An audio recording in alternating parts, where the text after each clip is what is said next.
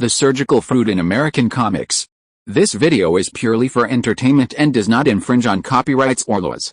The rights to the novel and image belong to the original author. We do not claim ownership. Don't like waiting and want to listen to this fanfic in full now? Subscribe to our Patreon, where you'll find the best fanfics. Chapter 1076 Tiamat, Part 2. King Gilgamesh was initially convinced that Enkidu was a fake, but during an observation mission at the seaside, he took the opportunity to go with Mash, Ritsuka, and the others, where he encountered the fake Enkidu. A battle with the fake Enkidu, Kingu, immediately convinced the king that Enkidu was a fake. As Enkidu's only close friend, the king was naturally familiar with him. Through their battle, the king discovered an uncanny familiarity with Kingu, and immediately considered the possibility that Kingu might be the real Enkidu, at least in body. Previously, King Gilgamesh believed Kingu was merely a creation of Tiamat from her beastly womb. Now in the underworld, he naturally wanted to confirm whether Enkidu's body was still there. Upon Enkidu's death, the king sent his body to the underworld, where it was personally received by S.H.I.E.L.D. Well, it's missing. Upon hearing King Gilgamesh inquire about Enkidu's health, S.H.I.E.L.D's face froze. After a long silence, she finally answered the king's question. What? Hearing S.H.I.E.L.D's words, the king couldn't help but cry out, even though he had already suspected something. I'm sorry, I don't know when he disappeared. He was clearly in the underworld the whole time. S.H.I.E.L.D looked deeply aggrieved. As the god of the underworld, she had lost Enkidu's body in her domain, a truly humiliating, even for her. Especially since it was Enkidu's body that was lost. Unlike Gilgamesh, S.H.I.E.L.D and Enkidu had a very good relationship. King Gilgamesh and S.H.I.E.L.D had a bad relationship, which was perfectly normal, just like his relationship with Ishtar. S.H.I.E.L.D was also the city deity of Uruk, and her goal was to drag all the souls of the people of Uruk into the underworld. As the king who ruled Uruk, she would naturally not allow such a thing. Under such circumstances, it would be strange for the two to have a good relationship. As for how Enkidu and S.H.I.E.L.D met, it was quite legendary. Once, King Gilgamesh had a sudden inspiration and created a new musical instrument. He held a banquet to celebrate. The banquet lasted for 3 days and 3 nights, during which the music continued. S.H.I.E.L.D then felt that it was too noisy, so she used her power to open a dimensional rift in the ground, causing the new instrument to fall into the underworld, interrupting the banquet. Enkidu then went to the underworld to retrieve the new instrument, and the two became friends. Speaking of that new musical instrument, there's actually a story behind it. King Gilgamesh crafted it from the harp tree. To create the instrument, the king cut down the tree, but a snake had been living there. With the tree cut down, the snake lost its home. This snake was the one who stole King Gilgamesh's immortality herb. Enkidu's body is gone, which means Kingu's body is Enkidu's. From the conversation between King Gilgamesh and S.H.I.E.L.D, the group immediately understood what was going on, and Mash and Ritsuka were furious. You've arrived just in time. Since we've reached the underworld, S.H.I.E.L.D, initially embarrassed about losing Enkidu's body, suddenly turned serious. A strangely shaped spear appeared in his right hand, ready to strike. Be careful. At that moment, Mashu and Ritsuka cried out simultaneously. This wasn't because S.H.I.E.L.D was about to attack, but because a dark figure appeared behind her. Before S.H.I.E.L.D could react, a sword slashed through her body. Surprisingly, S.H.I.E.L.D remained unharmed. You? Why? Mashu and Ritsuka immediately recognized the attacker, Hassan I. Don't worry, I simply severed the Three Goddesses Alliance contract. Hassan I, perhaps sensing their concern for S.H.I.E.L.D, stated his purpose for attacking her and the reason why S.H.I.E.L.D had joined the Three Goddesses Alliance. S.H.I.E.L.D chose this to protect humanity, much like how the Lion King used the Holy Spirit to save humanity in the previous singularity. Gathering and protecting human souls was S.H.I.E.L.D's way of saving humanity. After explaining his reasoning, Hassan I vanished, truly appearing and disappearing without a trace. Such a powerful aura blocker. If he attacks me, it'll be difficult to dodge, Shen Fei pondered as Wang Hassan glanced at him before leaving. After Wang Hassan vanished, S.H.I.E.L.D's expression immediately fell, and the momentum she had finally gathered vanished. So that's how it is. Thank you for your hard work, Miss S.H.I.E.L.D. Upon learning S.H.I.E.L.D's true intentions, Mashu and Ritsuka were overjoyed. They truly didn't want to fight, and even King Gilgamesh had a new regard for her. Well, it's time to go back. After discussing Ereshkigal's true intentions with her, they quickly reached an agreement to save Uruk together and gather the souls of its people into the underworld for protection. While a good idea, it was a last resort. Ereshkigal then personally escorted the group out of the underworld. With her help, they instantly left the underworld, and Shen Fei opened a portal back to Uruk. Shortly after the group returned to Uruk, those who had weakened due to illness quickly revived. Their souls had been taken by the underworld to protect them. The underworld's removal of souls didn't count as true death. Ereshkigal could restore their souls, but if they were left to die on their own, that would be a different story. Anna, you can rest assured now, right? Anna breathed a sigh of relief as the resurrection of the souls revived. She had first discovered the cause of the undead souls, the death of the elderly woman at the flower shop she had been helping. Unconvinced, she finally figured it out.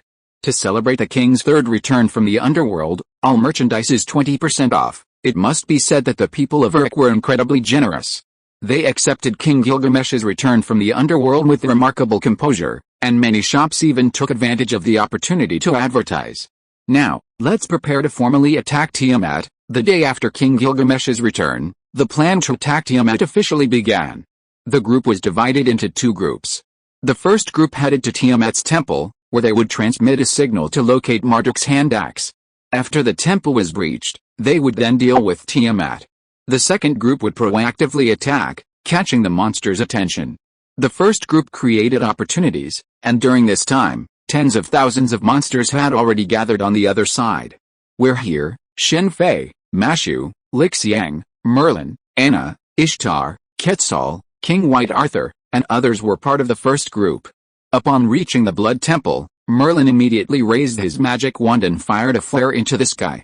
Merlin, don't lie to me. As the flare ascended, Quetzal, about 10 kilometers away, took to the air and spun Marduk's hand axe vigorously. The next moment, the massive axe, accompanied by a howling hurricane, flew towards the flare. Here it comes. Seeing the incoming Marduk hand axe, Merlin immediately raised his magic wand again. The airborne Marduk hand axe instantly changed its trajectory, flying towards the temple. At a distance of over 10 kilometers, even Quetzal couldn't accurately throw the Marduk hand axe onto the temple. Furthermore, due to the three goddesses' alliance, Quetzal couldn't directly attack the goddess of Warcraft. However, Merlin proposed a solution, using magic to redirect the Marduk hand axe's trajectory at a crucial moment. This would not only ensure an accurate hit, but also minimize the backlash from Quetzal's attack on the temple. After all, Quetzal had no intention of attacking the temple. She had merely thrown the Marduk hand axe. Every contract has loopholes, even between gods. Of course, finding one depends on one's own strength. Boom! With a resounding, earth-shaking roar, Marduk's hand axe struck the Blood Temple directly. Amidst the rising clouds of smoke, Quetzal's screams echoed in the distance. Even though she hadn't actively attacked the temple, it was her own hurling of Marduk's hand axe that had inflicted the blow, and naturally, the contract would backfire, though not fatally. Damn it! After the temple was destroyed, the group immediately began to rush inside. Seeing the cocoons on either side of the temple walls, Mash and Ritsuka's faces turned grim. Although Merlin had warned them not to look, believing they held no good, they looked anyway and saw what lay within. Inside were humans, the resources the beast goddess used to create her beasts. You're finally here. Deep within the temple's basement, the group encountered the enormous beast goddess. She wasn't particularly surprised to see Shen Fei and his group arrive. After all, the temple's destruction had caused such a commotion. How could she not have known someone was coming? Why are you destroying humanity so much? Even if you want revenge, there's no need to exterminate humanity. Would that mean there's nothing left? Upon seeing the beast goddess, Mashu immediately stepped forward and demanded loudly. Everyone here already knew that the beast goddess wasn't Tiamat, but the Avenger Gorgon. Why? Because I have nothing left. The beast goddess Gorgon's expression was remarkably calm. For revenge, she would sacrifice everything, including her own life. It's not like I have nothing left. Anna suddenly stepped forward, standing in front of Mashu. Who are you, and why do you have such an ugly servant? The Gorgon, who had been calm, suddenly changed expression upon seeing Anna. He unconsciously covered his eyes with his hands, as if even looking at Anna was dangerous. Indeed, Anna, who was so lovely in front of everyone, was something Gorgon couldn't look directly at. Can't you see me? Why won't you look directly at your past self? Anna was the Gorgon. Their relationship was like that between Isabella and Camilla. Anna refused to acknowledge her Gorgon form, and similarly, the Gorgon refused to acknowledge Anna's Gorgon form. However, this was different from Anna's rejection of her Gorgon form.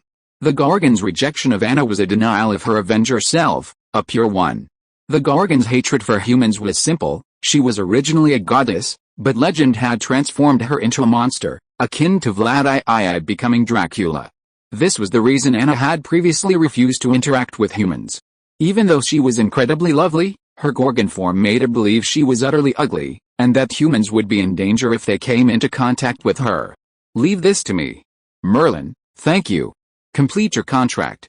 And this wreath, please return it to the old woman. Goodbye, everyone, Anna said, placing the wreath in Masha's hand. Then, brandishing her scythe, she approached the Gorgon alone. Shen Fei and the others didn't move to stop her. This was Anna's choice, a battle between her and herself. They had no right to stop her, just like Cuchulain had done to the Mad King. Why are you here? Why are you interfering with me? Watching Anna approach slowly, the Gorgon felt as if he had witnessed the most terrifying thing in the world. His serpent tail and demonic eye immediately unleashed their full force, attacking Anna.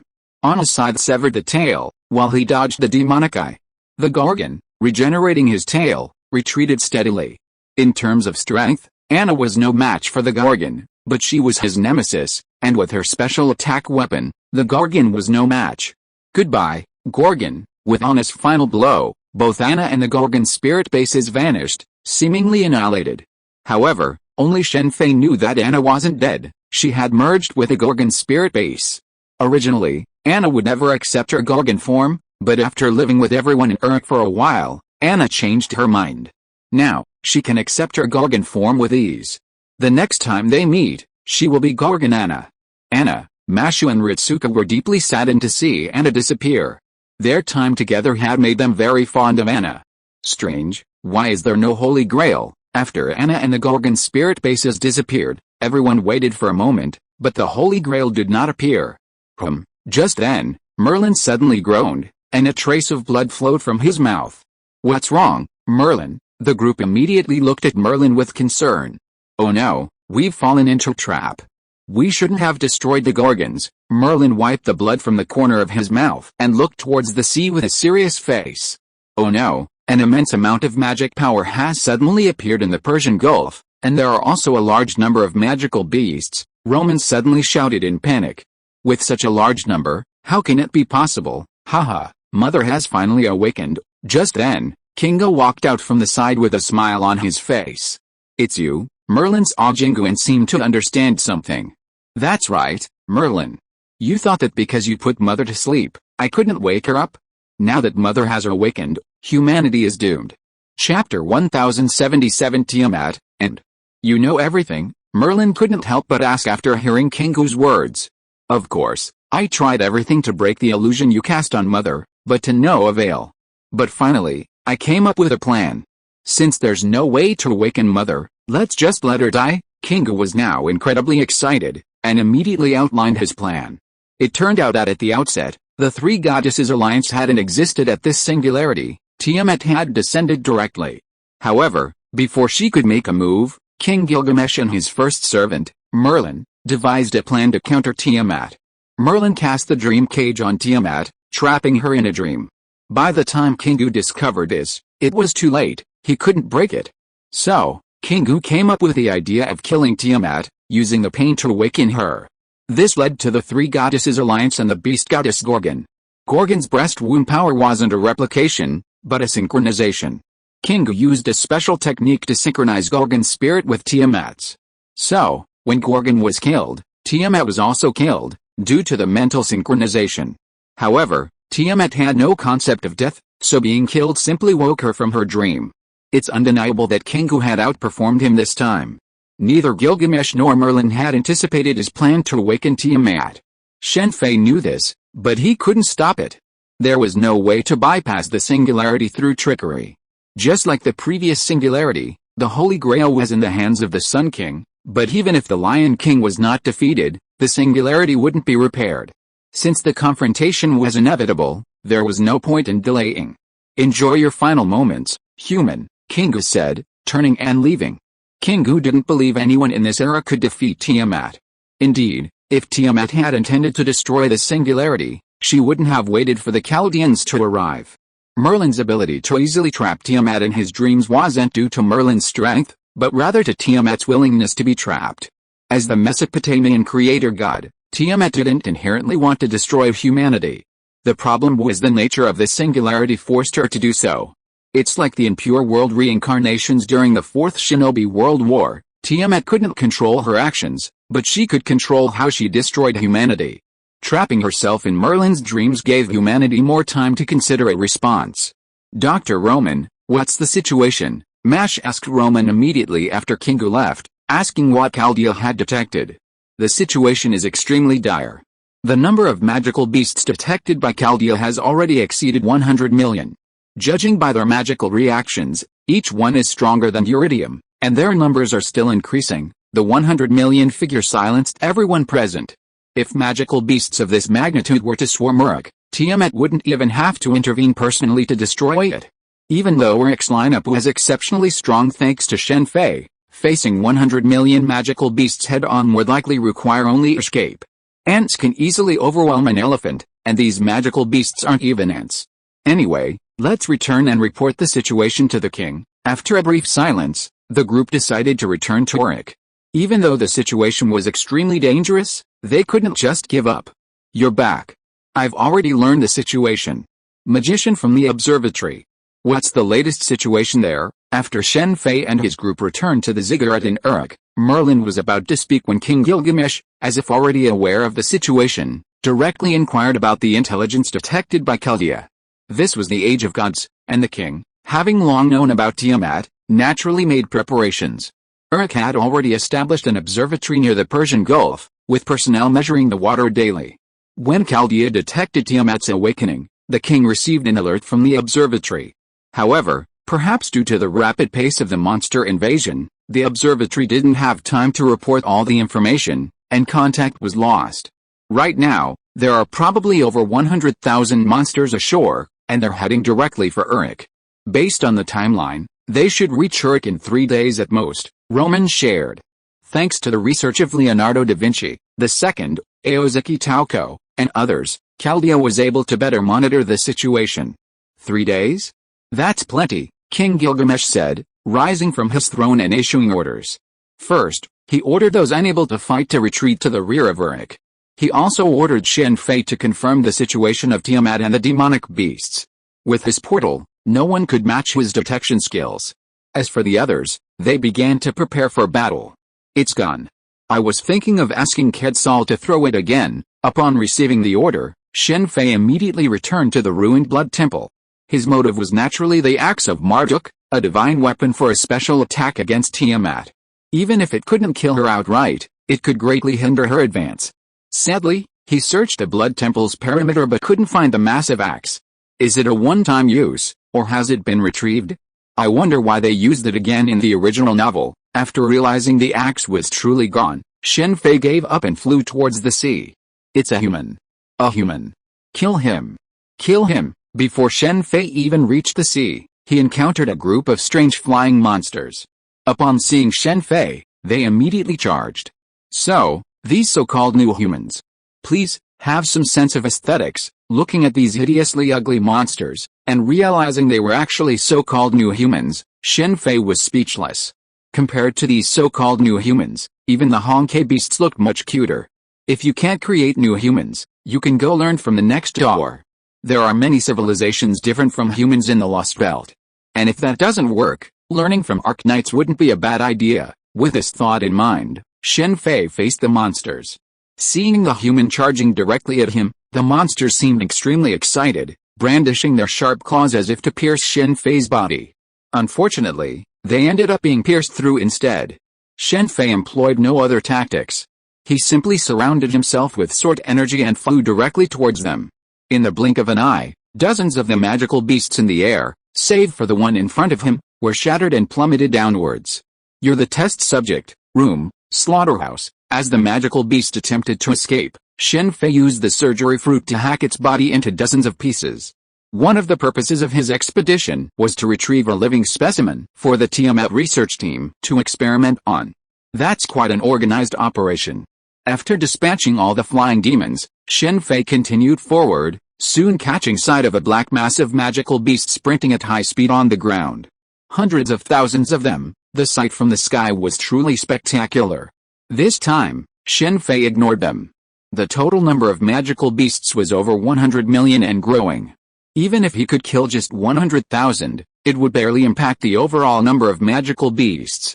Looks like there are no survivors. Upon reaching the coast, Shen Fei immediately went to the observatory. This was Wang's order, to see if there were any survivors. Although they had already predicted the outcome, it was still a matter of chance. She's enormous. She seems to be one of the evils of humanity. Tiamat's enormous size, hundreds of meters tall, allowed Shen Fei to clearly see her from a distance. She was advancing across the sea toward Uruk, and as she advanced, the tide of chaos on the surface of the sea continued to expand. Black mud. I wonder what the difference is between this and the black mud from the Holy Grail? It should be stronger. After all, the concepts are completely different. It's a human. Kill him. Shen Fei's appearance quickly attracted the attention of the flying monsters in the sky, and a large number of them roared and rushed towards him. He would never acknowledge these so-called new humans. To him, they were just monsters. That's a lot of them. Let's try the 10,000 swords technique. Shen Fei executed a hand gesture, and countless sword lights densely swarmed above him. These sword lights descended from the sky, instantly wiping out all the flying monsters on the nearby sea surface. Just as Shen Fei had cleared the air of these flying monsters, a golden light suddenly streaked across the sky, hurtling towards his hut from his left. Just as it was about to pierce through his skull, he suddenly reached out his left hand and grasped the golden light. After grasping it, he was shocked to discover that it was actually a golden chain, and he had grasped the tip of the chain. Who are you? The one who had made the move was Jingu. The moment he opened his mouth, the golden chain vanished from the air. As he spoke, he flew from a distance to within about 10 meters of Shen Fei before stopping. It doesn't matter who I am. What matters is, you don't really want to replace humanity with these so-called new humans, do you? What qualifications do they have to replace humanity? Shen Fei said to Jingu, pointing to the monsters advancing beneath him in the chaos tide. That's just your prejudice, old humans.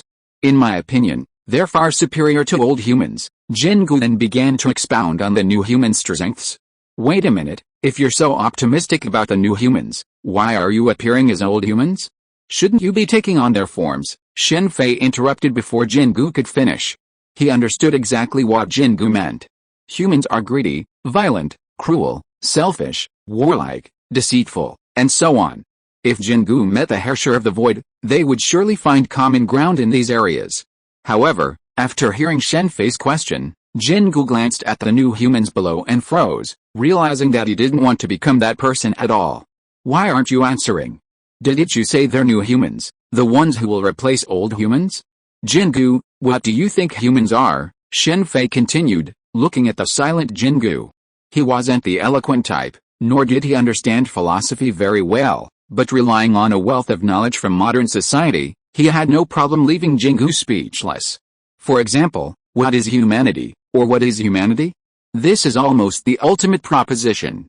Civilization, do you think they can develop civilization? If they don't have civilization, they are just a group of beasts.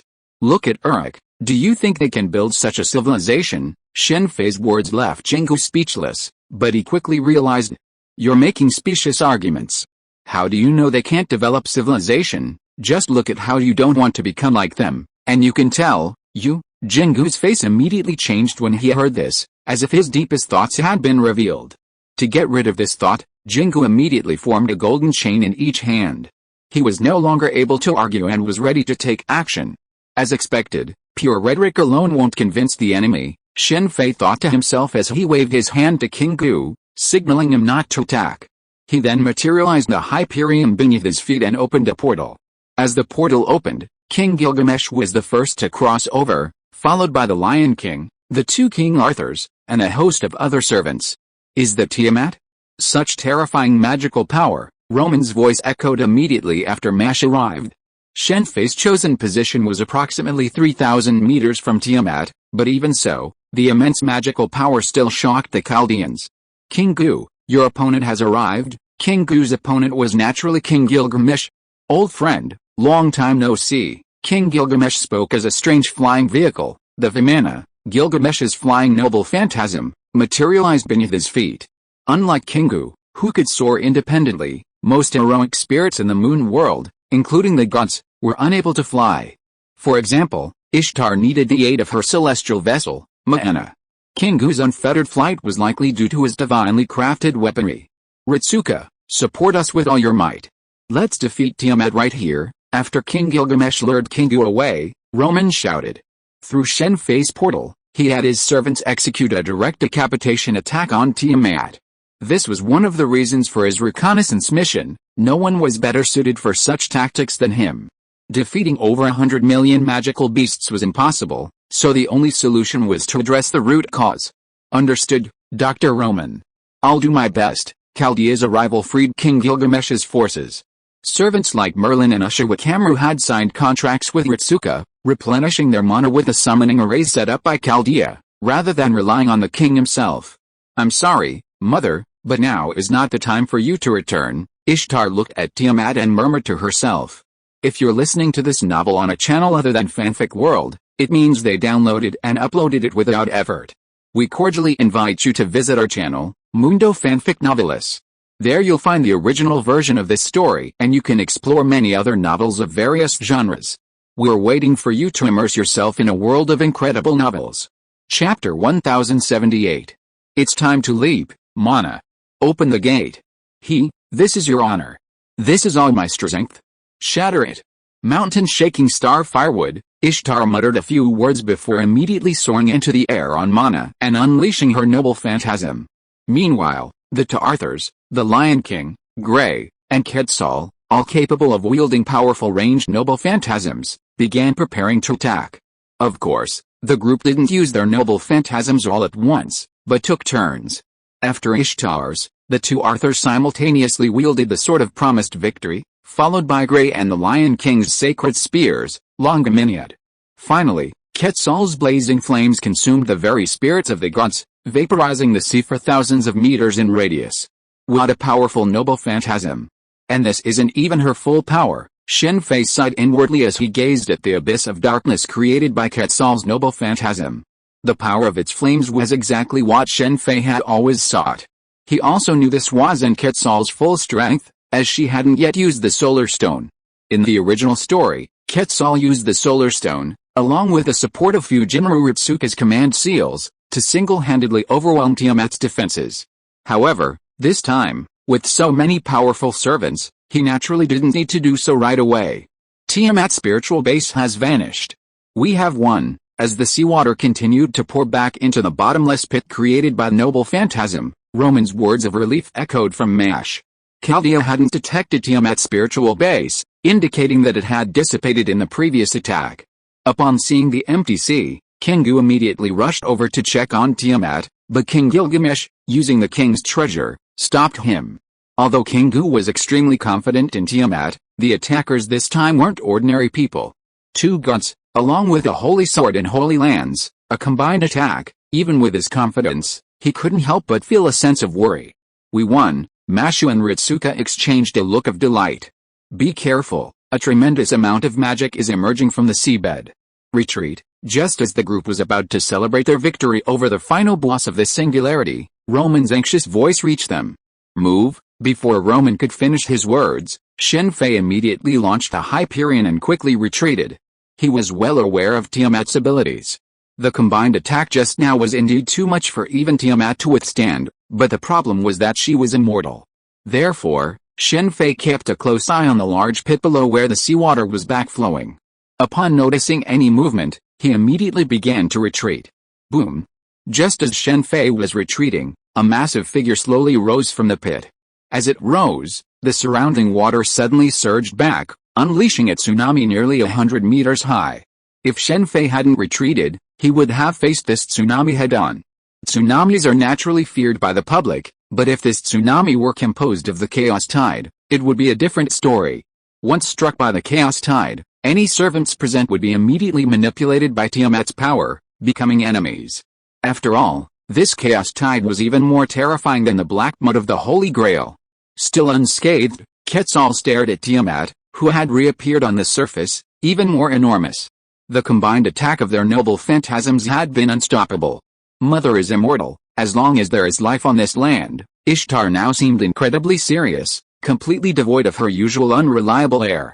This is truly troublesome, the group, understanding Ishtar's words, frowned in unison. This was a complete paradox.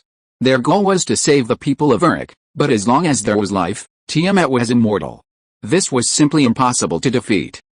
After Tiamat fully emerged from the sea, her gaze swept over Shen Fei and his group, and suddenly her lips parted slightly. Suddenly, the entire world was filled with Tiamat's voice. Such terrifying magical power. Even at such a distance, it's still affecting us. Tiamat's voice affected not only Shen Fei and his group, but also Chaldea. Senior, are you alright? Due to their distance, the group wasn't seriously affected, but Fujimaru Ritsuka was not. After all, she was the weakest of the group. I'm fine, Mashu. Ritsuka, with a pale face, gave Mashu a gentle smile. Be careful, there are monsters coming. After Tiamat roared, a dense swarm of flying monsters appeared from its side. As soon as these monsters appeared, they immediately rushed towards Shen Fei and others.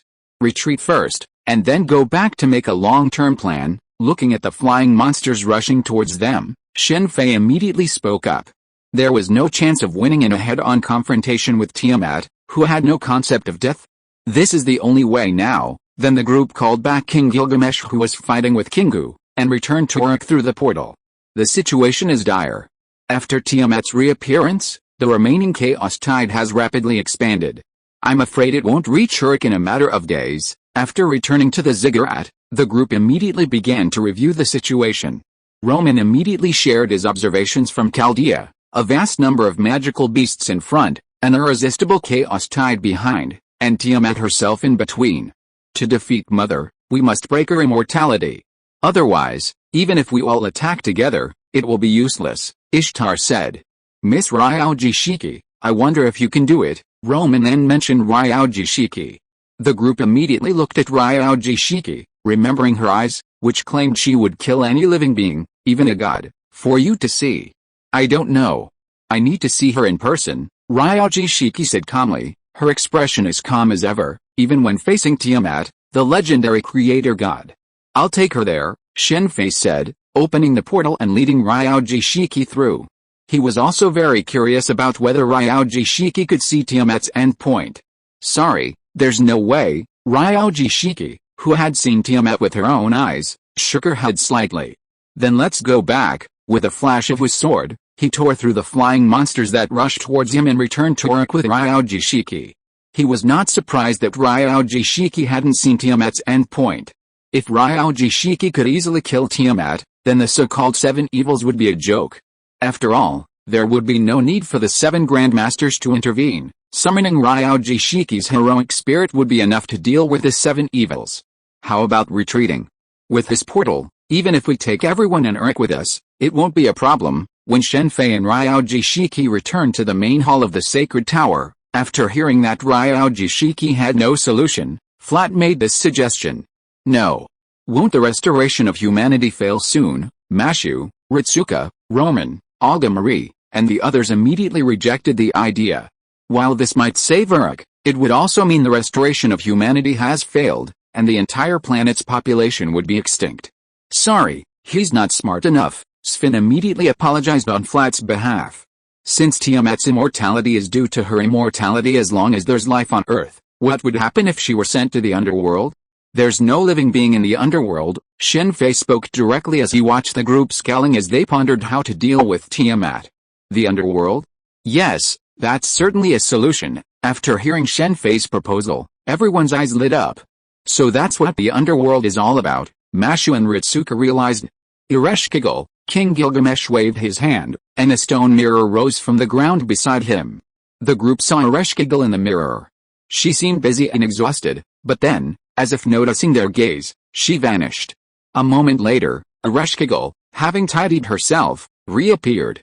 It's rare you contacted me, Ereshkigal said to King Gilgamesh with a serious face. This is the age of the gods. For ordinary people, Contacting the underworld is extremely difficult, but King Gilgamesh was different. Otherwise, he wouldn't have appeared. Previously, King Gilgamesh had crafted a new musical instrument, and the sounds of the banquet had reached the underworld. You are needed here now. It's time to repay the favor. The king immediately recounted their plan to deal with Tiamat. Immediately move the underworld to the underground of Uruk. King Gilgamesh said, then looked at Mash and asked, approximately when will Tiamat arrive in Uruk? At the current rate, about 3 days, Roman said. Yes, in 3 days, the underworld will be moved to the underground of Uruk. King Gilgamesh continued to Ereshkigal. How is that even possible? Even if I exert all my strength to move the underworld, it would take at least 10 days. It must be said that the underworld of the Age of Gods was quite interesting. It could even be moved. 10 days? Can we hold out that long? I'm afraid it's difficult. The monsters will reach Uruk in a day at the latest, and the chaos tide is spreading at an accelerating rate. Merlin, find a way to trap Tiamat in the dream again. Just hold out for a few days. That's impossible. Well, the 10 days I mentioned actually mean moving the underworld from the beginning. Right now, it'll only take me 3 days to move the underworld beneath Uruk. Ereshkigal, watching the group discuss how to stop Tiamat, suddenly spoke up somewhat embarrassedly. What are you looking at me for?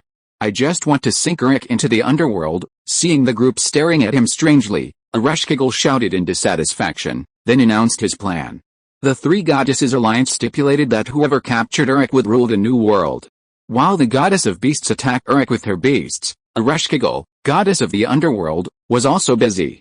She devised a plan to neutralize the enemy, move the underworld beneath Uruk and silence it. It was a formidable plan, but to avoid detection, Ereshkigal was extremely careful in moving the underworld. She had just begun moving the underworld. Well done. Speed up. Normally, upon learning of Ereshkigal's plan, King Gilgamesh would have immediately invaded the underworld. But now, she had done everyone a great favor. As long as everyone held out for 3 days, everything would be fine. That's a truly overwhelming number. It's a shame I can't go back and get help. Seeing the dense mass of Lakhmid appearing on the absolute demonic beast front, Shen Fei launched the attack first, materializing a vast array of modern weaponry and wiping out the 100,000 Lakhmid at the vanguard, along with the thousands more in the air.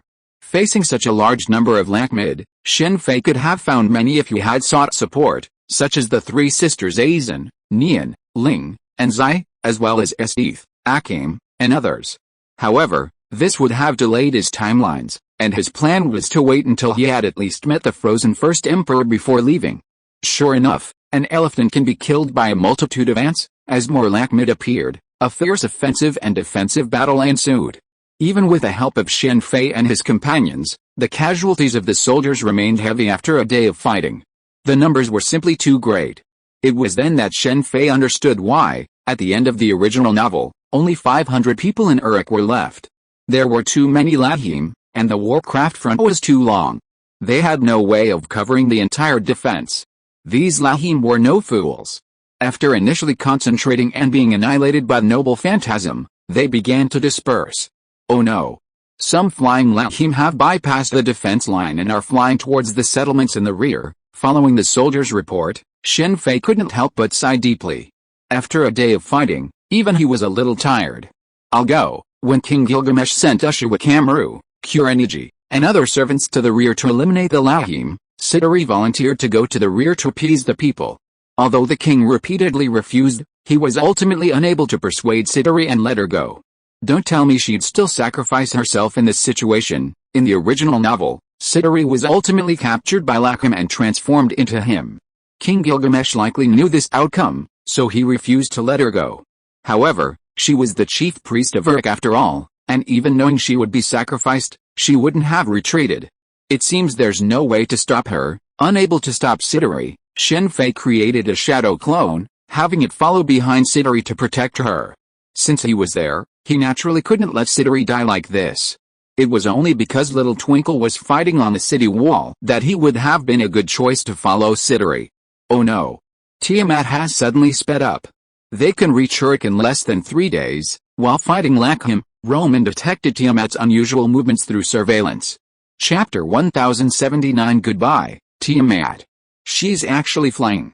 Looks like we'll have to focus fire again, but this time we can't kill her. Destroying her wings will suffice. After Roman informed him that Tiamat had increased her speed, Shen Fei, along with the two King Arthurs and Ishtar, headed to Tiamat's location to investigate. Tiamat's enormous size made movement difficult, forcing her to follow the chaos tide. Naturally, this type of movement was slow, giving Uruk ample time. In the original novel, Uruk didn't have enough time, but now, thanks to Shen Fei's intervention and the butterfly effect, they'd gained enough time. That was only because Tiamat followed the chaos tide.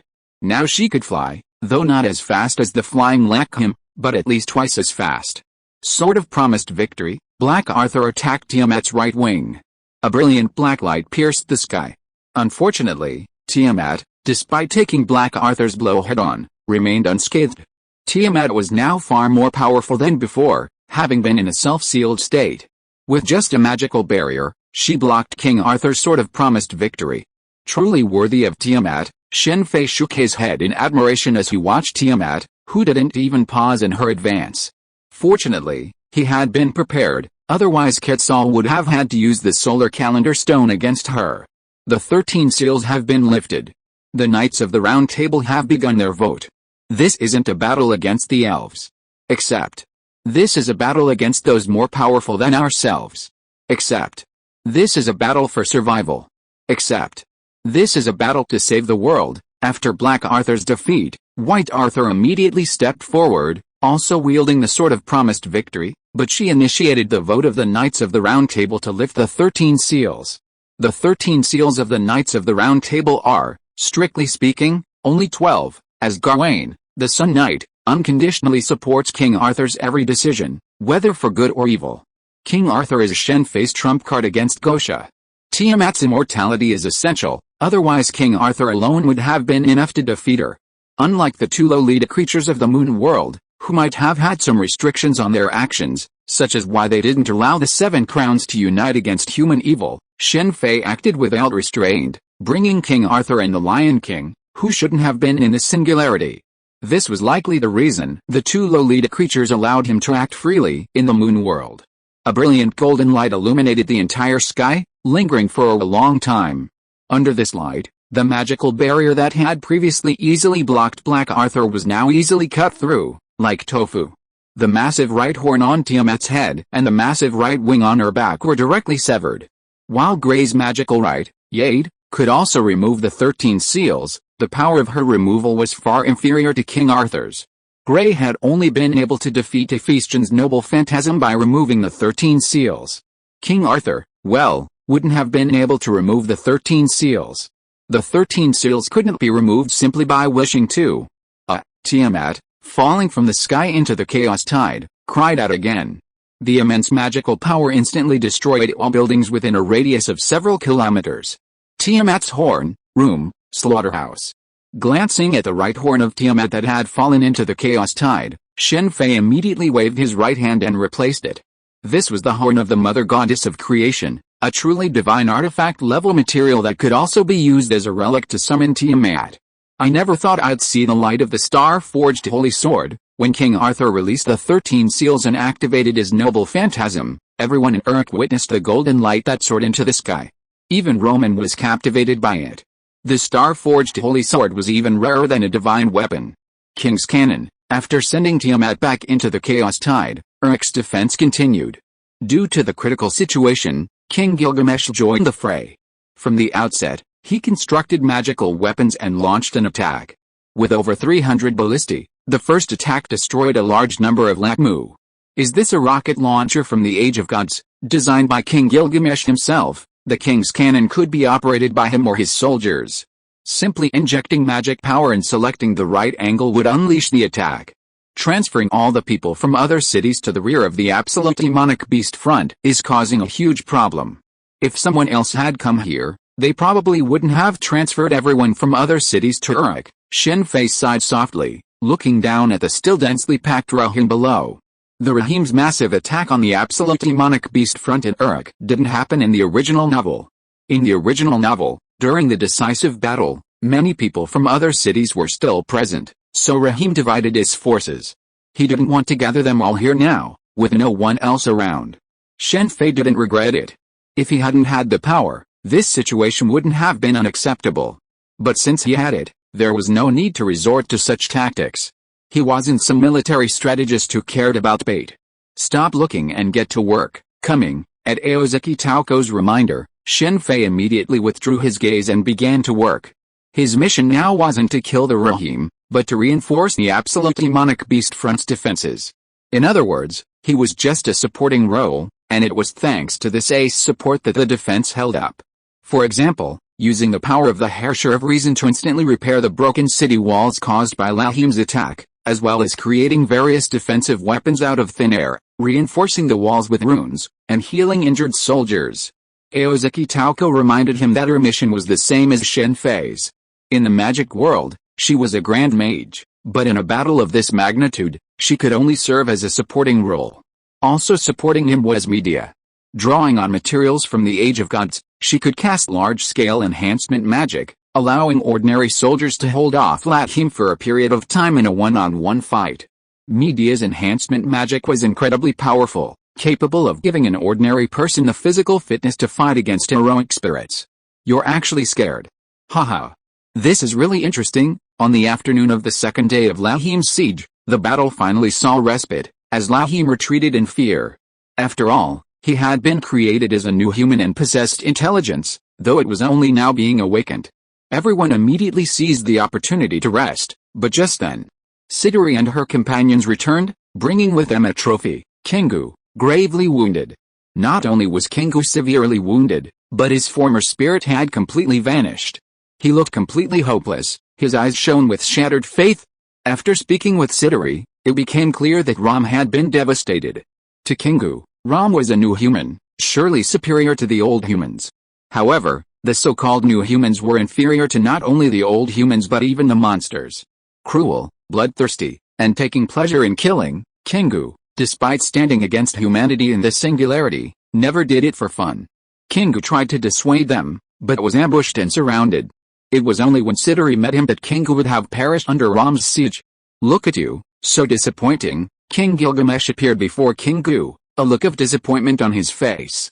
Although his words were blunt, his actions betrayed him.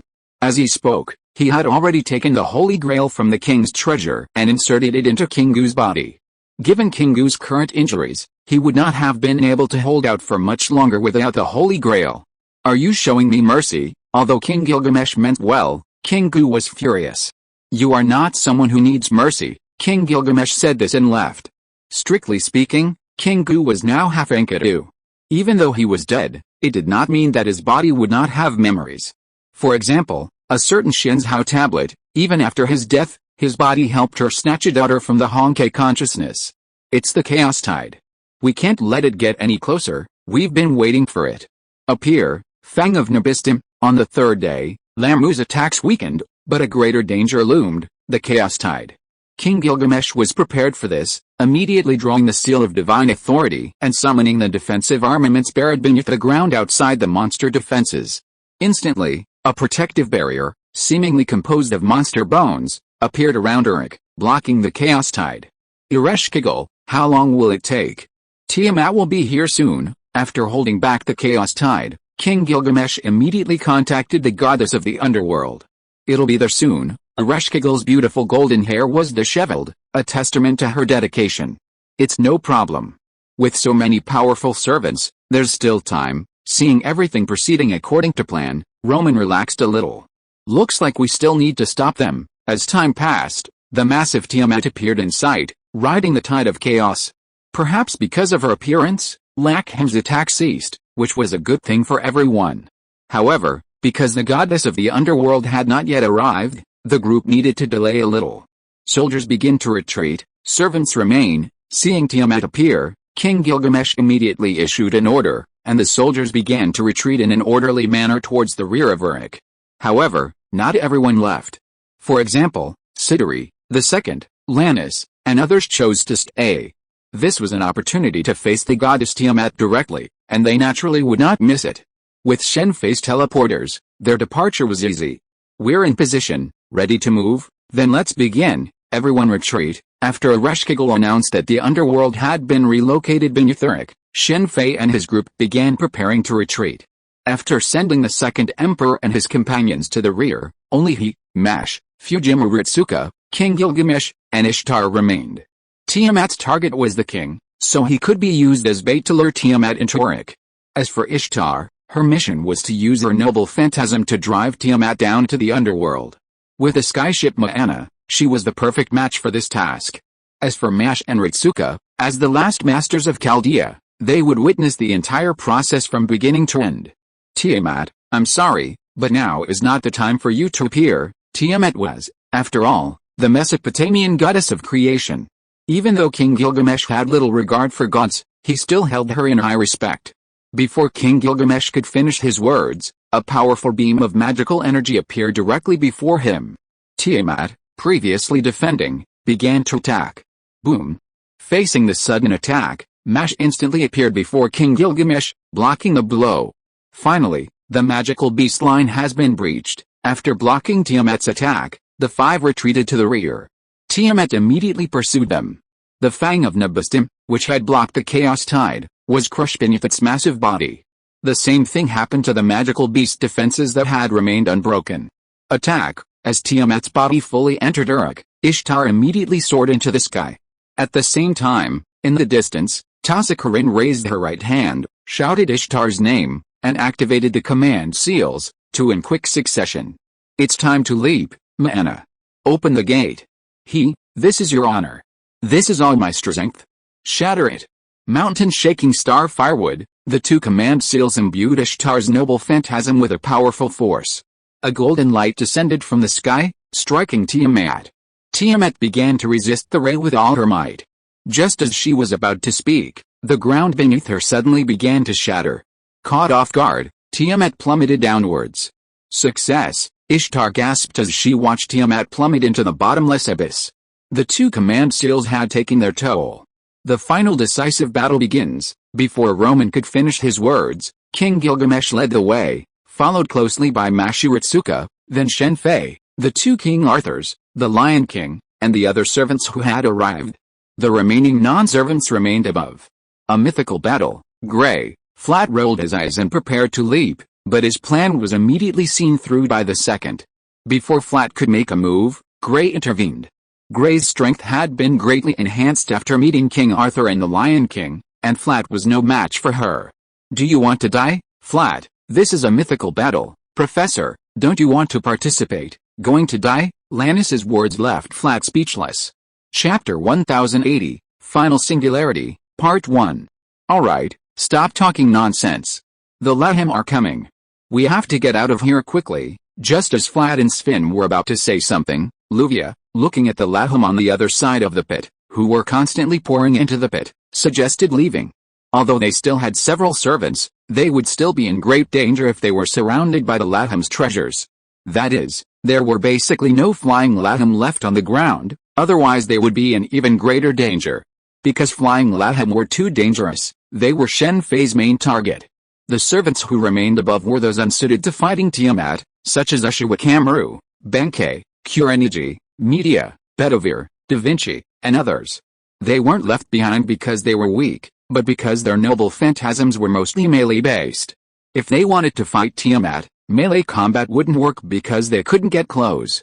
For example, Ushawakameru's noble phantasm could easily slash the demonic goddess, but it wouldn't be possible to get close enough to Tiamat. Of course, if it were the spirit base of a deity like the Leopard Man, it would be better. Why are you here so late? Think of a way. In the underworld, upon seeing Shen Fei and his group descend from the sky, Ereshkigal immediately shouted at them. At this moment, she was using her noble phantasm, the spirit peak treading the underworld bellows, to block the chaos tide that had fallen into the underworld along with Tiamat. Tiamat's chaos tide was a taboo even for the underworld. Even Leonardo da Vinci, who loved studying the unknown, chose not to study this because it was too dangerous. Let me do it. Responding to Ereshkigal's call for help, Shen Fei immediately prepared to help block the chaos tide. But at that moment, Merlin stepped in. With a wave of his right wand, the underworld suddenly blossomed with colorful flowers. As these flowers spread, the chaos tide disappeared. Amazing. You're worthy of being the backup Grand Mage. With just this one move, you truly deserve the title. Watching the chaos tide vanish, Shen Fei couldn't help but look at Merlin in surprise.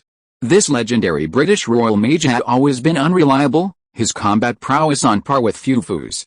However, when they actually started fighting, it became clear that he was truly worthy of being the backup Grand Mage. Quetzal, please, don't worry, young master. After the chaos tide dissipated, Ritsuko cast a command seal on Quetzal. Quetzal smiled and nodded, then integrated the solar calendar stone into his body and prepared to activate his noble phantasm.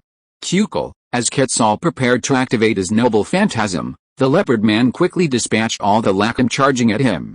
Tiamat seemed to sense something was amiss and turned its attention to Quetzal, but by then it was too late.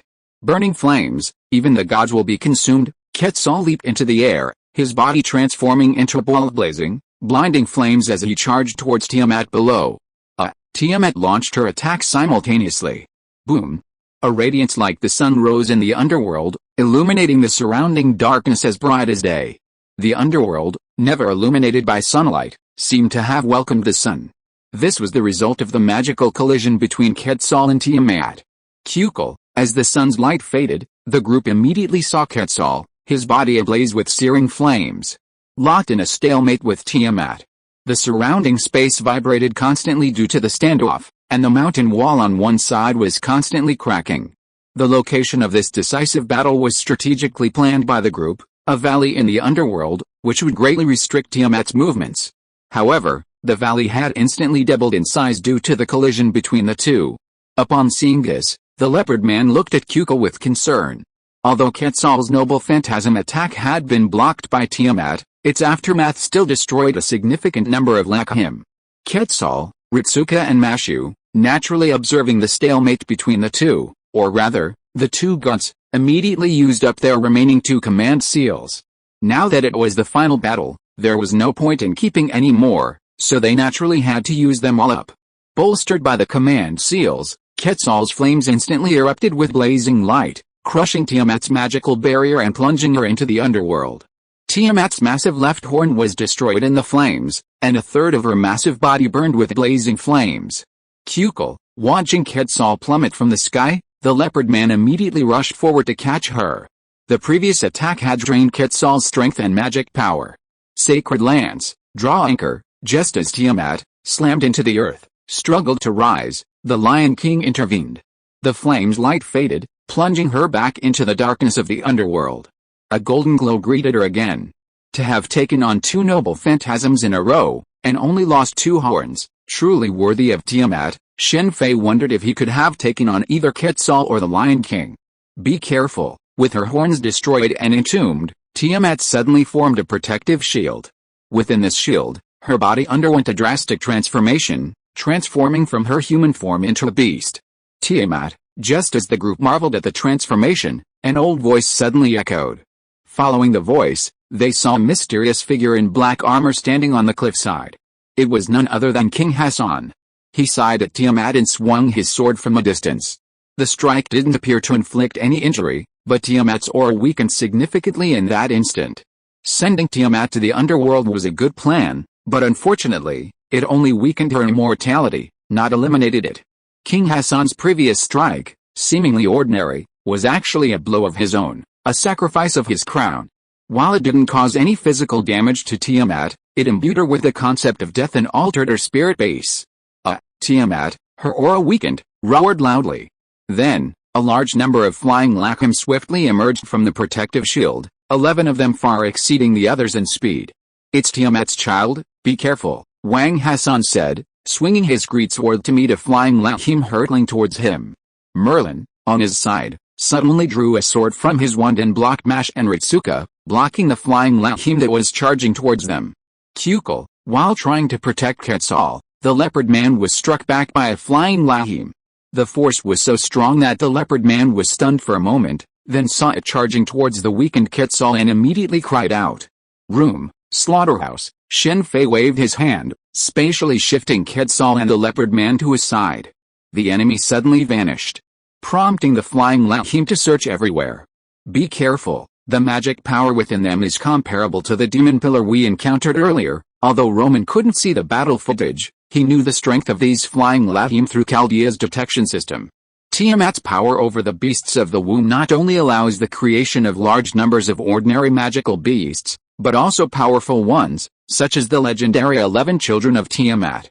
These 11 flying lahums now correspond to those 11 children. Lydia, Shen Fei suddenly called out to White Arthur, watching the flying lahums attacking everywhere, creating opportunities for Tiamat to escape from the underworld. He immediately nodded and began to unleash his noble phantasm. The 13 seals have been lifted, and the Round Table vote begins. As the Knights of the Round Table voted, the holy sword in White Arthur's hand grew brighter. Room, slaughterhouse, sword of promised victory. With King Arthur's noble phantasm ready, Shen Fei immediately used the power of the surgery fruit to move the remaining 7 flying Tiamat into the path of White Arthur's noble phantasm. Therefore, Law simply didn't know how to effectively utilize the power of the operation fruit. Even with just a spatial displacement, it wasn't impossible to eliminate Doflamingo. With the Operation Fruit circle covering an entire royal city, Law could easily set a trap and transfer Doflamingo inside, perhaps imprisoning himself in a sea stone prison and swapping Doflamingo in. With a bit of imagination, even someone less powerful than Doflamingo could still defeat him. Take, for example, Shen Fei, who, with a single spatial displacement, dispatched 7 Rahim, rivaling the demon pillars.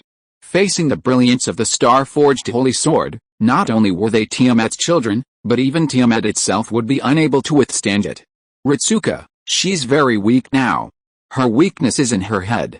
I leave the rest to you. After Tiamat, severely wounded by the star-forged holy sword and falling from the sky, Merlin gave Ritsuka a magic ceremonial dagger and asked her to deliver the final blow. Yes, though the severely wounded Tiamat still held a powerful presence, Lixiang rushed towards her, dagger in hand. After a moment's silence, Shen Fei followed Lixiang into Tiamat's protective shield. While it was called a shield, it was actually Tiamat's antigenesis, capable of creating its own domain to counteract the laws of the underworld. Merlin, though puzzled by Shen Fei's actions, did not stop him. Are you here to kill me? After Lixiang and Shen Fei entered Tiamat's domain, they arrived at a mysterious place. A Tiamat, seemingly human-sized, appeared before them. Sorry, Lixiang said, looking at the Tiamat before her. 1,000 words finally condensed into 2 words. She knew the legend of Tiamat well. After the creation of the world, she was betrayed by her own children and forever exiled to the sea of imaginary numbers, where she was the only deity, while the others were all within the world. Even so, she had nothing but love for her child. In this singularity, Tiamat had actually been holding back. Come on, Tiamat observed the pain Ritsuka, as if understanding something. She signaled that she could proceed, saying she wouldn't resist. Just as Ritsuka took a deep breath, stealing her resolve, Shen Fei stopped her. Sir Tiamat, I wonder if you're interested in exploring other worlds, Shen Fei stated his purpose directly to Tiamat. Since the moon world didn't need Tiamat, he could easily take her away. As the mother goddess of creation, Tiamat possessed not only immense power but also the power of creation itself. This meant she could easily alter a planet's ecology, making it suitable for human habitation. If Tiamat were an unscrupulous deity, like Ishtar in mythology, he would definitely stay away. Fortunately, she wasn't. Other worlds, yes, completely different worlds, more than one, and many of them hold legends about Tiamat. Shen Fei described some of the other worlds. Then it's settled. This is my magical mark. I'll find you in the imaginary sea when the time comes. Originally, it wouldn't be impossible to take Tiamat away from them, but unfortunately, that wasn't possible. This singularity was centered around Tiamat, meaning she had to dissipate for it to end. Simply obtaining the Holy Grail or taking her away from this singularity wouldn't work. Go ahead. This is just the beginning. After reaching a deal with Tiamat, Shen Fei signaled to Lixiang that they could proceed. After Tiamat handed him the Holy Grail, Lixiang immediately ended Tiamat's life with the invading blade gold. Looking at Lixiang's troubled and painful expression, Shen Fei gently shook his head. This was just a singularity. The dead could be resurrected with a little singularity repair. But the same wouldn't be true in the Lost Belts, where the choices would be even more brutal. Oh no. It's going to explode. After Ritsuka ended Tiamat's life, her antigenesis shield immediately vanished, and a powerful, unstable magical energy emanated from her spirit base. Let's go. Shen Fei immediately opened the portal, and the group finally escaped the underworld before the explosion occurred. This time, Ereshkigal was also brought out. Although she didn't want to leave, she didn't care about his consent due to the tight timeline. After reaching the surface, Ereshkigal, worried about the situation in the underworld, wanted to go back to see the damage the explosion would cause. However, Shen Fei told her that the explosion had already begun and going back wouldn't change anything. Furthermore, since Chaldea had repaired the singularity and the group was about to leave, Ereshkigal remained on the surface for the time being. It's finally over. After Tiamat dissipated, the Lakim and the chaos tide on Earth also quickly dissipated. Roman breathed a sigh of relief. After all, this was the seventh singularity, and in the Age of Gods, and he had been nervous from the beginning. Let's have a feast. After the war, the city was left in ruins, but victory was achieved, so the group prepared a celebration banquet, which also served as a farewell. You told me to take Siduri away. Only King Gilgamesh and the other two were present in the main hall of the ziggurat. He hadn't expected the king to come alone to arrange for Siduri. The king was well aware of the situation in Uruk after the singularity's repair. Uruk was doomed. Chapter 1081 Final Singularity, Part 2. That's fine with me, but I'm afraid Siduri won't agree. Shen Fei had no problem with King Gilgamesh's idea. It was simply about taking one more person out of the singularity. Of course, this was because Siduri wasn't a significant figure, so he could do so. If it were someone like Jean, this wouldn't be possible. Just like King Gilgamesh before him, he couldn't take him out. Not only would the king himself not abandon the inhabitants of Uruk, but the two young girls wouldn't allow it either. After all, this was a singularity, not a lost belt. I'll take care of that, then there's no problem, Shen Fei said, standing up and heading outside. Passing Siduri as she entered, he nodded to her. The conversation between the king and Siduri then began. Wise King Shen is truly different. For Siduri, there was no need to stay in the doomed Uruk. She had already done so much for it. If Shen Fei hadn't shown up, Siduri would have died. Others didn't know this, but King Gilgamesh, with his clairvoyance, was fully aware. I wonder if there's an Uruk lust belt, but since even Gilgamesh could exist, it must be one. Infinite worlds hold infinite possibilities. Even Iron Man has female partners and is even married to Captain America. What's impossible? In fact, if possible, Shen Fei would really like to meet Gilgamesh. It would be fascinating to see her and Gilgamesh meet, just like if the current Iron Man met his female self. Everyone, thank you very much for your contributions to Uruk. To recognize your contributions, each of you may choose one item from the treasury. Although Uruk was destroyed, King Gilgamesh was deeply grateful that so many people survived this time. As a king, he naturally rewarded those who had made contributions. Me too, Ishtar exclaimed excitedly. Of course, although he disliked Ishtar, the king was unusually generous this time. Great, Flat, Sven, and the others immediately shouted excitedly.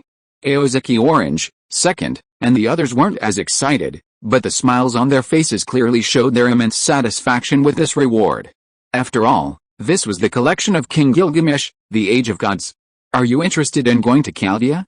Chaldea will soon face the mastermind behind the incineration of humanity. While the others excitedly went to the treasury to select items, Shen Fei approached Quetzal. Although he already had a plan against Gosha, before taking action, the stronger his forces, the better. Just like his current strength, in the pirate world, he no longer feared the world government and was not in a rush to attack it. Magic King? For the sake of the young master, of course there's no problem, Quetzal immediately agreed. Since she had agreed, the leopard man naturally needed no further explanation. I can't leave Uruk. The underworld needs me. It was easy to convince Quetzal, but Ereshkigal refused. Although she was curious about Chaldea and longed to go, her duty prevented her from leaving. Even if Uruk was doomed to destruction and the gods and humans separated, she still wanted to lead the last souls of Uruk's people to the underworld. Then see you again. Ereshkigal wanted to fulfill her duty, and Shen Fei naturally wouldn't force it. A god so responsible was far better than a city god who never fulfilled his duties and only caused trouble. He could only summon Ereshkigal later with a holy relic.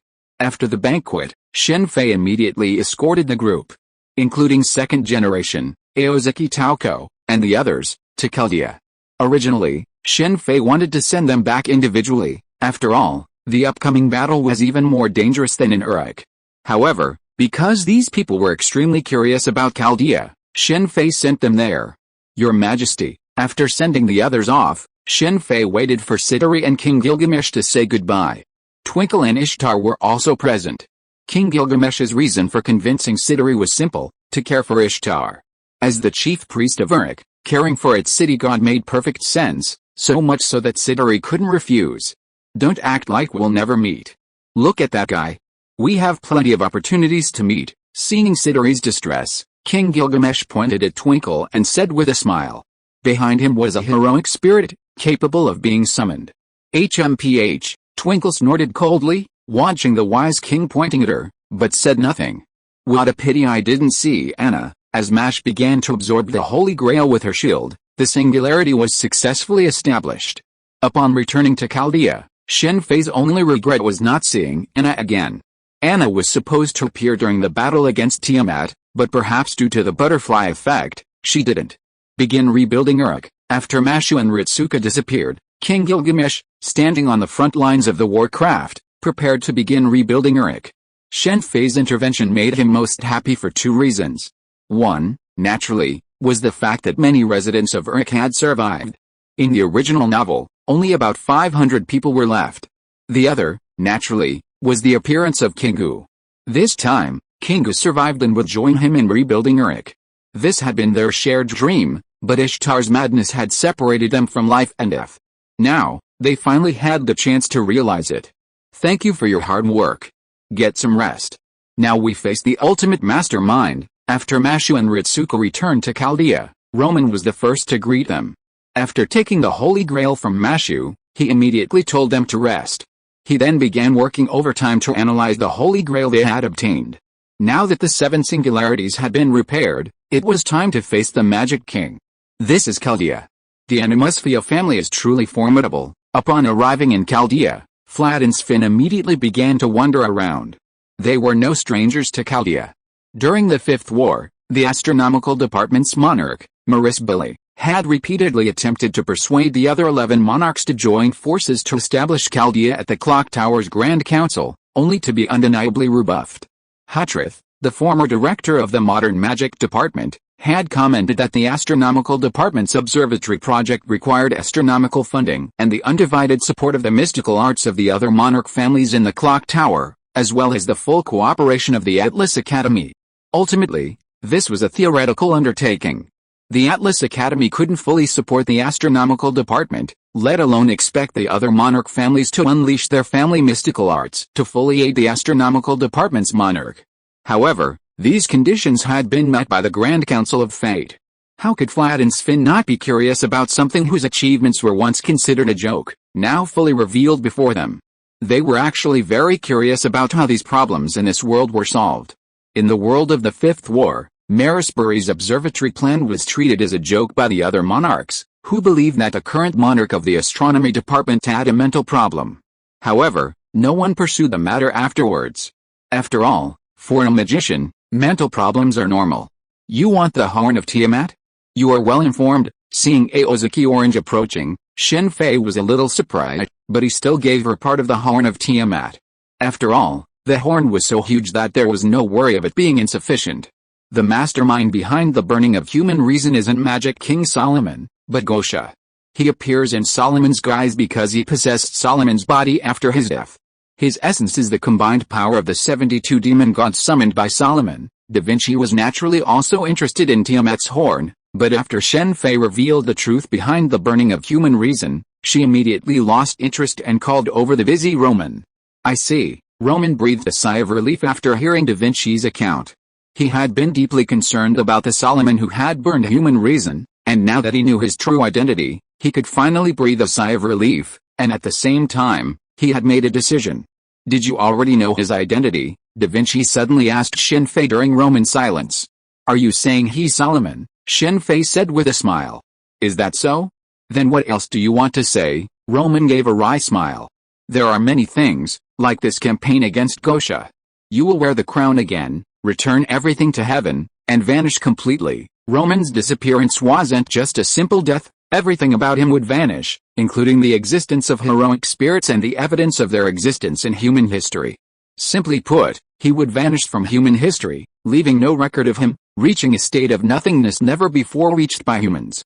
However, judging by Mashu and Ritsuka, the freezing of human nature, and the activities of someone resembling Roman, there seemed to be a hidden secret. Is that so? It seems I've been eating more strawberry cake lately, and I won't get to see Magic Mary anymore. He wasn't concerned about his own disappearance, he was concerned about not being able to eat cake anymore, and about Magic Mary. Do you really not know, or are you pretending not to know? Seeing Roman's expression, Shen Fei was speechless, so he asked tentatively. What do you know? Roman asked, puzzled. Magic Mary's true identity, Shen Fei continued. Do you know Magic Mary's true identity? Tell me now. This is my lifelong wish. Upon hearing Shen Fei reveal his knowledge of Magic Mary's true identity, Roman immediately stood up, his face aghast. He didn't care about his own life or death, but he was so devoted to Magic Mary that Shen Fei thought of two words, dog liquor. From his current appearance, Shen Fei could confirm that he had never doubted Magic Mary's identity. Even if the outside world had been burned down by humans, he still insisted on Magic Mary's existence. I finally understand why some people would sell everything they had to give tips to certain liver streamers. Magic Mary is their goddess, even the great Solomon couldn't escape this, let alone ordinary people. It's Merlin. With humans burning down outside, there are still people updating their blogs besides Merlin. Merlin certainly knows how to enjoy life. Living in Avalon and surfing the internet, judging by his personality, he might even visit someone in Zwan from time to time. Who knows? Perhaps their online gaming companion or opponent is the legendary Merlin. Merlin? How is that possible? Hearing Shen Fei claim Magic Mary was Merlin, Roman sat down, his eyes glazed over, like a lost fish. Hello, hello, Da Vinci called him several times, but received no response. Why do you think Merlin doesn't want to come to Chaldea? He's afraid of being exposed. Someone might take a risk. Shen Fei had genuinely intended to do so, inviting Merlin to visit Chaldea. But he seemed to have seen through Shen Fei's plan and fled back to Avalon. Merlin, I'm going to kill you, I'm going to kill you. His dreams shattered, Roman suddenly went berserk, screaming for Merlin's life. And if anyone could kill Merlin, Solomon would be one. Why are you giving me that number now? Da Vinci whispered. I'm doing this for his own good. I don't want him to disappear with regrets. Thank you so much. Roman felt a deep sense of regret.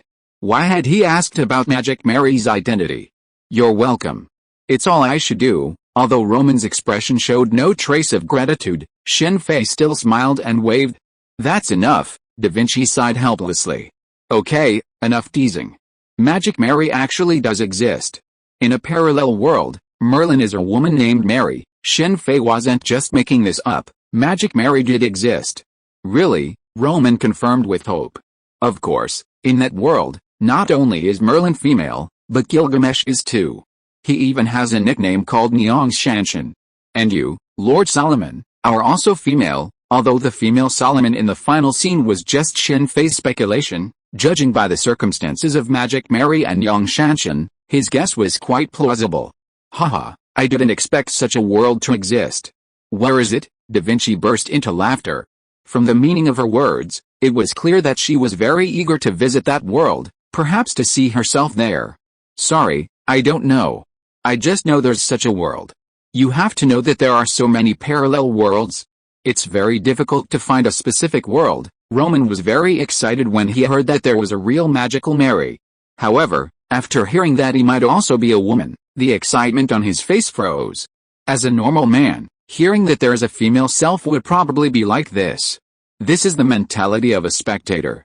It doesn't matter if others are excited, but once the excitement happens to you, it's another matter. Speaking of which, if you count it this way, there should be a world in the Marvel world where the real Captain America is female and Carter is male. In the Marvel world, when talking about a female captain, they usually mean Carter, and the captain has become the Iron Man. However, this does not mean that there is no real female Captain America. After all, the possibilities are endless. Chapter 1082, Final Singularity, Part 2. The location of the final singularity has been determined. Let's call it the final singularity, as Chaldea analyzed the Holy Grail of the seventh singularity and finally located the mastermind, the Magic King. Roman excitedly waved his hand. Immediately determined the exact age and time. Yes, the Chaldean staff were filled with excitement. It was finally here. Once this singularity was resolved, humanity would be restored, freeing them from their permanent residence in Chaldea. Despite Shen Fei's presence, Facing the burning of humanity, and the pressure of remaining in Chaldea, many staff members expressed their desire to take a few months off once humanity was restored. Boom. Just as Chaldea began analyzing the final singularity, the entire Chaldea shook violently, catching many staff members off guard and causing them to fall to the ground. What's going on? An earthquake. Roman was shocked by the sudden change, but he immediately suspected an earthquake. While an earthquake in Chaldea was unusual, it couldn't possibly be an attack from outside, considering the world outside had already been incinerated. It's an attack. Someone's attacking Chaldea. It's the demon pillar. A moment later, a Chaldean worker shouted loudly, and a large screen immediately displayed the situation outside Chaldea. A large number of gigantic tentacles were constantly attacking Chaldea. Chaldea's defensive barrier was trembling violently under the continuous attack, and it was obvious that it could not hold out for much longer. Chaldea itself was a magic workshop, comparable to a temple at its current level. It could be considered a powerful magic workshop in the entire moon world. Unfortunately, the demon pillar's tentacles were too numerous to attack this time. Boom. As expected, the defensive barrier soon shattered, and the demon pillar's tentacles began attacking Chaldea's main structures. The entirety of Chaldea trembled under the onslaught. Sever all power to the control room and the medical ward. Strengthen their defenses. Ignore everything else for now, and immediately investigate the source of the attack. As the Chaldean staff panicked, Olga Marie stepped forward. Although Olga Marie played a minor role in repairing the singularity, primarily Roman's responsibility, this didn't mean Olga Marie was unimportant. She was simply a habitual sexual dependency. Yes, Chief, Olga Marie ordered, and the panicked Chaldean staff immediately set to work. They first gathered their personnel in the control room and the medical ward, then began lowering the isolation wall, hoping to delay the demon pillar's attack. The control room was the core of Chaldea. If it were destroyed, Chaldea would exist in name only, so it naturally needed to be protected first. Then there was the medical ward, where all injured masters were frozen. If the power went out, they would be doomed. It's the final singularity. It's right next to us. The Chaldean staff, having regained their composure, quickly located the location of the demon pillar. Looks like they've found us. The large screen displayed an image of a void resembling a massive black hole. Tentacles, seemingly inflicting a phobia, extended from within. So this is the final singularity. Located immediately, as Roman watched the image on the large screen, he immediately realized his mistake. The final singularity wasn't located at any particular historical point, but existed independently. Oh no. They're trying to drag us into the final singularity, perhaps realizing that Chaldea couldn't be completely destroyed in a short period of time. The demon pillars changed their strategy, surrounding Chaldea with their tentacles and pulling it towards the black hole-like entrance. Thank you for your help. After the initial panic, Roman regained his composure and looked at Shen Fei and the others. No problem, servants, take action. You stay here. This time, there are plenty of enemies you can handle. The demon pillars that attacked this time, as evidenced by the magical energy imbued within them, were completely different from those they had previously encountered. This time, they weren't clones, but the real thing.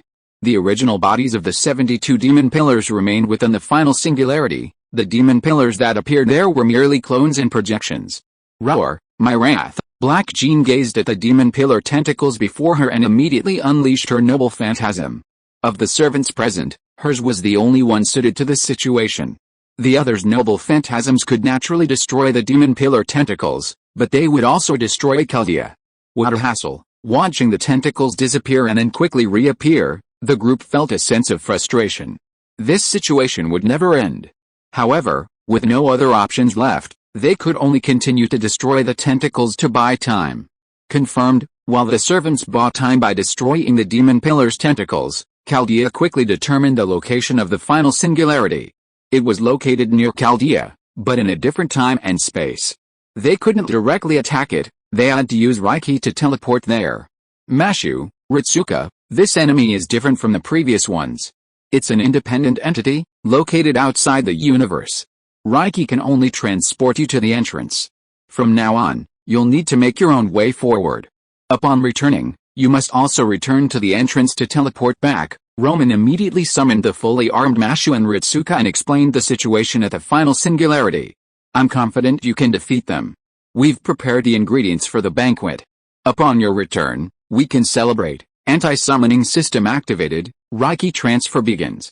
3, 2, 1 seconds left until Reiki transfer begins. Following the customary announcement, Mashu and Ritsuka arrived at the entrance to the final singularity. Welcome to the King's Crown Temple of Time, Mashu Carrylight, and His Excellency Fujimura Ritsuka. Mashu and Ritsuka, stunned by their surroundings, glanced around when a familiar voice suddenly rang out from the front. They turned to see a familiar figure, Professor Leif, still dressed in his unchanging green trench coat, beaming at them. I commend your efforts for coming here, Fujimura Ritsuka, Mashu, but humanity's lingering survival is truly shameful. Why can't we just die? Leif's face, once beaming, twisted into rage. It was understandable, however. The human incineration, which should have proceeded smoothly, had instead led to Chaldea repairing all 7 singularities, forcing the king to intervene personally. This was a grave insult to Leif. My plan wasn't supposed to work this way, Roman. Did you fool me? I should have dealt with you first. I really wanted to be your friend, but you never believed me. Leif's face twisted even further at the mention of Roman. Leif had initially been somewhat concerned about Roman, a recruit personally recruited by Marisperly, and had observed him for years, becoming friends. But finding him a complete failure, Leif finally gave up. Of course. Back then, he didn't trust anyone, Da Vinci of Chaldea muttered to himself. Don't be fooled by Da Vinci and Roman's current close relationship, that's only slowly changing since the human incineration and Leif's exposure. Before, they were just colleagues. Unaware of the true culprit behind the human burning and unsure of what would happen, Roman learned everything he could to prepare for any eventuality. This was how he had spent the past 10 years. Despite his seemingly idle and inactive nature, Roman was capable of handling any position in Chaldea and, if necessary, could even complete all of Chaldea's work single-handedly. Professor Leif, why did you do this? Why did you join the Magic King? Despite their current hostility, Mashu remained polite to Leif. Leif was one of the few people in Chaldea who genuinely cared for Mashu. Possessing Galahad's spiritual power, Mashu knew clearly who was sincere and who was not. Mashu was deeply puzzled as to why such a professor as Leif would join the Magic King and destroy humanity. Mashu, of course, had no idea that Leif had initiated the human burning because of Mashu's presence. Without Mashu, Leif would have committed suicide, and without him, the crucial link in the ritual, the human burning could not be activated. Of course, Shen Fei hadn't told Mashu about this, or anyone else. Given Mashu's kindness, she'd surely blame herself if she knew.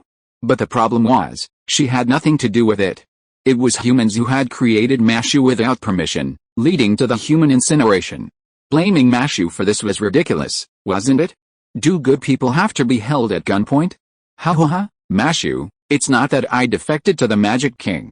I was part of the human incineration plan from the very beginning. It was an order from the origin. At Mashu's question, Leif burst into laughter and explained why. He had gone to Chaldea specifically to trigger the human incineration. He was a descendant of the 72 demon gods. This answer stunned Mashu, Ritsuka, and everyone else in Chaldea. They had no idea why this was the case. What a strange timeline. Even though Shen Fei now possessed the ability to control time, he still had many questions about it, such as the fact that the present-day Leif collaborated with the descendants of the other demon pillars in the past to complete the incineration of humanity, and that King Arthur, Altria, was still alive in the past. But it's a pity for Leif. He clearly has such impressive research capabilities. As one of the demon pillars, Leif possessed formidable scientific expertise. He invented Sheba, the lens used by Chaldea to observe the near future. It's safe to say that without it, Chaldea wouldn't have been able to accomplish anything. In fact, even Shen Fei wasn't aware that Leiflin or Floris actually possessed 3 personalities, corresponding to his name. I see, Professor Leif. I will defeat you and stop the incineration of humanity. After hearing Leif's words, Mash closed her eyes, took a deep breath, and when she opened them again, her expression was filled with determination. Haha, you defeated me, just by yourselves. I know you've had help from others. Let me show you what true despair feels like. Wake up, my brothers. Leif opened his arms and called out, and someone responded. Activate, activate. The 9 pillars in charge of the intelligence room are Aureus, Wabra, Sagan, Hulek, Antos, Androphus, Simli, and Enduzius. We 9 pillars comprehend words. We 9 pillars chant phenomena. Activate, activate.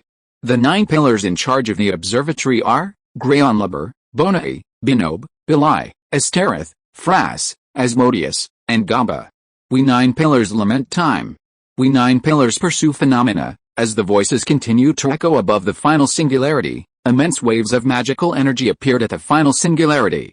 From the intelligence room and observatory to the control tower, the Life Institute, the armaments quarter, and so on, all 72 demon pillars awakened. 72 suffocating magical energies suddenly caused all of Chaldea to freeze in time. With such power, even if the entire Chaldean force, including Shen Fei and the others, were to unleash their full might, there would be no hope of victory. I never knew how powerful Solomon was in his prime. No wonder he's the Grand Mage, even without considering Solomon's own strength, even with just the 72 demon pillars, few could defeat him. What do we do now? Flat, the first to speak on the Chaldean side, looked at the second with a hopeful look, as if hoping he could devise a countermeasure. I have no way, the second shook his head. This power completely exceeded his imagination. Even if a small force could defeat a large one, it would still require at least a small one, not to mention that the opponent weighed more than 1,000 pounds. Mash, Sr., faced with this despairing, suffocating force, Mash and Ritsuka, initially stunned and terrified, gradually gained resolve. Hand in hand, they walked towards Leif ahead. Want to surrender? But it's too late now. The king gave you the choice, and you gave up, Leif spoke, watching Mashu and Fujinoru Ritsuka come to a standstill about 10 meters in front of him. Mashu's presence wasn't just something Leif cared about, Gosha did, too. Gosha had visited Mashu in her dreams many times, demonstrating what a perfect world would look like, a world where everyone was immortal and free from the threats of war, hunger, and disease. Mashu initially yearned for such a world, but she soon discovered its flaws, a world devoid of smiles and hope. Surrender, give up. We haven't given up, Senior, Mashu declared, brandishing her shield and charging at Leif. Ritsuka, meanwhile, launched a magical attack. You dare to resist? Leif was furious at Mashu and Ritsuka's defiance. He couldn't understand why they dared to attack such a disparate force. Boom. Leif immediately transformed into a giant demon pillar, with a large number of tentacles attacking Mashu, but they were all blocked by Mashu's shield. You, Leif, just as Leif, whose upper body was still human, was about to say something, Ritsuka jumped out from behind Mashu, and the magic ritual in his hand eroded gold and pierced his chest. Chapter 1083 Gosha, Part 1. They've teamed up to kill a demon pillar. Mashu should have fully integrated Galahad's spirit base by now, right? But the Moon World's magic armor is incredibly effective. The Chaldeans witnessed Leif's defeat by Mashu and Ritsuka's combined efforts. While Leif's underestimation of the enemy, focusing solely on Mashu and ignoring Ritsuka's presence, was certainly a testament to the powerful gold-eroding power of Ritsuka's magic armor. The Moon World is home to many powerful individuals, but while they may be formidable, few possess significant recovery abilities. From what Shen Fei had observed, aside from Scathach and the Mad King, who could use runes to heal wounds in battle, no one else possessed this ability. Of course, King Arthur, who possessed Avalon, was an exception. Beyond recovery, the Moon World's powerful were also vulnerable to attack. For example, the dead apostles and true ancestors feared the Black Keys. Even a top-tier heroic spirit like Vlad II, due to his vampire nature, was easily defeated by the Black Keys. You've certainly grown a lot, but this is the king's domain, and we are indestructible. Mashu and Ritsuka finally defeated Leif, but before they could even catch their breath, Leif reappeared. Even with their unwavering resolve, they couldn't help but feel a little discouraged. The previous strategy of jointly defeating Leif couldn't be replicated. While their success was certainly due to their significant improvement, Leif had underestimated his opponent. This is the end, the last master of Chaldea. Just as Leif was about to unite with the other demon pillars to attack Mashu and the other two, and Mashu held Ritsuka's shield, the entire final singularity suddenly shook, and countless lights appeared in the sky above it. Accompanied by a violent explosion, the 72 demon pillars, who had just appeared, were met with a barrage of attacks, their faces dazed. Mashu, Ritsuka, long time no see. As Mashu and Ritsuka stared in surprise, a familiar blonde woman, carrying a banner, approached them from the side. Saint Lady, Mashu and Ritsuka exclaimed in unison. Yes, it was none other than the Saint Joan of Arc they had met during the 100 Years' War. Just call me Joan of Arc, I'm not some saint. A large number of servants are appearing in the finale. What's going on? Roman cried out, watching the massive number of servants' reactions detected on the large screen. He had never imagined that, even as he had braced for the worst, a turn for the better would occur. With the appearance of these servants, the tentacles of the demon pillars that had bound Chaldea instantly vanished. It was likely that their true forms had been destroyed. Jeanne d'Arc, His Majesty Nero, Lord Drake, the servants from the previous singularity have all descended. Is it because that place is a realm independent of the universe? The arrival of so many servants gave Roman and the rest of the Chaldeans hope of victory, and they immediately threw themselves into their work with excitement. Perhaps because the final singularity was so close to Chaldea, even though the concentration of mana there surpassed that of Uruk, Chaldea was still able to maintain a visual connection with Imash. Seeing Joan of Arc and the other servants appear before him, and sensing the other servants appearing in the Temple of Time, Leif's face instantly darkened. He had never imagined that the awakened 72 demon pillars would be at a disadvantage. This supposedly impossible miracle had actually occurred before him. Leif roared and instantly transformed into a demon pillar. Unlike his previous battles with Mash and Ritsuka, where he had maintained his upper body, this time he completely transformed into a demon pillar. Listen, all the heroic spirits gathered in this realm, who are as formidable as 1,000, as formidable as 10,000. Even if we are incompatible enemies, even if we come from different eras and have never met, please now stand by each other's side. This is not to prevent the incineration of humanity, but to pave a path forward for our contractors.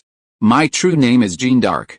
In the name of the Lord, I become your solid shield. As the battle continued, watching the slain demon pillars continuously regenerate, Jeanne d'Arc suddenly raised the flagpole in her hand, and the purple iris flag burst into dazzling light. May the lily crown's glory endure forever, requiem for the grim reaper, fantasy greetsword, heavenly demon falls, turning fire samadhi. After Jeanne d'Arc released her noble phantasm, the other servants around her immediately released their noble phantasms against the demon pillars ahead. Including Leif, there were 9 in total standing in this way. The 72 demon pillars, grouped in units of 9, guarded the various gates of the Temple of Time. As Jeanne's heroic spirits bombarded the demon pillars with their noble phantasms, servants from the other 6 directions also began unleashing their noble phantasms. Invitation to the heart-swallowing golden theater, Yellow's death, my spear reaches all things, 5 weapons of the god of war, dagger of no return, sword of the god of war. The servants from the second singularity, previously enemies, now united and unleashed their noble phantasms against the demon pillars. Golden deer and stormy night, love arrows of the moon goddess, pleading arrow, indestructible lands. The servants from the third singularity also appeared. Though Jason, seemingly ready for death, fought with his sword in his right hand. Servants from the fourth, fifth, sixth, and seventh singularities followed suit, launching their noble phantasms. Surprisingly, the king who appeared from the seventh singularity was not the wise King Shen, but Gilgamesh. The 72 demon pillars, divided into groups of 9, have 8, but only 7 singularities. This means there's still one path of demon pillars without enemies. Just as these pillars prepared to aid their comrades, they were similarly met with a barrage of noble phantasms. Among these attacking noble phantasms were familiar figures like Ilya and Ryoji Shiki, summoned as servants. Others he was less familiar with, or even completely unaware of, also appeared, including the Makasashiro, the Empress, Fuma Katero, Imiya, and Shuten Daji. These weren't servants from the 8th singularity, but rather those encountered by Fujimaru Ritsuka in micro, small, and mutant singularities. Gosha's human nature incineration had far-reaching consequences. Under the influence of the 7 major singularities and the final singularity, numerous smaller singularities have emerged throughout history. However, these singularities have a minor impact and will automatically repair themselves even if left alone once the human nature repair process is complete. However, Ritsuka seemed to possess a unique ability. He could connect to these small singularities in his dreams, and then transfer his spirit particles there. Given Ritsuka's personality, if he hadn't known, he would have let it go. But now that he knew, even if knowing wouldn't affect his psyche, he still went ahead and repaired them. These small singularities were very simple to repair, some taking only half a day, and the longest taking no more than a week. He had naturally heard this information from Roman and Da Vinci, but since they were small singularities, and he wasn't always in Chaldea, he'd come across them. Eastern terminal nerves, burning, regenerating, Western autonomic nerves, damaged, regenerating, Southern terminal nerves, destroyed, unable to maintain normal function, with so many noble phantasms bombarding, even from the demon pillars and even in the Temple of Time, recovery wouldn't be a quick process, it would take time. It's truly spectacular. I'm afraid we'll rarely see anything like this again. Over 100 servants, united in their noble phantasms. The battle at the final singularity stunned many in Chaldea, especially when all the servants unleashed their noble phantasms, and countless rays of light filled the sky above the Temple of Time. It was truly moving, momentarily obscuring the image of the burning ring of humanity in the sky. Let's go, it's our turn. With so many servants seeking the demon pillars, Shen Fei could proceed with his plan. As he spoke, he opened the portal and led the servants into the final singularity. Meanwhile, Jean spoke to Mash and Ritsuka, leave this to us. You guys keep moving forward. The rest of the battle is up to you. While the noble phantasms of over 100 servants completely destroyed some of the demon pillars, many more were constantly regenerating, leaving them under little pressure. Jean faced 9 demon pillars without a single casualty. The loss of the demon pillars was primarily caused by servants from the 6th and 7th singularities, with Scathach from the 5th singularity also taking out one. In terms of strength, the 6th and 7th singularities are far stronger than the previous ones, especially since nearly all the servants that appear this time have been summoned, meaning the Sun King has become a teammate of the Knights of the Round Table. As for the 7th singularity, although Shen Fei brought out Quetzal and the Leopard Man, they still have Kingo, Anna, Gorgon, and Ereshkigal, the goddess of the underworld, and most importantly, the golden sword of separation. Of course, the 7th singularity is actually missing one person, Merlin. Unlike other servants who can be summoned, if he wants to enter the final singularity, he can only travel from Avalon, and given his personality, he may not do such a troublesome thing. Wait a moment, we'll go with you. Just as Mashu and Ritsuka were about to advance, Shen Fei appeared with a group of servants and instructed Black Jean and the others to help Jean and the others suppress the demon pillar. Although Black Jean was displeased with Jean, she knew the priorities. A little trouble with Jean might be harmless under normal circumstances, but not now. This was a battle to save the world. Nice to meet you again. Seeing you like this, I'm relieved. Jean immediately approached Black Jean. She was deeply concerned about the dark side that G-Virus had created with a holy grail. What does it have to do with you? Roar with my wrath. Black Jean waited for Jean before venting her wrath on the recovering demon pillar, unleashing a noble phantasm. Let's go. In the end, only Mashu, Ritsuka, Shen Fei, the 3 King Arthurs, Ishtar, Quetzal, and the Leopard Man, the servants sent by Quetzal to assist the 7th singularity, were left heading deeper into the Temple of Time. The enemy was Gosha, so naturally, they had to be met with the strongest possible force. I don't understand, I don't comprehend, I refuse to unite. As Shen Fei and his group reached the center of the Temple of Time, several of the 72 demon pillars battling the heroic spirits fell into disarray. From their perspective, they, deep within the Temple of Time, immortal, so why were their companions completely annihilated? Furthermore, humanism shouldn't have reached this point. Of the 72 demon pillars, only Leif seemed to possess full intelligence. While the others could speak, their tone suggested they possessed only rudimentary intelligence, like computer programs.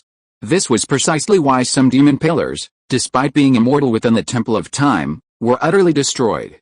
For these demon pillars, the mere sight of a logical error would lead to their annihilation, abandoning unity, much like a computer program crashing due to logical breakdown. It's indeed constructed from Solomon's magic circuits. By now, Roman of Chaldea had clearly seen the Time Temple structure. It was constructed using Solomon's magic circuits, meaning the entire temple was like a larger version of Solomon. Human evil Gosha, I always thought that was your reversal. Da Vinci knew Roman's identity. When she first met the mastermind, the Magic King, she suspected he might be Solomon in a reversed state, much like White Arthur and Black Arthur. Solomon can't be reversed. His very existence is nothingness, devoid of human emotions. Even if a reversed state were to occur, it wouldn't turn him into evil. Naturally, no one understood Solomon better than Roman. He lacked human emotions, meaning he had no concept of good and evil. How could he possibly have a reversed version of himself in that situation? Don't rush into a decision. He must be very confident before he acts, Da Vinci warned, watching Roman touch the ring on his left hand. Don't worry, This is just a precaution. Roman now possessed only one of Solomon's 10 rings, usually kept in a safe, but now he had taken it out. I didn't expect you to make it this far.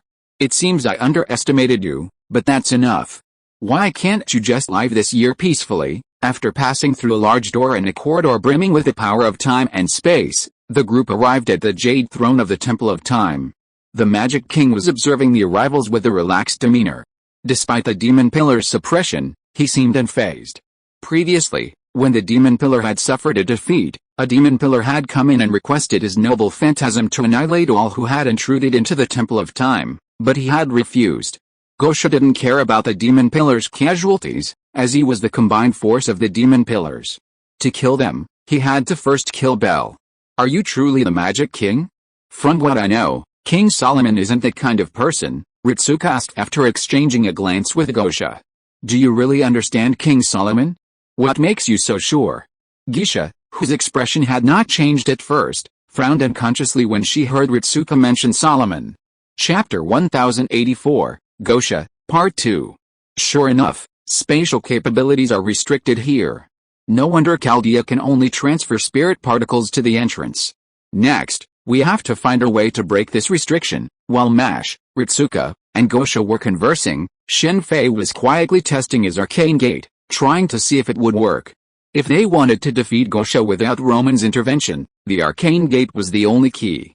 This was Gosha's Temple of Time, and fighting him there was the worst possible strategy. Every magician in the moon world knew that if the enemy was also a magician, it was best to avoid fighting in their magic workshop.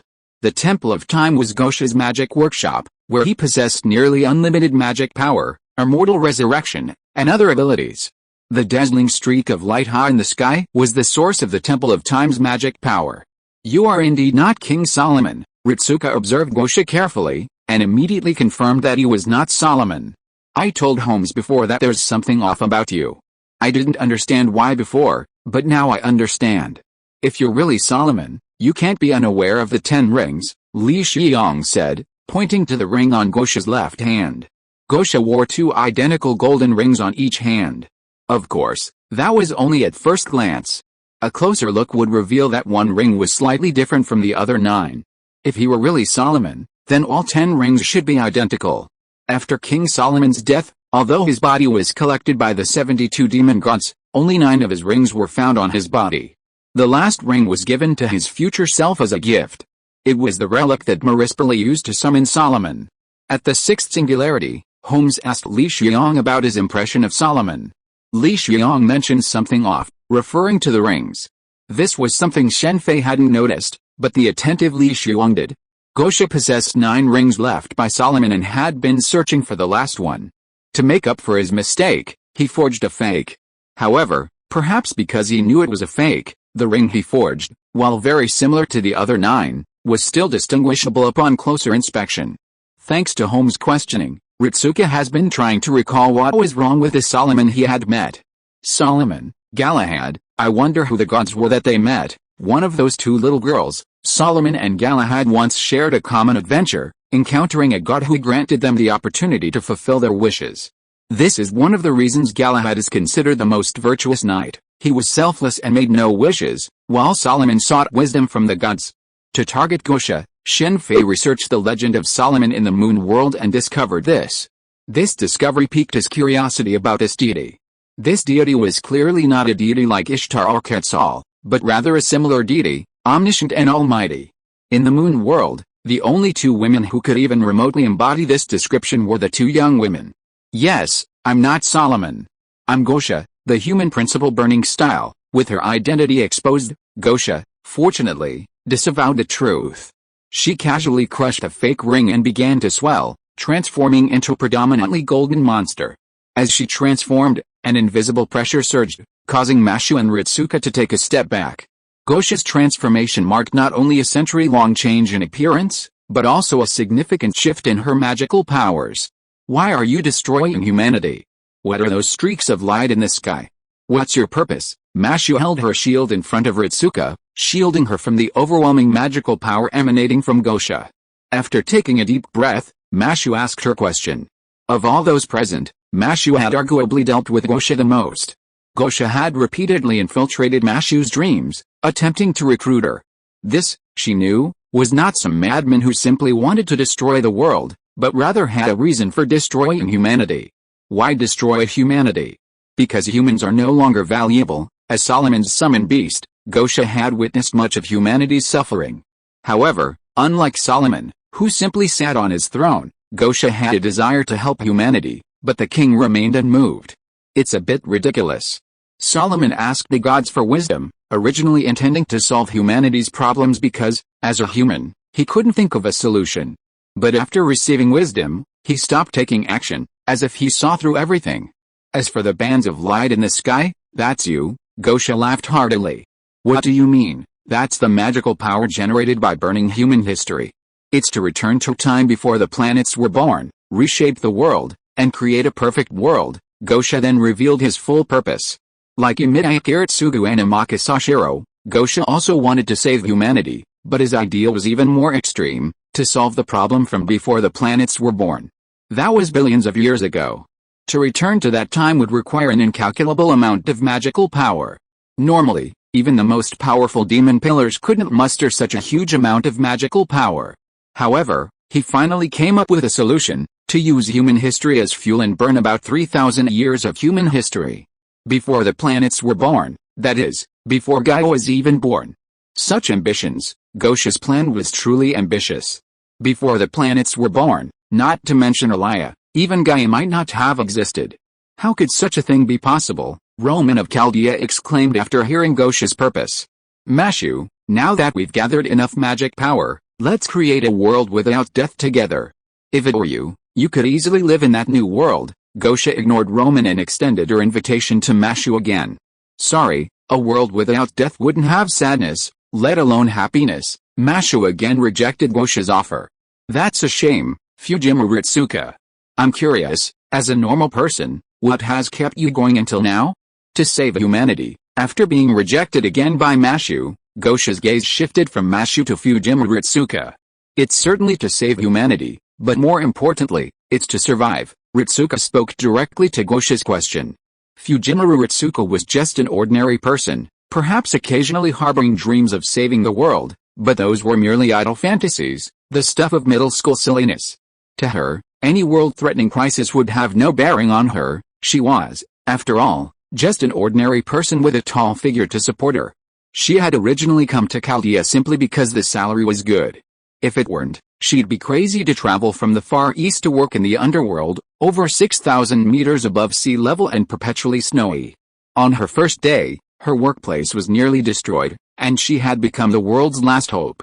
Haha, just to survive. Fujima Ritsuka's words stunned Gosha for a moment, then she burst into laughter, as if Ritsuka's words were some hilarious joke.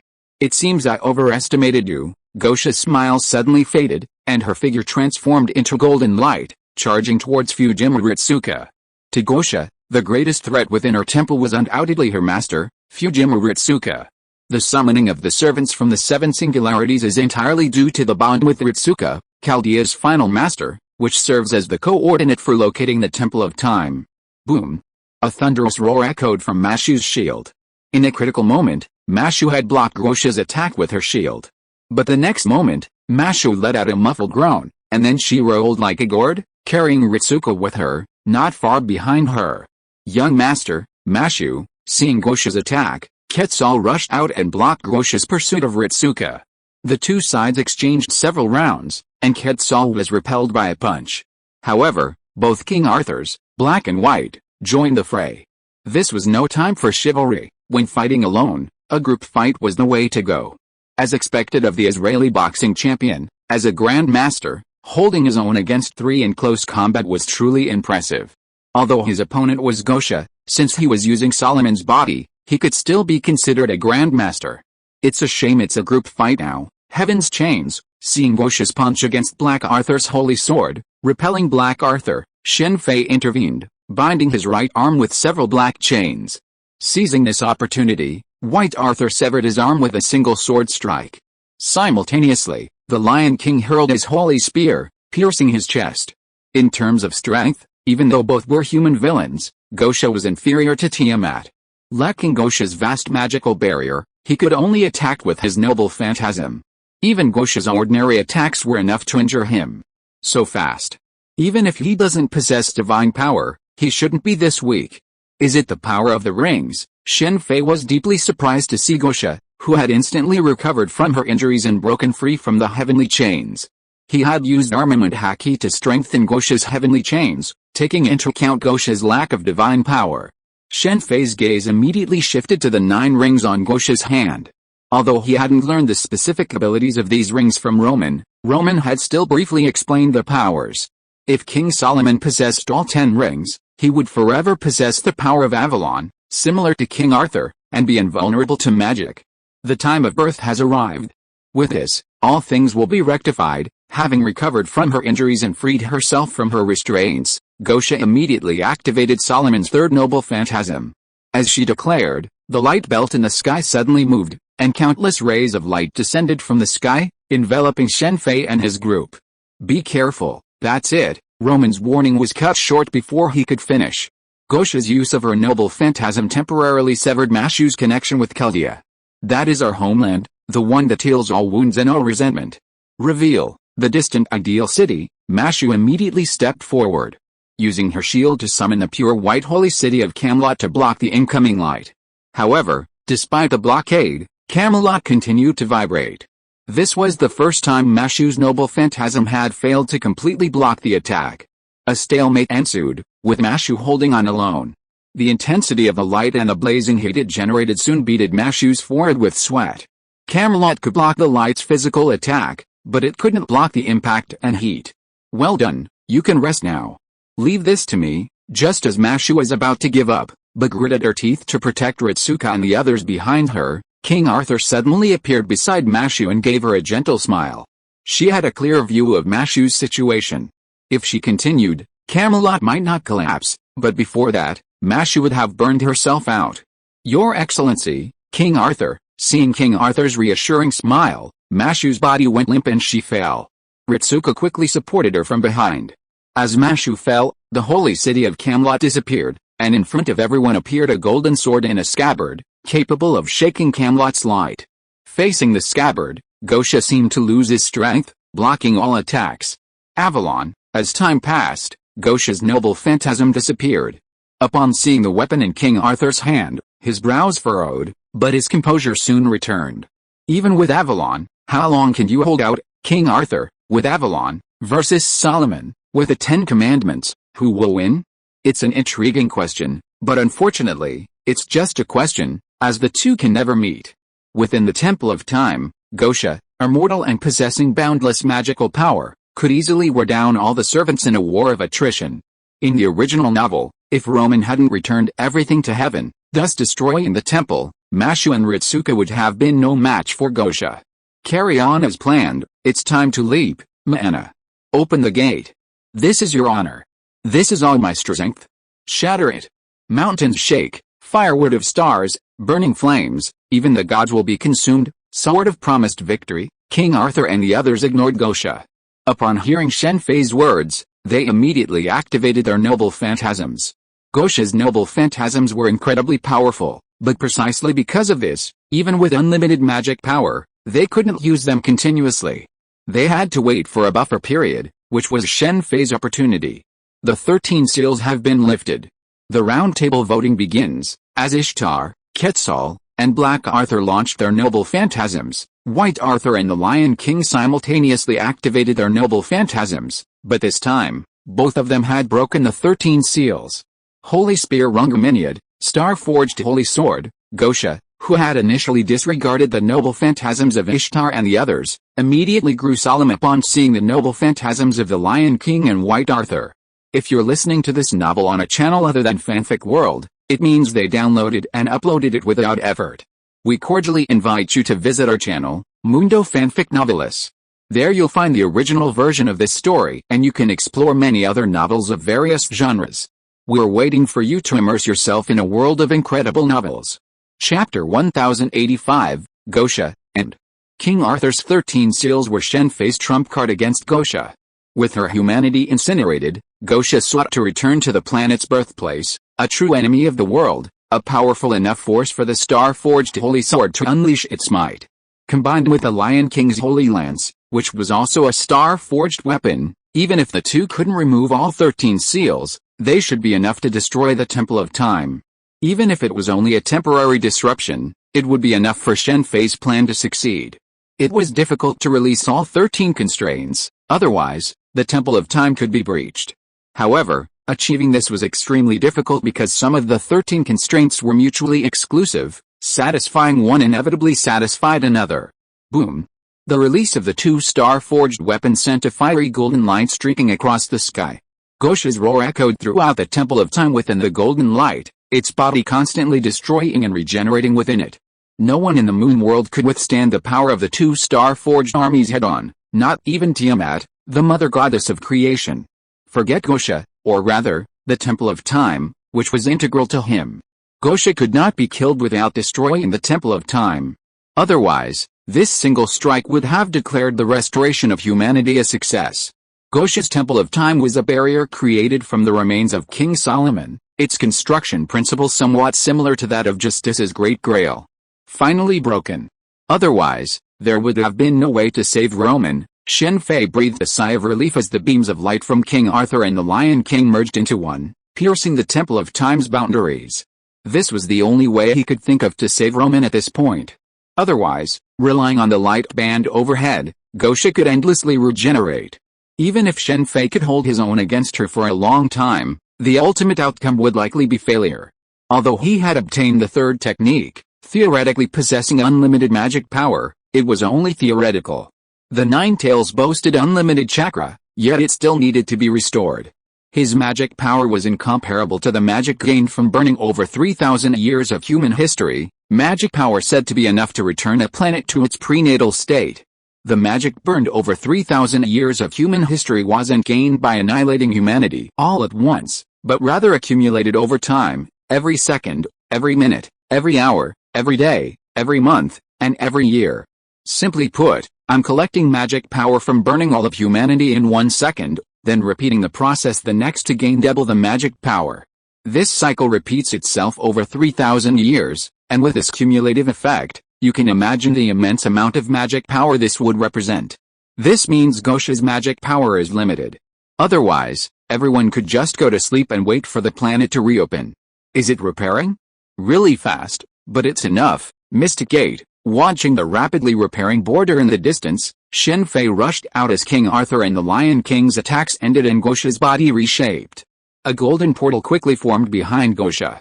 Before Gosha could reach him, Shen Fei had already slammed into him, and the two of them quickly passed through it. Where's the king? As the golden portal closed, the battling demon pillars were stunned, as they could no longer sense their source, Gosha. Gosha was the collective of the 72 demon pillars. He was the only one who could control the Temple of Time. It was because of him that the 72 demon pillars could continuously resurrect. Now Gosha was gone, which meant the demon pillars' immortality was gone.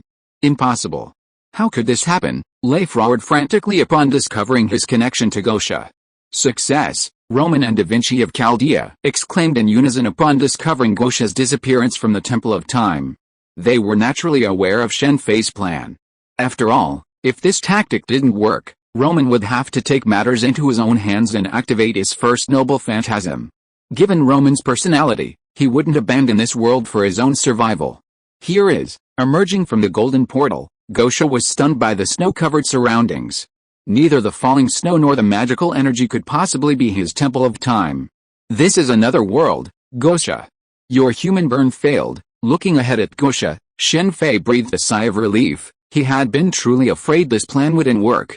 Those two little girls are just right. With such a crisis, why can't they send out more powerful servants? Feeling relieved, Shen Fei couldn't help but grumble at the two little girls. Of course, it was just a complaint. After all, they were at a different level than he was, and likely had different considerations. Another world? A parallel world? A second magic? I never thought the inhibition force would go this far. After a moment's pause, Gosha regained his composure. He had no means to open a parallel world, and naturally, no way to return to the Temple of Time. I'm not sent by the inhibition force.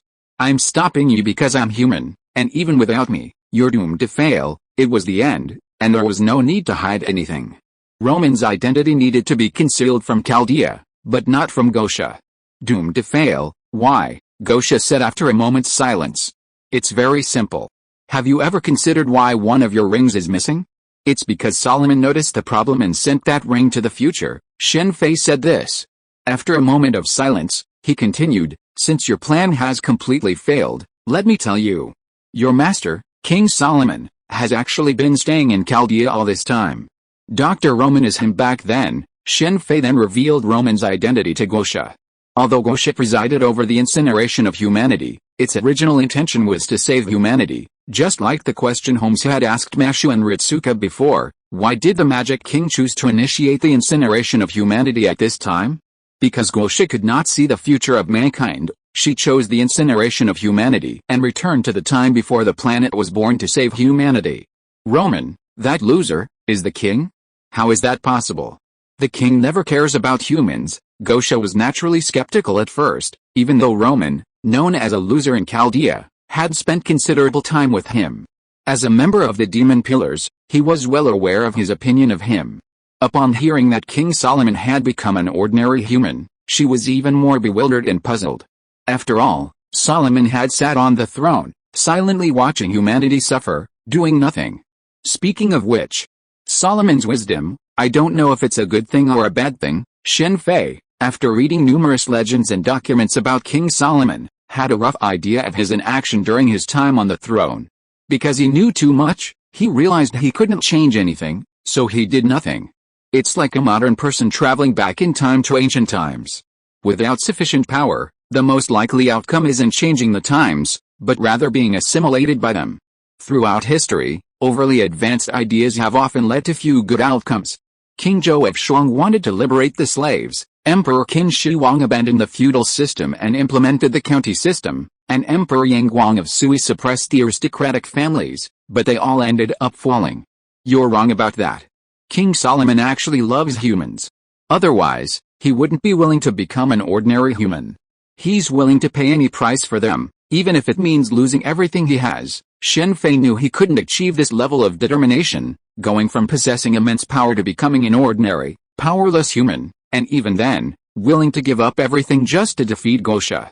Since King Solomon lacked absolute power, he naturally had no way to change it. It was as if the age of gods was doomed to perish, Britain was doomed to fall. This was the tone set by the two Lolita girls. Another way to put it was that it was destined by heaven, and even if the gods fought desperately, they would eventually be forced to go to the inner world. Ha ha ha! After hearing Shen Fei's account of Solomon's situation, Gosha suddenly burst into laughter, its laughter full of mockery, and it was unclear whether it was mocking King Solomon or himself. Gosha, I know why you launched the human burning, because after that, mankind has no future. But I can tell you for sure that mankind still has a future. No matter whether it is your human burning or the human freeze that occurs after that, mankind will definitely be the winner in the end. You mean you know what will happen next? Gosha understood the meaning of Shen Fei's words. Yes, you didn't see the future of mankind after this because of the human freeze and the alien god invaded the planet, but Chaldea will defeat him and take back the future of mankind. Gosha was about to disappear, and Shen Fei didn't mind letting him know something about humanity's resilience. Although the alien god invasion was most likely deliberately lured by the two lawless, it was a god after all. If they could kill it on Earth, it would undoubtedly benefit the two lawless. It would also establish several lost belts to see if humanity could develop along other paths. Shen Fei had studied the lost belts and discovered that they were essentially testing grounds.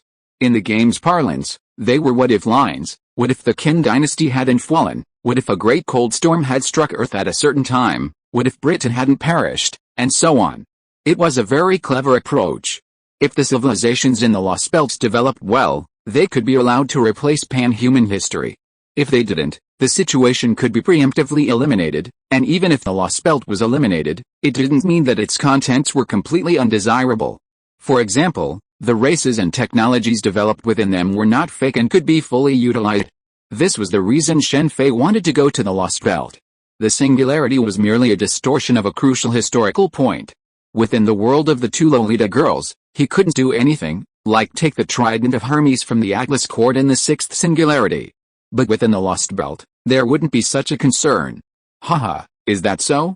Who are you? After hearing Shen Fei's words, Gosha became curious about his identity. Who I am? Even knowing it now won't change anything. I've already told you the truth. Now it's time for you to get going. With that, Shen Fei rushed towards Gosha and punched her. He'd been telling Gosha all that, firstly, to let her know the truth and prevent humanity from extinction, and secondly, to buy time and recover his magic.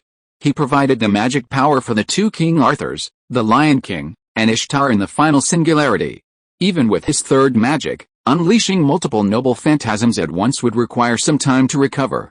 That's true, but I won't give up so easily. As Gosha said this, she swung her fist towards Shen Fei, and the two immediately started a fierce battle in this world of ice and snow. This is the world of Imai Giant Warrior, a world that is not suitable for human survival, and it is just right to be the battlefield for the two. Boom boom boom. Shen Fei and Gosha, fist to fist, powerful force, stirring the space. Even the original snow and wind in the sky were temporarily stopped because of this force. He is worthy of being the Israeli boxing champion.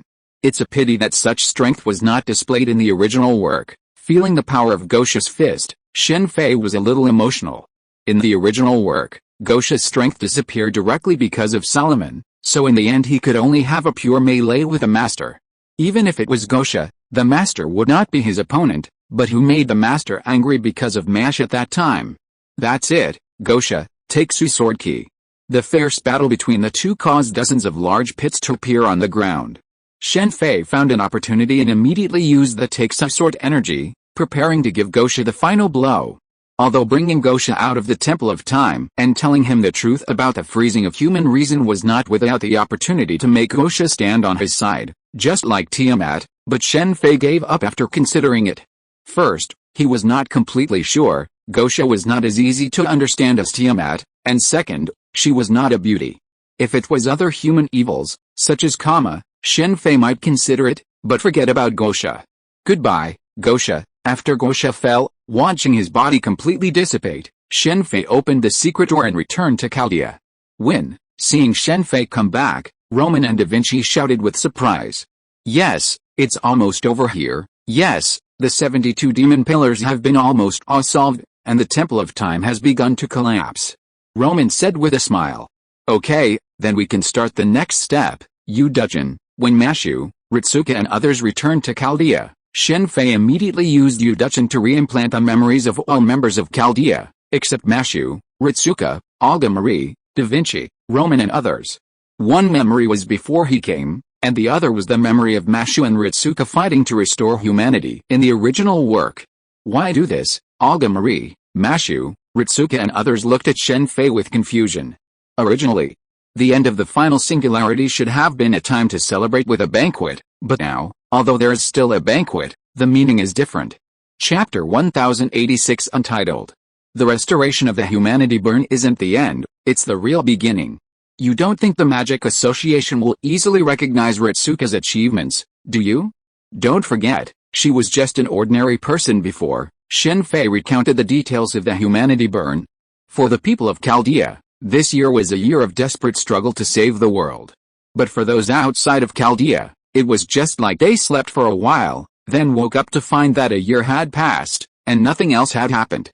In this situation, it's hard to believe someone claiming the world was destroyed and then saved.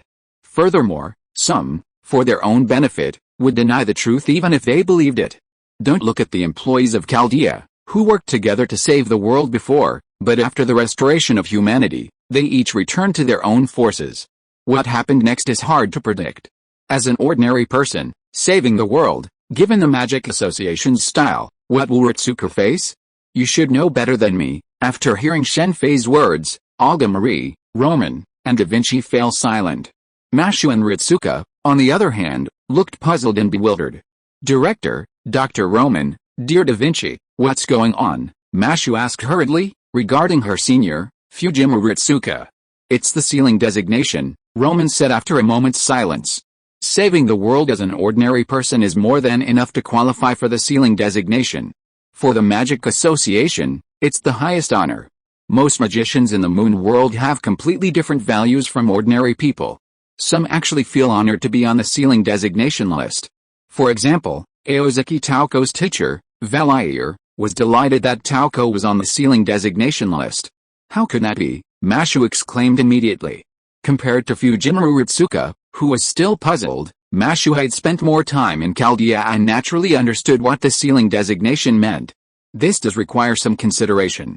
The data needs to be altered, but you still haven't explained why their memories need to be altered, Roman said, staring at Shen Fei. Do you remember Holmes' question back in the Atlas courtyard in the sixth singularity? Why did Gosha choose this time to perform the human incineration? Before Gosha disappeared, I asked him this question, and he told me that it wasn't because the timing was right, but because he saw a future for humanity, a future that would be lost. That's why he chose to initiate the human incineration this year. Shen Fei brought up Holmes's earlier question. You mean humanity hasn't escaped a catastrophe yet? Did he specify what that catastrophe was? Roman asked immediately. No, he launched the humanity burn because he knew nothing, hoping to save humanity from the root. From this, we can infer that the impending disaster is even more terrifying than the humanity burn. I'm erasing my presence to prevent anyone from discovering anything. This way, if anything were to happen, my unexpected appearance would undoubtedly disrupt their plans. Shen Fei had no idea what the alien god frozen by humanity was, but he knew it was undoubtedly stronger than Gosha. Doesn't that guarantee a disaster? Olga Marie questioned. The humanity burn had already driven her to the point of near neurosis. She couldn't afford another disaster even greater. That's simple. The humanity burn has been repaired. Meaning that under normal circumstances, Chaldis can observe 100 years into the future. If not, it can't. Da Vinci didn't finish her words, but the implication was clear to everyone. Chaldea was founded because Chaldis' observations revealed that humanity had no future 100 years from now. This led to the strong support of the Magic Association and even the United Nations, which enabled it to be completed. Mashu, don't worry. If the Magic Association dares to seal Ritsuka, I'll go there. I'm sure they'll give me some respect. Now you're the one saving the world, so go enjoy yourself. Seeing Mashu's worried expression, Shen Fei immediately understood her concerns and reassured her that the Magic Association was a bunch of bullies, so there was no need to worry. Thank you. After the group's gathering, Chaldea immediately began a celebration banquet. Meanwhile, Chaldea had contacted the outside world, and the Magic Association would soon send someone to Chaldea to investigate. Mashu and Ritsuka temporarily put aside their worries and focused on enjoying the celebration. Then, together, they emerged from Chaldea's barrier. Mashu saw Chaldea in its entirety for the first time from the outside. Chaldea had very few buildings exposed to the outside world, only about a third of it. The rest was hidden within the mountains. Next, you need to modify these data. The day after the celebration, Roman immediately contacted several key Chaldea staff members and handed them a copy of the data, asking them to help with a revision. This revision aimed to weaken Fujimura Ritsuka's role in the human incineration and shift the credit to Olga Marie and the heroic spirits. Although the Chaldea staff comprised different factions, not all of them were pure magic lock enthusiasts, some had reasonable values. Upon hearing Roman's request, they immediately agreed to the revision and returned to make the changes. In fact, in the original story, someone did this, which prevented Fujimura Ritsuka from being transferred out of Chaldea. After all, according to the modified data, anyone could have been the master. He was the one who got the job because all the other Chaldea masters had been ambushed by Leif, leaving him with a stroke of luck. What's the situation now? Olga Marie went straight to Da Vinci. It's not clear yet. Chaldea has sustained significant damage due to the previous invasion by the Demon Pillar. Repairs are needed before we can truly confirm the situation. In the final singularity, Chaldea's buildings also sustained significant damage. Aside from the control room and the medical ward, everything else suffered some degree of damage. Because of this, observation is currently impossible, and they can only wait for Chaldea to be repaired. Olga Marie was naturally displeased with this, but despite her dissatisfaction, she could only wait for Da Vinci to lead the repairs. What did you say? A meeting? Do you understand our current situation? Supplies are severely limited, and many people are injured and in urgent need of medical care. And now you need a meeting? Although Chaldea had managed to contact human society outside, the results were not good. Olga Marie was so enraged that she nearly dropped her communicator. Olga Marie was so angry that the Magic Association rejected a request to relocate the frozen Chaldean masters, arguing that a report on the burning of human principles was too serious and required a meeting. Although Olga Marie was the daughter of a monarch, her values were similar to those of Tosakarina and the others, and she didn't have the unusual perspectives of other magi. Human life was paramount to her, so after the restoration of human nature and the ability to contact outsiders, she immediately requested a medical team to thaw and treat the other 47 masters. This was a perfectly legitimate request, and considering the masters' backgrounds, it should have been met immediately.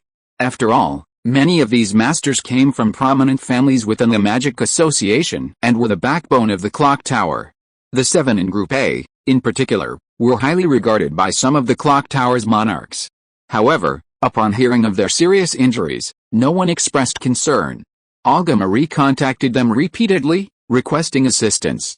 Initially, the response was as soon as possible, but then, they're frozen, and since they won't die soon, just keep freezing, something's not right. Inside Da Vinci's magic workshop in Chaldea, Shen Fei, Roman, and Da Vinci gathered to discuss the Magic Association's stance on Chaldea. Chaldea had already reported the human incineration data. Logically, regardless of whether the Magic Association believed it or not, they would have immediately sent personnel to Chaldea to investigate. Even a takeover would have been reasonable, given that Chaldea had proven its ability to summon heroic spirits and save humanity. Instead, the Magic Association ignored any action. Only after Olga Marie's persistent questioning did they dispatch a helicopter to deliver supplies, and the personnel immediately departed, citing the Magic Association's decision to maintain the status quo, claiming they hadn't yet decided how to deal with Chaldea. The most bizarre aspect of this status quo was the disregard for the 47 severely injured masters, including the 7 in Group A, as Shen Fei wondered, why were the 7 in Group A the last to be thawed? Normally, given their position of power and authority, they should have received treatment first. Yet, while the other masters had been thawed and recovered, these 7 remained frozen in the treatment chamber. It's obvious, isn't it? It's kind of ridiculous. A hero who saved the world doesn't get the treatment they deserve. Hearing Shen Fei's taunting of the Magic Association, Roman and Da Vinci fell silent. She was supposed to be a hero who saved the world, but now they were trying to diminish her achievements to prevent her from being burned by the human rule. Alright, enough about that, Da Vinci. You need to get ready as soon as possible. Don't worry, I'm always preparing. Preparing for what? Suddenly, a familiar voice echoed through the air. The three of them turned to see a strange door appear out of nowhere by a nearby window. A familiar figure emerged from the doorway. It was none other than Scathach, Queen of the Shadow Kingdom. You're finally here. I thought I'd have to wait a long time. Seeing Scathach appear, Shen Fei couldn't help but smile. After the restoration of the human rule, he had often stayed in Chaldea. Besides discussing the creation of magic ceremonial costumes with Da Vinci, he was always waiting for Scathach. With Yuduchin and Jingho Shuayu, he wasn't afraid of being discovered by the Chaldean staff. Using these abilities, he had uncovered many problematic Chaldean staff members. On the surface, the Magic Association appears to be ignoring Chaldea, but secretly, many individuals are contacting Chaldea's staff, offering substantial benefits to obtain Chaldea intelligence. After waking up, I dealt with some matters, which delayed me a bit. After the restoration of human nature, Scathach naturally revived as well. Then we're leaving. You guys keep working hard, Shen Fei said, leading Scathach out of Chaldea and into the world of the Fifth War. They would then slowly wait for the human nature to freeze. Not leaving now, yes. After the human nature over there burns, there are other issues to deal with. Once we leave here, time will synchronize. It'll only take about a year anyway. In the world of the Fifth War, Shen Fei shared his plans with Scathach, though he hadn't told her about the human nature freeze. About a year?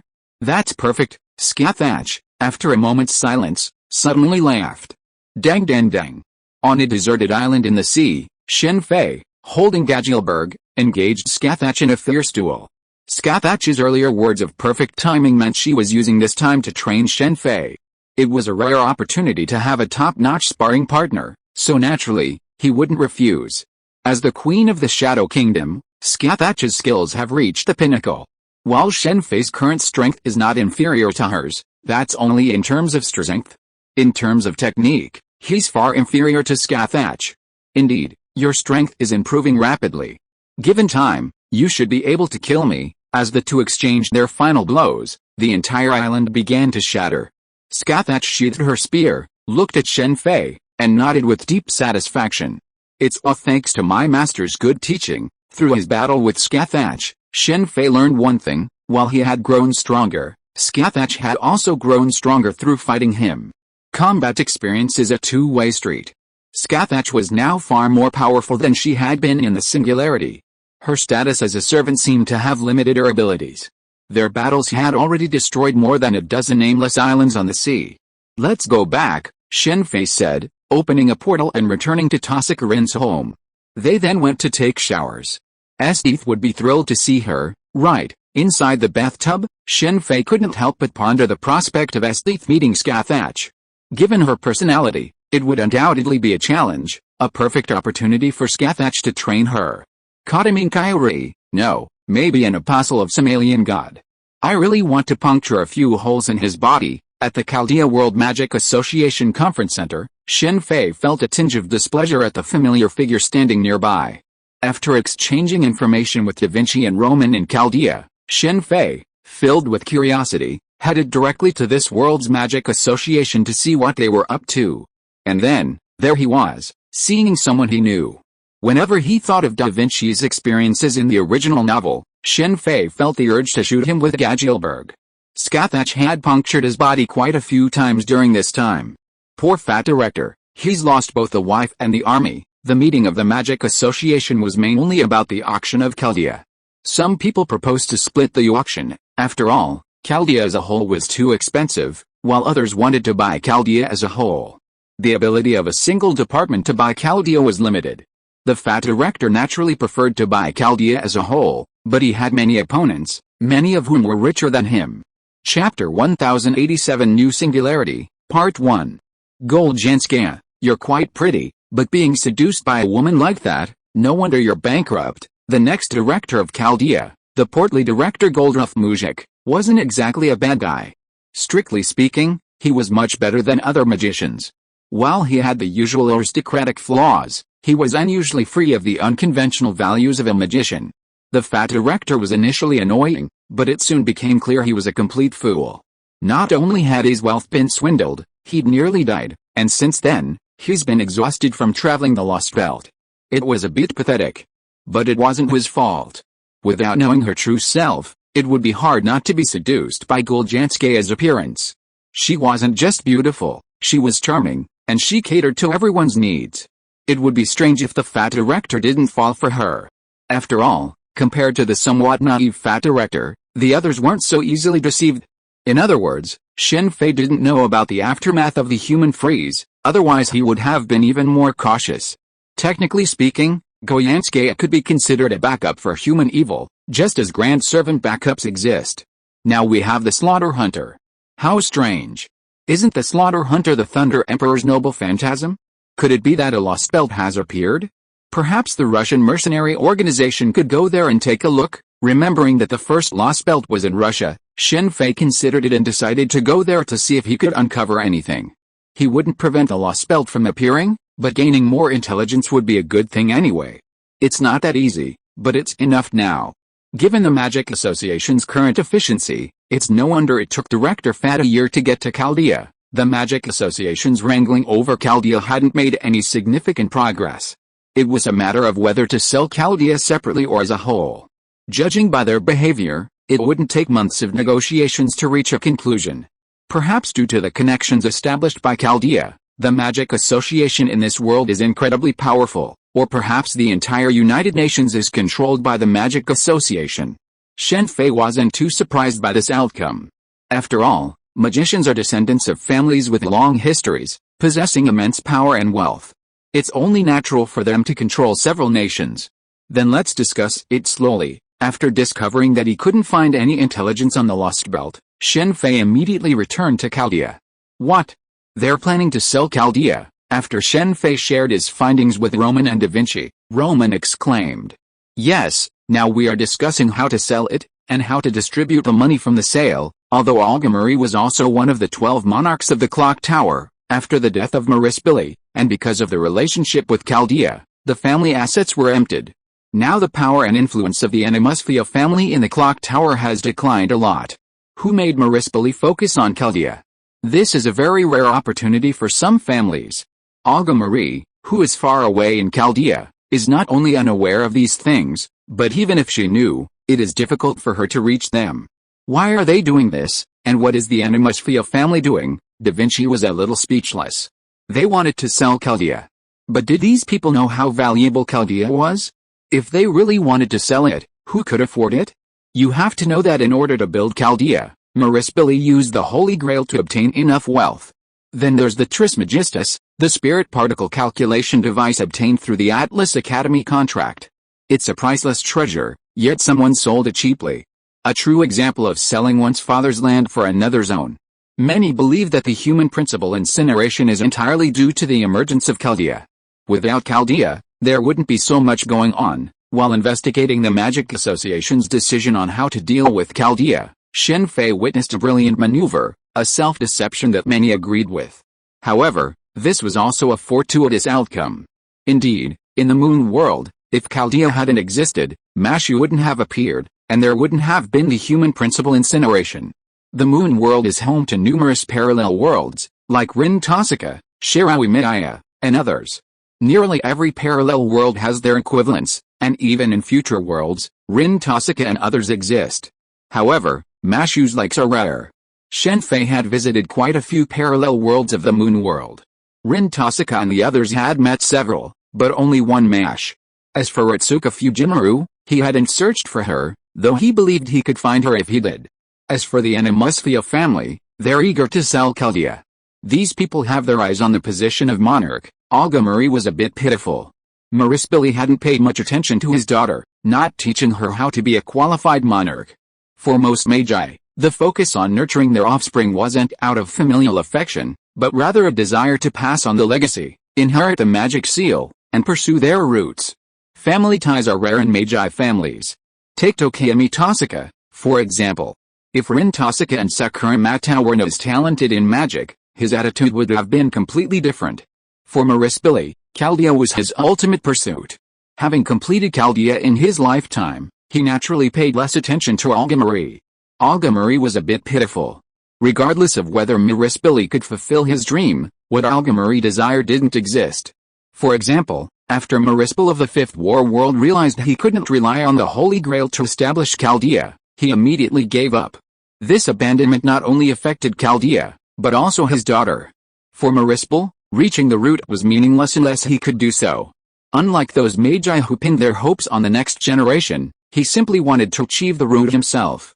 Otherwise, why would Olga Marie, the daughter of a monarch, risk traveling to the Mystic Eye collection train to purchase Mystic Eyes? The S.H.I.E.L.D family is a celestial division, not a Mystic Eye family. If things had continued as they were, Olga Marie might not have become the next monarch of the celestial division. However, her situation has improved considerably now.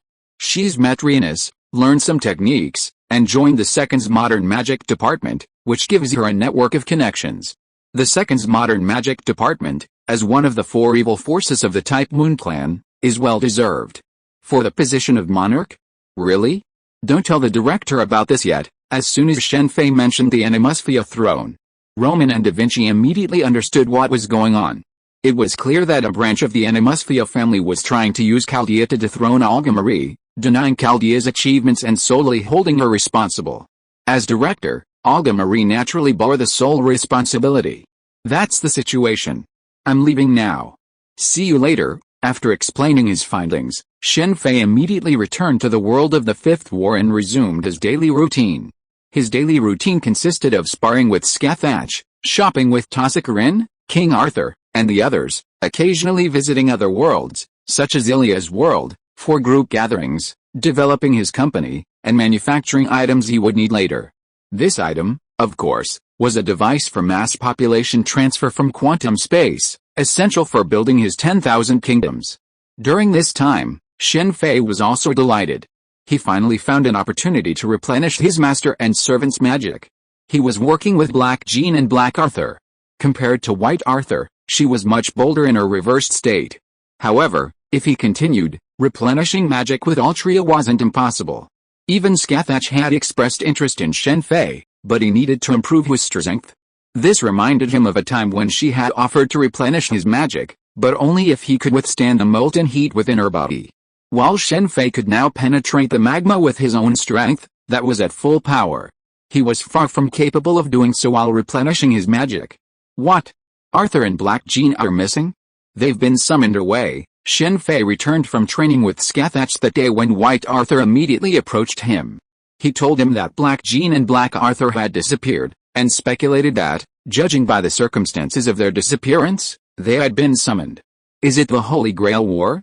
But summoning them in the Holy Grail War is incredibly difficult, especially those two lawless. After carefully inquiring about White Arthur, Shen Fei was speechless. Their disappearance, similar to what Ishtar had said about her disappearance in the seventh singularity, must have been a Holy Grail summoning.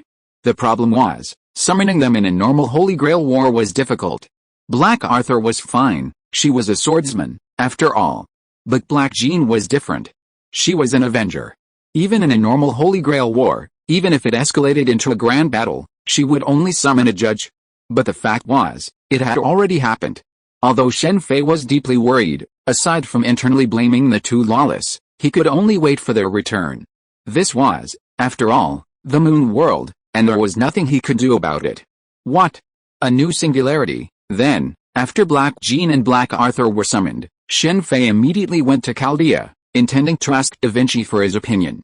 However, he unexpectedly discovered that Chaldea had entered a state of emergency, and a new singularity had been discovered.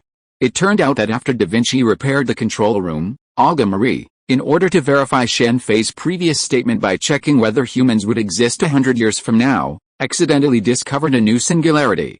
With human nature already restored, a singularity shouldn't have appeared, but it had, making Olga Marie immediately nervous, fearing a mistake. She gathered all Chaldea staff and confirmed, again and again, that a singularity was indeed present. This singularity was not large, similar to the micro-singularity Ritsuka had previously encountered, but Chaldea's observations revealed that it emitted fluctuations very similar to the 7 major singularities, which made it impossible to ignore it. What should we do now? The Magic Association has banned us from using Reiki. Despite discovering a new singularity, Chaldea didn't immediately initiate Reiki. The Magic Association had long ago issued orders strictly prohibiting Reiki and sending all servants away. Although, due to Shen Fei's involvement, or for other reasons, Bedivere was the only servant left in Chaldea, he was also sent away. Of course, his Reiki was secretly preserved by Da Vinci, ready for summoning whenever needed. But no one from the Magic Association is coming right now. If we leave this singularity unattended, who knows if the consequences will be dire. It took so much to restore humanity, but if this singularity was left unattended, and humanity were to perish, wouldn't that be absurd? Ritsuka, Mashu, prepare for Reiki. We can't leave this singularity unattended.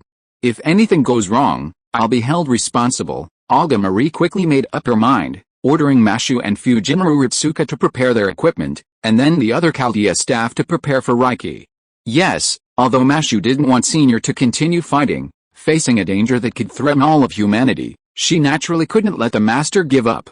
If someone from the Magic Association were here, they could make the decision. However, while the Magic Association had taken in some employees and some injured masters, no one of sufficient status had yet arrived in Chaldea.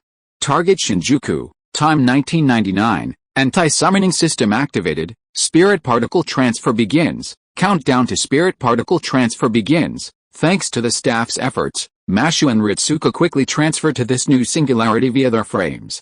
Ah, this is the sky, Senior, quickly hold my hand, the already distant ideal city. As the spirit particles transferred to the singularity, Mashu immediately noticed something was wrong. Like the time in Uruk, they didn't reach their destination directly, but instead landed in the air. Fortunately, Mashu and Ritsuka had already experienced this before, and quickly used their noble phantasms to slow their fall and land safely. Mashu, Ritsuka, are you alright? Roman asked anxiously after they landed. Dr. Roman, my senior and I are fine. Why is this happening? Is there a barrier here? Mashu asked immediately. It was the barrier that caused them to be flung away and fall into the air in Uruk. There's no barrier because we can't detect more information about this singularity here, so there's a discrepancy in the transfer of spirit particles. Dr. Roman, what should we do now? Mashu nodded gently, then continued. First, investigate the situation at this singularity and see what happened. According to records, nothing threatening human history would have occurred at this time and place. Singularities aren't easy to form, they must be keynotes.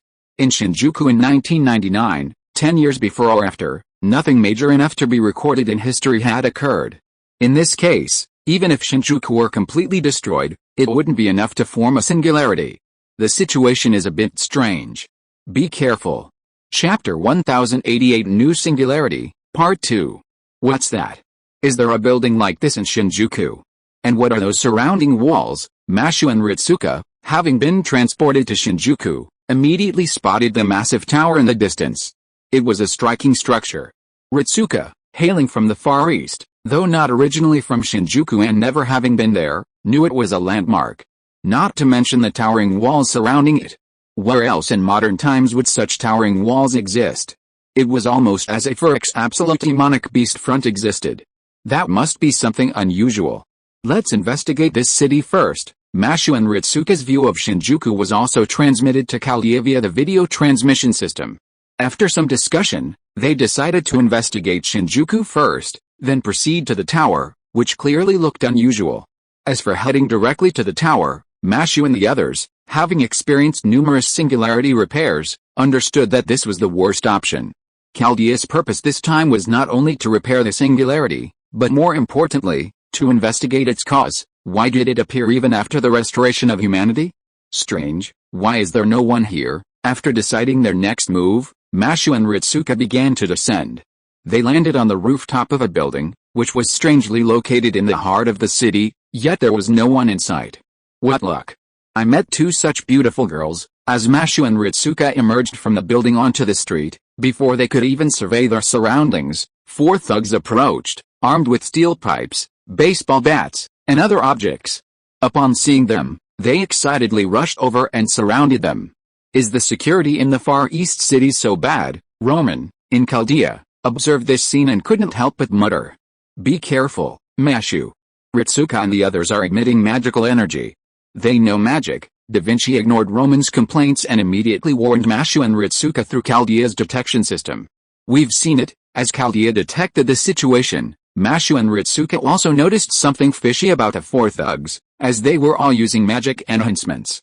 Is the bar for being a thug this high these days? Roman grumbled again, but this statement evoked a unanimous nod from the Chaldea staff. Being able to use magic to enhance one's body or weapons, while still low level, meant they shouldn't be thugs. As Roman continued his rant, Mashu and Ritsuka attacked simultaneously, each taking on 2 thugs, quickly defeating them. Despite the same magical enhancements, Ritsuka was far more powerful than the thugs, while Mashu held back to avoid using too much force and sending them flying with her shield. Who are you? After defeating the 4, they immediately began interrogating them. 4 thugs with magical abilities looked unusual. Mashu, Ritsuka, be careful. Something's approaching. Without waiting for the thugs to respond, Roman announced that they were approaching another creature. Those are puppets. Mashu and Ritsuka were stunned by the figures slowly approaching from the front. 4 strangely shaped puppets appeared before them. Their coloratura singers, the 4 thugs, having been knocked down, saw the puppets, as if witnessing something terrifying. Ignoring the pain, they screamed and ran in the opposite direction of the puppets. Mashu and Ritsuka, focused on the puppets, didn't notice them fleeing. A moment later, several shrill screams echoed through the night sky. Mashu and Ritsuka were startled, then noticed 4 more puppets had appeared behind them. Judging by the sounds of those 4 thugs, they were in grave danger. We're surrounded. There must be someone behind these puppets. Senior, be careful. I'll handle this. As the puppets charged, Mashu immediately swung her shield to meet them.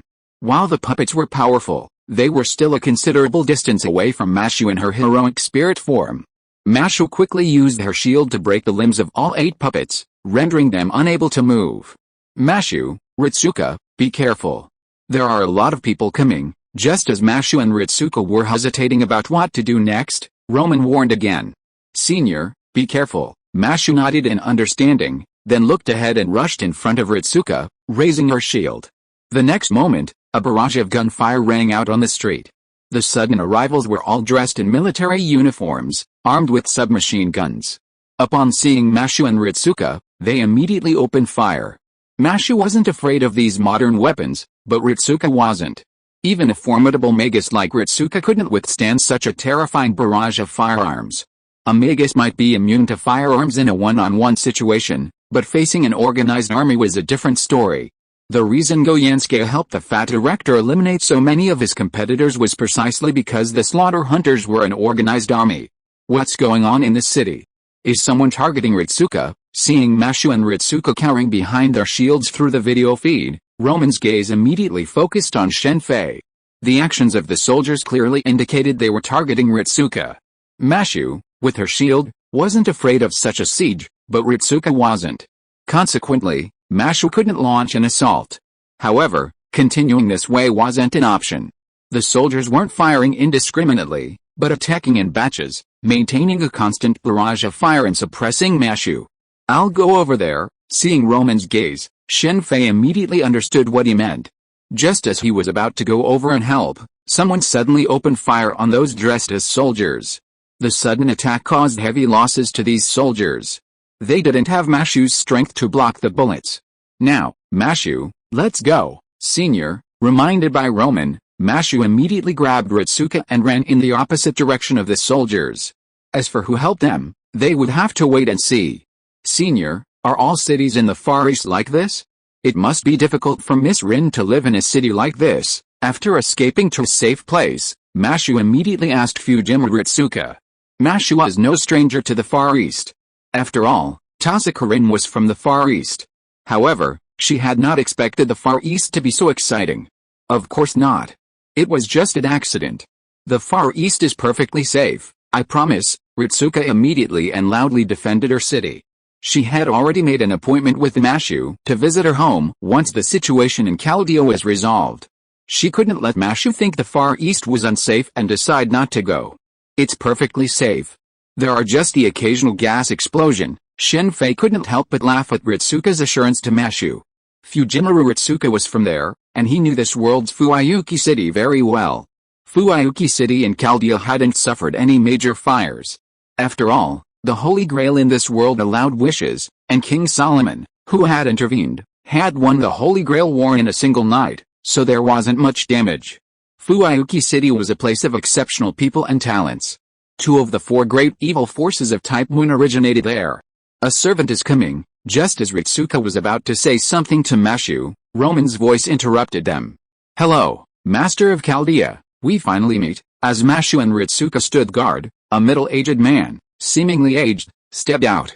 Despite his age, his attire was quite interesting. A butterfly-shaped ornament adorned his left shoulder, and in his right hand, he held a strangely shaped object resembling a coffin. "Are you the one who just helped us?" Ritsuka asked, immediately looking at the middle-aged man before him. "Yes, it's me. Because servants' true names must be kept secret, you can call me Shinjuku Archer, or Mr. Fashionable." The words of the man calling himself Shinjuku Archer silenced both Mashu and Ritsuka. What happened here? Why did it become like this? As Mashu and Ritsuka paused, Roman's voice echoed from Mashu. "That's exactly what I want to tell you. Shinjuku has become a haven for the wicked." The Shinjuku Archer gave a brief account of the situation in Shinjuku. For unknown reasons, Shinjuku has undergone significant changes. The concentration of magical energy in the air has increased, and evil has proliferated. Shinjuku is now a world where good people simply can't survive. Even thugs can freely use magic, and strange puppets and monsters roam the streets. The heavy casualties have left Shinjuku looking utterly deserted, as evidenced by the near invisibility of pedestrians on the streets. There are more ghosts than people in Shinjuku these days. What's the tower? Roman continued. "I'm not sure, but it's definitely the source of the Shinjuku incident. I tried to investigate once, but I almost didn't come back. But I'm sure there are several servants there. Is that so? Why can't you reveal your real name? Are you the kind of servant who's easy to target once your real name is known?" This is the main reason servants hide their real names. Many powerful servants, such as Siegfried and Achilles, have fatal weaknesses. Not only that, although I'm here to support the Master of Chaldea, I don't know the Master's true situation. Until we truly trust each other, I believe some reservations are a good thing for both of us. I don't think you completely trust me either. Trust requires mutual sincerity. I've demonstrated my sincerity, no problem, but it's awkward to call you that now. Like I said, you can call me Mr. Stylish. the Shinjuku archer said, flicking his left shoulder. Let's call you Shinjuku Archer. In the end, no one chose to call him Mr. Stylish. To investigate the tower, we need the latest intelligence. I have a base here. Master, you can rest there and then plan your next move. After confirming his address, the Shinjuku Archer suggested. This is the only way. Having been hunted so soon after arriving, Ritsuka should definitely rest. Meanwhile, Chaldea also needs time to gather intelligence on Shinjuku. That's not good. Just as Mashu and Ritsuka were following the Shinjuku Archer through the streets and alleys, preparing to reach his base, they heard a dog barking, followed by the sound of a baby crying. They looked in the direction of the sound and saw a stray dog staring intently at a baby stroller in front of them. The baby's cries were emanating from that stroller. Without a second to say anything, they rushed towards the stroller. Wait a minute, the Shinjuku Archer tried to stop him, but it was too late. Get out of the way. Mashu rushed to the stroller, waving her shield in an attempt to drive the stray dog away. Ritsuka arrived shortly after, and just as she was about to comfort the frightened child, her expression suddenly changed. Puppet, Mashu turned to look at the stroller, only then realizing the baby inside was actually a puppet. Boom. The next moment, a violent explosion erupted from the stroller, sending blazing flames radiating outward, instantly engulfing the stray dog. Mashu, Ritsuka, Roman cried out in worry at the sight. We're fine, Dr. Roman. You're worrying too much. Protecting Ritsuka with her shield, shielding her from the explosion and flames, Mashu's expression was grave. Using a baby's cry to trap someone, exploiting their sympathy, was truly excessive. I've already explained the situation in Shinjuku. Observe carefully. Isn't it strange to see a stroller in such a remote place? Where's his guardian? And if you listen carefully, you'll notice a very regular pattern to the baby's cries. The Shinjuku Archer approached and pointed out the flaws in the trap. His warning revealed that the trap had several flaws. Sorry, Mashu and Ritsuka said at the same time.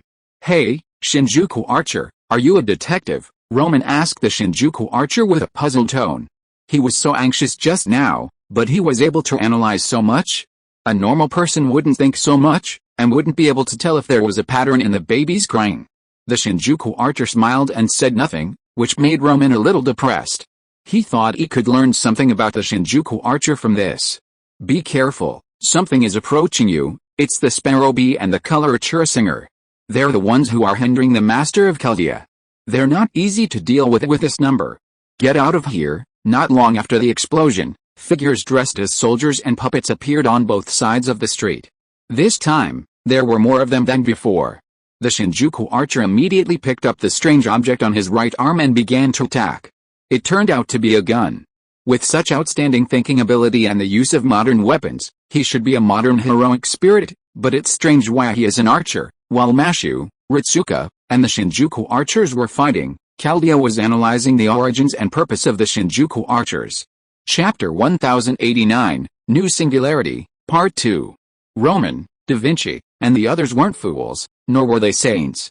In this suddenly reappearing singularity, encountering a servant who refused to reveal their true name naturally wouldn't be completely trustworthy. If they had revealed their true name, they would have known better. A heroic spirit's true name can convey many things, such as alignment, strength, and trustworthiness. While a heroic spirit's true name must be kept secret from the enemy, this wasn't necessary for their own side. Trustworthiness, in particular, was crucial, as different servants held varying degrees of trustworthiness. For example, King Arthur, was generally considered a righteous knight and could be trusted without question. But Mephisto, on the other hand, delighted in betraying his master. Since the Shinjuku Archer wouldn't reveal his true name, who knew his true character? Was he on the side of good or evil? That was why they needed information on him, so they didn't reveal it directly. The enemy is too numerous, no problem. Plan an escape route right here. We'll be there in no time. After realizing that Mashu, Ritsuka, and the Shinjuku Archer were in dire straits, Roman immediately began scanning the surrounding area, preparing for a retreat. Retreating during battle, especially in a modern city, requires familiarity with the terrain. It's easy to run into a dead end and be trapped. Alright, let's begin retreating now, Roman said, sending the map to Mashu. Understood. With the help of the Shinjuku Archer's strange weaponry, Mashu and the other two escaped the battlefield. Though the enemy pursue them relentlessly, Mashu and Ritsuka, using the narrow streets and alleys as a tool, managed to outmaneuver them. "We're safe here," roar. Just as Mashu and Ritsuka reached their designated safe zone, a sudden, angry roar echoed from the front. "This is a national highway. Not good. Move." The Shinjuku archer, responsible for the rear guard, heard the roar, his expression changing immediately, and he prepared to leave with his master. "There's a servant's reaction up ahead. That speed is so fast. Mashu, Ritsuka, be careful." Roman's anxious voice echoed in Mashu's ear. "Let's go." Mashu immediately grabbed Ritsuka and quickly ran back with the Shinjuku archer. "What's that?" Mashu asked on the way. "I didn't have time to tell you earlier, but Shinjuku has been divided into territories by several evil servants. This is the territory of the Shinjuku cavalry, and they're arguably the servants most undesirable in Shinjuku." The Shinjuku archer then briefly explained the situation in Shinjuku and the enemy. "There's an unwritten rule in Shinjuku: if you hear a roar, you must immediately move away. Even those fighting and bullying each other will reach a consensus to move away first." "Why bring Shinjuku with you?" Roman asked after hearing the Shinjuku archer's introduction. "Because this is Shinjuku, and we don't know the enemy's real name, we'll have to refer to him by his job." "Oh no. He's picking up speed. At the current rate, he'll catch up to you in 5 minutes, no, 3. Prepare to meet him." Roman was about to continue questioning the Shinjuku archers when he noticed, according to Chaldea's sensors, that the enemy's servants had increased significantly in speed. He immediately notified Mashu. With the enemy's speed, it was too late to escape. They had no choice but to prepare for battle. Rather than being caught in a desperate escape, it was better to stop and wait for the enemy to tire themselves out. "Senior, please step back," Mashu said, holding her shield. As a shield soldier, she naturally stood at the front. "What is that?" Mashu and the Chaldeans quickly caught sight of the charging servant, but this only served to exacerbate their surprise. It was a towering, eerie wolf, with a headless knight in black garb sitting on its back. This is the ideal city, now so far away. The galloping wolf headless knight, upon spotting Mashu and the others, didn't stop.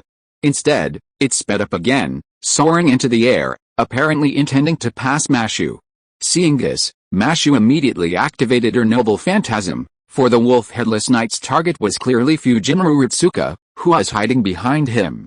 With its speed and altitude, Mashu had no time to stop it. She had no choice but to use her noble phantasm to intercept it. With a resounding thud that echoed throughout Shinjuku, the wolf headless knight crashed directly into the Camelot wall that Mashu had materialized. The powerful recoil sent the wolf headless knight flying back dozens of meters. Its front paws bore significant injuries, likely from the impact. Any other wall would likely have been unable to withstand the impact, but Mashu's noble phantasm was the wall of Camelot, so sturdy that even the sword of promised victory couldn't break it. Roar! The knocked-back wolf headless knight suddenly roared to the heavens, then, despite the wound on its front paw, charged at Fujimura Ritsuka again. This time, the servant was much more agile. The Shinjuku archers attempted to block his shots, but, with only a few hitting, he dodged the rest. Bang! The wolf headless knight still failed to achieve its goal. As it swerved around Mashu and attacked Ritsuka, Mashu, at the critical moment, blocked one of its claws with her shield. "I won't let you hurt you, senior." Facing the wolf headless knight up close, the hatred in its eyes frightened Mashu, but her desire to protect her master quickly rallied her. She raised her shield and blocked several claw attacks. "I didn't expect this servant to be this kind of servant. Strange, I can't figure it out." As Mashu and the others battled the wolf headless knight, Roman, Da Vinci, and the others speculated about the headless knight's origins, trying to discover his true name. Through Chaldea's observations, it's clear these are two servants, not just one. They're a chain summon, similar to twins. Chaldea has encountered such servants before, namely the pirates Anne and Mary. While the pair's identities are easy to guess, this one isn't. The Delahan and the wolf are the subject of numerous legends in the moon world. For example, the legendary Xingtian is believed to be the Delahan. Of course, this person is definitely not Xingtian. This is because many countries have legends related to the Delahan. Similarly, there are many wolves, and many countries have related legends. Only the Delahan and the wolf legend doesn't have a related legend, but given that some legends combine unrelated entities, it's possible. For example, the Empress's noble phantasm, the Hanging Gardens of Vanity, theoretically has nothing to do with the Empress and the Hanging Gardens of Babylon, but due to legend, the Hanging Gardens of Vanity came into being. Mash, the master is in danger if this continues. I'll hold him here. You take the master away first, in Roman. While Da Vinci was researching the wolf headless horseman's true name, hoping to find its weakness, Mash was locked in a tough fight. Though towering, the opponent was incredibly fast and agile, and the primary target was the master, making the fight incredibly difficult for both. Hearing the Shinjuku archers' words about staying behind to cover their retreat, Mash and Ritsuko were taken aback for a moment, but Mash made an immediate decision. For her, the safety of her senior was undoubtedly her top priority. Just as Mash was about to act, a sudden, violent roar echoed from afar. The sudden movement caused the wolf headless horseman to halt his attack. Then, they spotted a motorcycle speeding towards them. Its flashing lights, once distant, suddenly appeared beside Mash and the others, and Mash immediately saw who it was. Hey, isn't that Masho and Ritsuka? What are you doing here? With a beautiful spin, the motorcycle stopped beside Fujimura Ritsuka, and the occupants greeted the two. It's you. How did you get here? Masho and Ritsuka exclaimed in surprise upon seeing the newcomers. It was indeed the vanished Black Arthur and Black Jean, seemingly summoned to the singularity. I don't know how I ended up in such a ridiculous place. We'll talk later. Let's deal with them first, Black Jean said, raising her weapons, the 72 flashes of the Arakawa and the great black poison dragon, and approached the giant wolf headless knight. Hello again. This time I won't let you escape. Roar. My wrath. Black Jean unleashed her noble phantasm, enveloping the giant wolf headless knight in a blazing flame. Roar. The giant wolf headless knight roared to the heavens, then immediately turned and bolted off. If it were just Black Jean, he wouldn't have left, but after all, there was Black Arthur beside him. Tisk, you're running pretty fast, Black Jean snorted coldly at the fleeing enemy. She had been chasing the giant wolf-headed knight for a while, but he was too fast. Even with her and Black Arthur, they could only injure him, not kill him outright.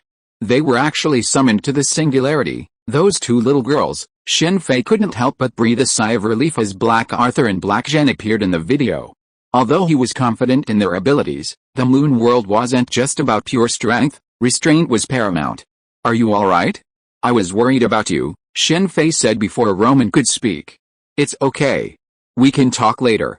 We still have some unresolved issues here. Black Jean then severed contact, and then she and Black Arthur surrounded the Shinjuku archer from behind. I won't let you escape this time. You were lucky last time. Black Jean glared at the Shinjuku archer coldly, pointing her two swords at him, as if ready to strike him down. It was a misunderstanding. I was just trying to gather some information and stumbled into your territory. I left immediately, the Shinjuku archer said hurriedly. A misunderstanding? You chased me for several blocks before, and you tell me it was a misunderstanding. How could that be? I've never seen you before, except for last time. Don't play dumb. This time, I must avenge you. Wait a minute, Miss Kurojeong, is this a misunderstanding? Mashu and Ritsuka rushed between the two, blocking Kurojeong's blade from striking. This is not a misunderstanding. It's not just me, it's her too. You've sneaked up on her before, Kurojeong said, pointing at Black King Arthur. Sorry, I've never met His Excellency King Arthur before, the Shinjuku archer shook his head. If I haven't, how do you know her name? Kurojeong exclaimed. It's just a simple speculation. This young knight is very young.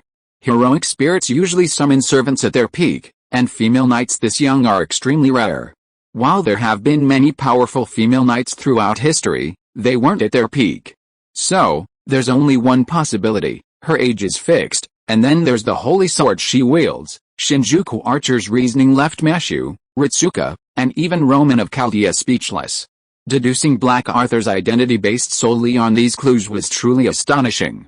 I originally thought she might be the saint, but considering the way she wields the sword, that's something only those who have undergone formal knight training can achieve. Since the saint's family is relatively humble, that naturally rules her out. As for the gender issue, that's easily accomplished with magic. At this point, Shinjuku archer looked at Black Saint with a look of surprise. Honestly, based on my understanding of that saint, she should have had a reversed side. Are you a detective? Mash exclaimed in amazement. It must be that they had all met Sherlock Holmes, otherwise they might have immediately mistaken him for him. Honestly, I don't know my real name. I didn't tell you before, just to be fair. What would you have thought if I had said I didn't know my real name? Very suspicious. Yes, that's right. Judging from the attitudes of the two ladies, they must have encountered another version of me. I was wondering why I didn't know my real name before, and now it seems this is the reason. Looking closely, there are indeed significant differences. At least you're much weaker than the other one. For heroic spirits, appearance isn't important when distinguishing a person, the key is their spiritual foundation. What?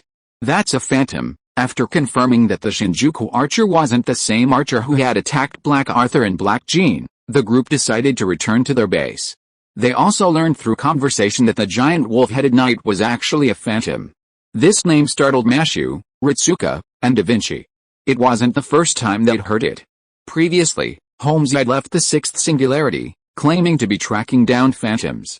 Could he be here? This singularity was connected to phantoms, and remembering Holmes tracking them, Da Vinci couldn't help but wonder if Holmes was also in this singularity.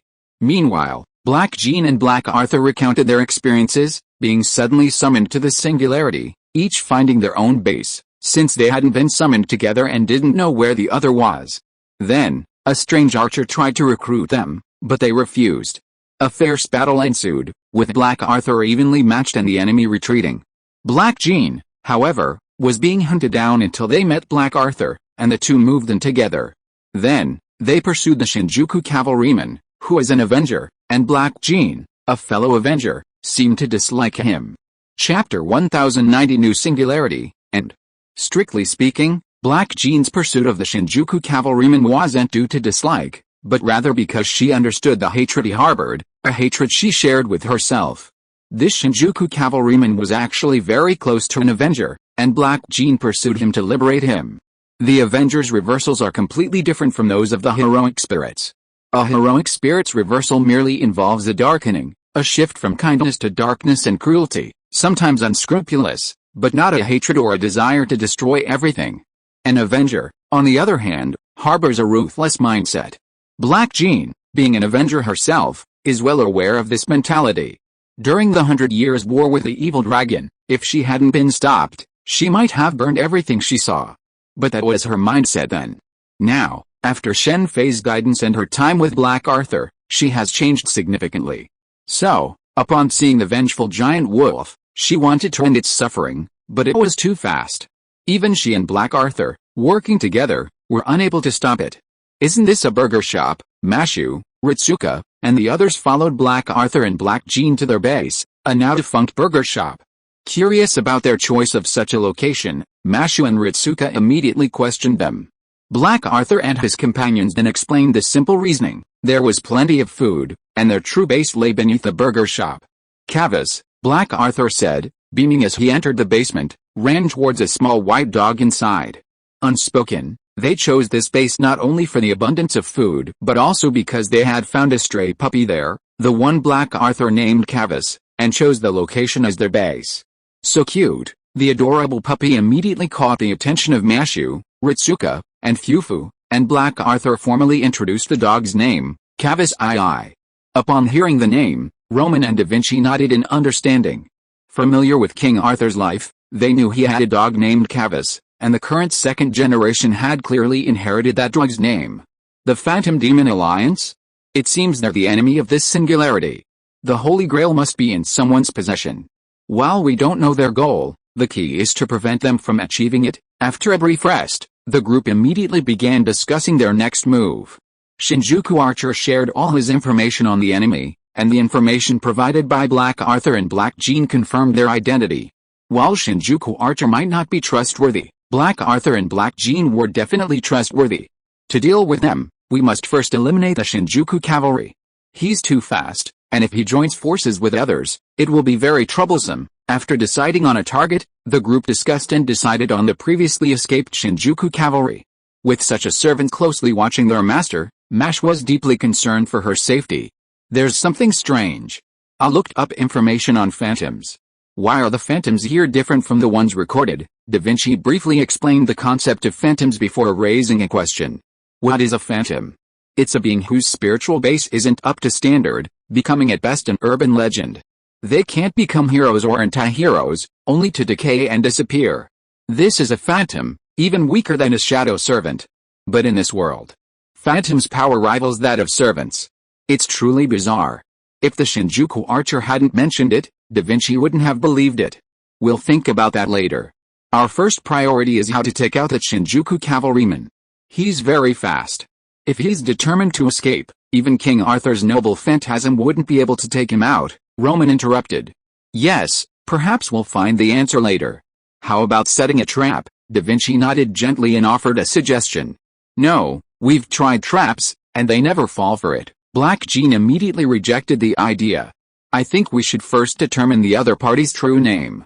Based on the information provided by His Excellency King Arthur and Miss Black Jean, as well as my previous research, if my guess is correct, the other party should be Wolf King Robert. The Wolf King Berg of Sidon has been killing humans because he hates humans. He attacked Ritsuka because she was the only human present at the time. This is very possible. After listening to Shinjuku Archer's speculation, Da Vinci nodded in agreement. What about the Headless Horseman? There's no Headless Horseman in Wolf King Robert, Roman asked. The Headless Horseman has different names in different places. In Europe and America, he's called Dullahan. Considering Wolf King Robert, the only Headless Horseman is from Sleepy Hollow. However, his attire doesn't look like it. Judging from his attire, he should be from the modern era, possibly Hessen. Hessen? That's very possible, but how did they combine? Da Vinci said with a look of sudden enlightenment. Phantom spirits? I'm afraid someone has developed a technique to fuse phantom spirits and heroic spirits. Only this would fit the current situation in Shinjuku. Shen Fei, Mashu, Ritsuka, Black Arthur, and Black Jean listened in bewilderment as the Shinjuku archer, Da Vinci, and Roman conspired. Their conversation not only led them to deduce the identity of the giant wolf headless horseman, but also to infer that someone had developed a technique to fuse phantom spirits and heroic spirits. The conversation between the three men was almost incomprehensible to the group. Shen Fei, listening to their conversation and searching on his phone, finally grasped some of it. The servant they had collectively named Blackson Robert, Wolf King Robert being a reference to a novel, while Blackson was the name of a mercenary. Since he didn't have a name of his own, it wasn't surprising that he became the Headless Horseman. If it's really Wolf King Robert, that's a problem. Remember, he evaded every trap set by humans back then. If that's the case, it's no wonder traps don't work on him, Roman sighed. The ascension of a heroic spirit elevates certain concepts. For example, if a servant dies from a deadly poison, becoming a heroic spirit might find this poison a fatal weakness. No, there's still a trap he can't escape. Wolf King Robert ultimately fell prey to a trap. I know, but now let's go find his wife, the White Wolf. Wolf King Robert was ultimately caught in a trap set by humans using his wife. Dr. Roman, dear Da Vinci, what are you talking about? Mashu cried out, confused. Sorry, I forgot you haven't read Wolf King Robert. Da Vinci then briefly recounted the story. As for white wolves, there are indeed ones, aren't there? As Mashu and Ritsuka immersed themselves in Wolf King Robert's story, Shinjuku Archer spoke, looking at Kavis II. A white puppy drinking milk in a corner of the stronghold. You're not planning to use Kavis as a trap, are you? I disagree. Black Arthur, who had initially ignored the question, caught the Shinjuku Archer's gaze and immediately realized what was going on. While Kavis was a dog, it wasn't impossible for him to pretend to be a wolf. As long as he was white, it would be fine. Master, this is the best strategy to deal with the Shinjuku cavalry. I'm sure you know how many people in Shinjuku have died under his claws. Robert hates humanity, and he won't stop, the Shinjuku archer said to Ritsuka. I now believe you're not a detective. If you were, you wouldn't say that. Watching through the video as the Shinjuku archer remained silent and didn't meet Ritsuka, Da Vinci spoke up. A typical detective wouldn't do something like this, forcing the master into a situation where they had to make a choice. I've already said, I hate detectives. I disagree. At least we need Kavis's consent, Ritsuka said as she hesitated. Black Arthur objected directly. She wasn't White Arthur, and she wouldn't consider it so carefully. But just then, Fufu ran over to Kavis and, after a conversation unintelligible to humans, Kars ran over to Black Arthur and nodded. It's agreed. I don't think anyone else objects. So, first, we need to build some traps. According to the book, Wolf King Rob was caught in a trap, so traps would be necessary here as well. As long as they could slow the wolf down for a while, they could then use Black Arthur's noble phantasm to finish him off. Black Arthur's noble phantasm had previously failed because the wolf was too fast, only injuring him, not killing him. Rest well today. I need to buy some things tomorrow. It'll take about a day, and we should be able to finish him off the day after tomorrow. Is there no daylight here? After a night's rest, Mashu and Ritsuko returned to the surface the next day, looking at the still dark sky and the flickering neon lights in the distance, and couldn't help but ask. Yes, it's always been this way, never changed, Black Jen said. King Black Arthur, on the other hand, was feeding Kamar-Taj, a stray dog she'd found, and afterward, she left the stronghold, leaving Kamar-Taj to look after the house. The Shinjuku archer was acting alone. He needed to find someone in the city to obtain some materials. Even though Shinjuku looks strange these days, the people had quickly adapted to the changes. Let's go. We can use this time to investigate the Shinjuku Berserkers' location. Within the Phantom Demon Alliance, the Shinjuku Cavalry and the Shinjuku Berserker served as its outer guard, one possessing incredible speed, the other controlling a sizing puppet. Then there was the Sparrow Bee organization, whose members were all heavily armed soldiers, guarding the tower. Haha, looks like I'm lucky. I ran into 4 girls, and I just bought a new super pet. Before Mashu, Ritsuka, and the others even reached Kabukicho, home to the Shinjuku Berserkers, they encountered 6 thugs. The leader was holding a large pet, a chimera. Keeping dogs and cats as pets is no longer popular in Shinjuku these days. Chimeras are the new norm. Burn you to death? Kurojiang barely listened to the thug's words. She charged forward with her twin swords, unleashing a fireball. The blazing flames quickly obliterated the thugs and their pet, a super chimera. Help, help, arriving near Kabukicho. Mashu and Ritsuka noticed someone shouting for help ahead. A person collapsed to the ground, and in front of them was a terrifying-looking puppet. Wait a minute, Mashu and Ritsuka rushed out, leaving Black Arthur and Kurojiang unable to stop them. Mashu and Ritsuka were then surrounded by the puppets. This is a trap. They always use this tactic to lure people in. Seeing Mashu and Ritsuka fall for it, Black Jean and Black King Arthur rushed out immediately. Together, they quickly dispatched the puppets, but the one who had fallen to the ground earlier was already beyond saving, having lost too much blood. This is a common tactic they use to lure more people in. Initially, a single puppet served as bait, but then, upon noticing someone trying to rescue them, more puppets appeared and attacked. This was the coloratura singer's strategy, and it had ensnared many. However, this time, they miscalculated, and Mashu and the others quickly dismantled the puppets. It seems like these puppets are endless. Every time we take down a few, they're quickly replaced, so they might be noble phantasms, the Phantom of the Opera, and Christina. Twisted Love, the servant in Kabukicho, was the Phantom of the Opera and his puppet, Christina. Unlike Wolf King Rob, Mashu and Ritsuko were unaware of this, but these two knew full well that the final outcome was tragic, a Shakespearean favorite. In the so-called Kabukicho, puppets sing and listen, and when the performance ends, the puppets must applaud. Let's go. We'll be discovered if we go any further. After observing the Phantom of the Opera and his puppets, Black Arthur led them on a circuitous route to another street. What are we doing? Looking for food, and dog food. Shinjuku's population has dropped by more than half since the initial unrest, leaving many empty buildings and a variety of shops. Hearing they were looking for food, Mashu and Ritsuka joined them. While there was no shortage of burgers at the burger shop, eating constantly was a bit unbearable. The last group brought back not only food and rations, but also a lot of clothes. Unlike Mashu and Ritsuka, who had just arrived, Black Jean and Black Arthur had already been living here for a while and had mastered survival techniques. Ding-ling-ling. Mashu, Ritsuka, and the others had just returned to their underground base, and Black Arthur was about to treat the dogs with some new dog food when a sudden, sharp ringing of the phone startled them. Can I make a phone call here? Da Vinci's voice echoed from Mashu. I don't know. We're also from the lower levels, and we knew the phone here would ring. After some consideration, Ritsuka finally picked up the phone again. The phone in the singularity still sounded ancient. Don't talk. It's me, the Cave King. I have something to tell you. The last master of Chaldea, that tower is a spear. We must stop them. Also, the archer with you is not trustworthy. The mysterious caller seemed to know Ritsuka's identity immediately after she answered it, and then recounted some information about Shinjuku, and made Ritsuka unwilling to trust the archer. Chapter 1091 Sherlock Holmes, Part 1. Gaggle, what does he mean? Why does he only say half the truth? He can't be trusted. Why don't you tell me why? I hate these riddlers. After Ritsuka shared Ritsuka's warning with the group, Roman couldn't help but shout. They all knew that Shinjuku Archer was untrustworthy and were on guard, but the fact that Ritsuka knew the answer but didn't say it directly irritated Roman. Shen Fei was the same way. He hated people who could clearly explain it in one sentence but kept it a secret. Many things were caused by such people. Gaggle, that's understandable.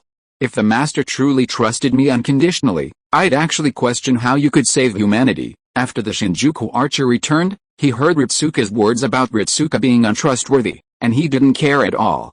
Ritsuka hadn't asked Ritsuka to keep his affairs a secret, and he even asked her to tell Shinjuku Archer herself.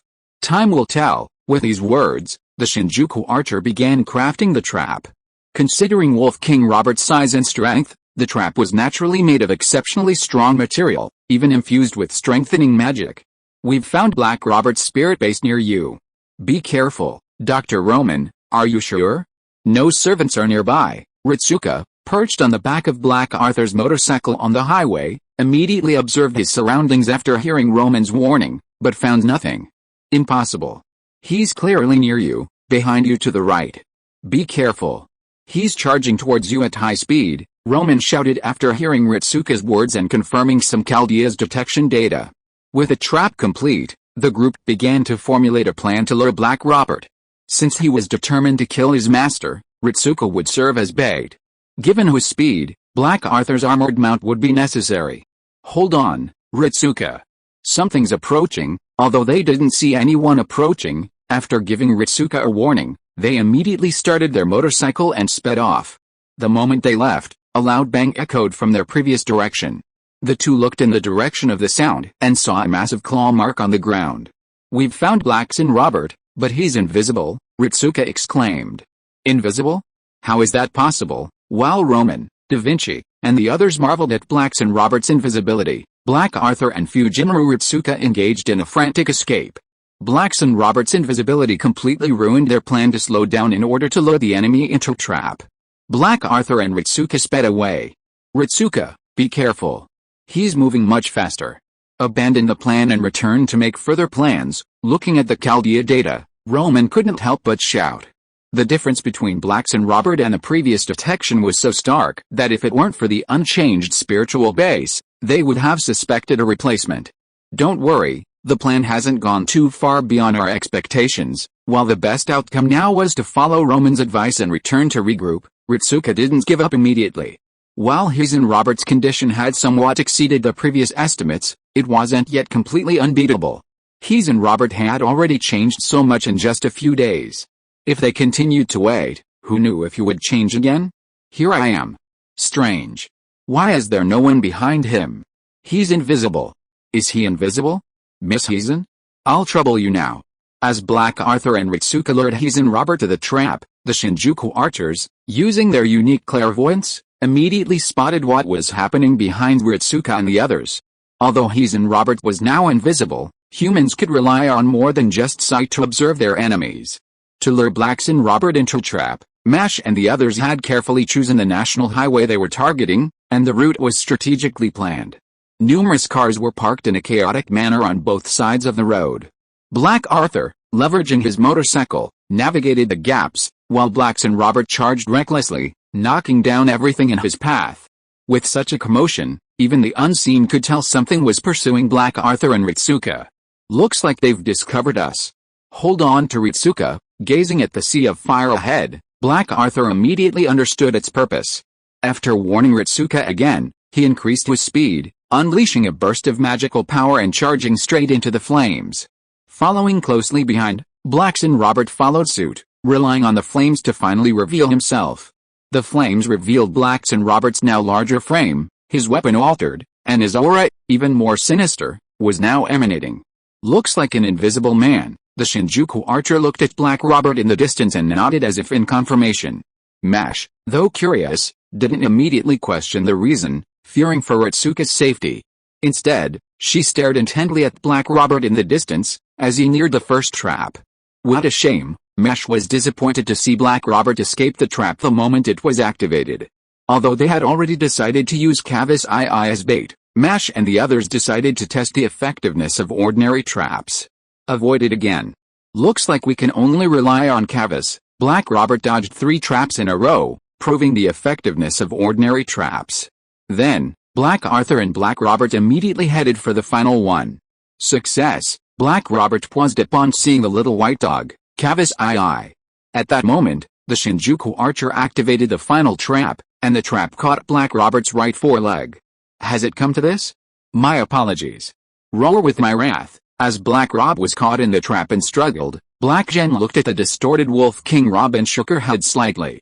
Meanwhile, Black King Arthur braked sharply, then skidded to a stop on his motorcycle. Then, in a flash, he appeared not far in front of Black Rob. Humble hammer, reverse the dawn light, devour the light, sword of promised victory. The sword of promised victory was unleashed, a brilliant black light streaking across the sky.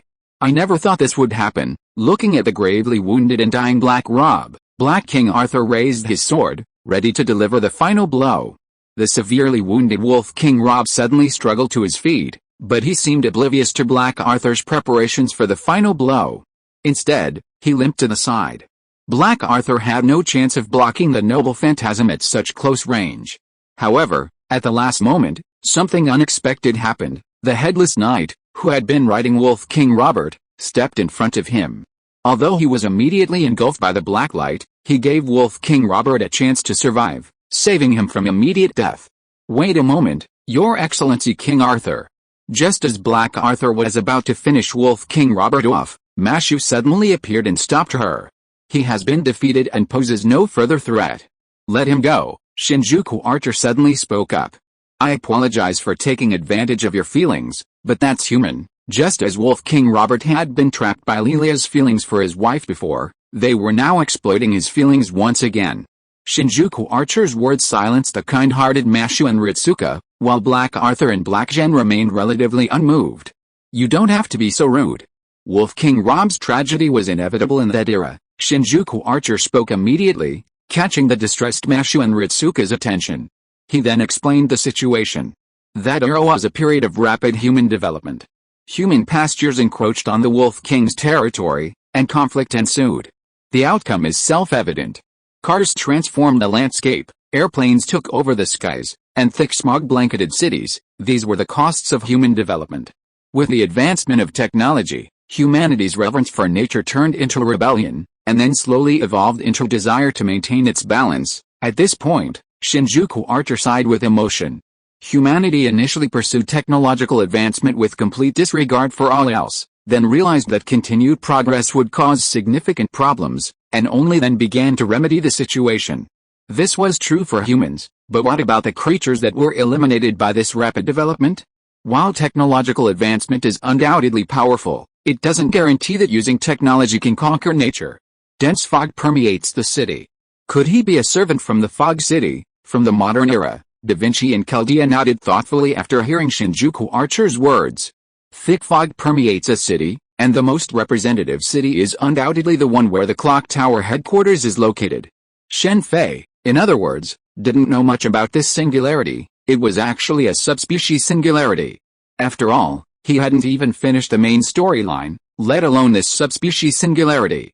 Originally, Shinjuku Archer's words weren't his, but his nemesis's. However, Shen Fei's appearance affected Black Jean and Black King Arthur, and thus this subspecies singularity as well. Black Robert, who originally wouldn't have been eliminated earlier, was now the first to be dealt with. His nemesis hadn't appeared yet, so he uttered these sentimental words.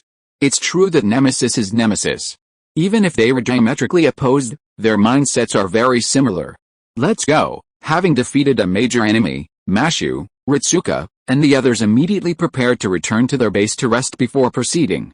Looks like we're too late. Shortly after Mashu and the others left, a servant dressed in black, with short white hair and a strange gun in hand, arrived. He glanced around, shook his head, and left. It seems everything is going smoothly, but I didn't expect him to do this. What's his motive? At the same time, a dark figure from a tall building in the distance also surveyed the scene. After the dark-skinned servant disappeared, it also vanished. I didn't expect an old man like me would be ignored, Back at the base, the Shinjuku archers were about to celebrate, as it was their first victory. However, Black Arthur showed no interest and went to feed the dogs. Black Jean herself didn't like drinking, and Ritsuka, being underage, couldn't drink, so he became the Shinjuku archer, reveling in himself. There's something I'm curious about. Isn't it said that heroic spirits are usually summoned at their prime? Uncle, are you in your prime now? Heroic spirits rarely age, after all, they were summoned to fight. You should ask my other self about that. I don't even know my true name yet. Shinjuku Archer maintained a calm demeanor, but a trace of sadness lingered within. If possible, she wouldn't want to wear the face of an old man, she'd rather be handsome.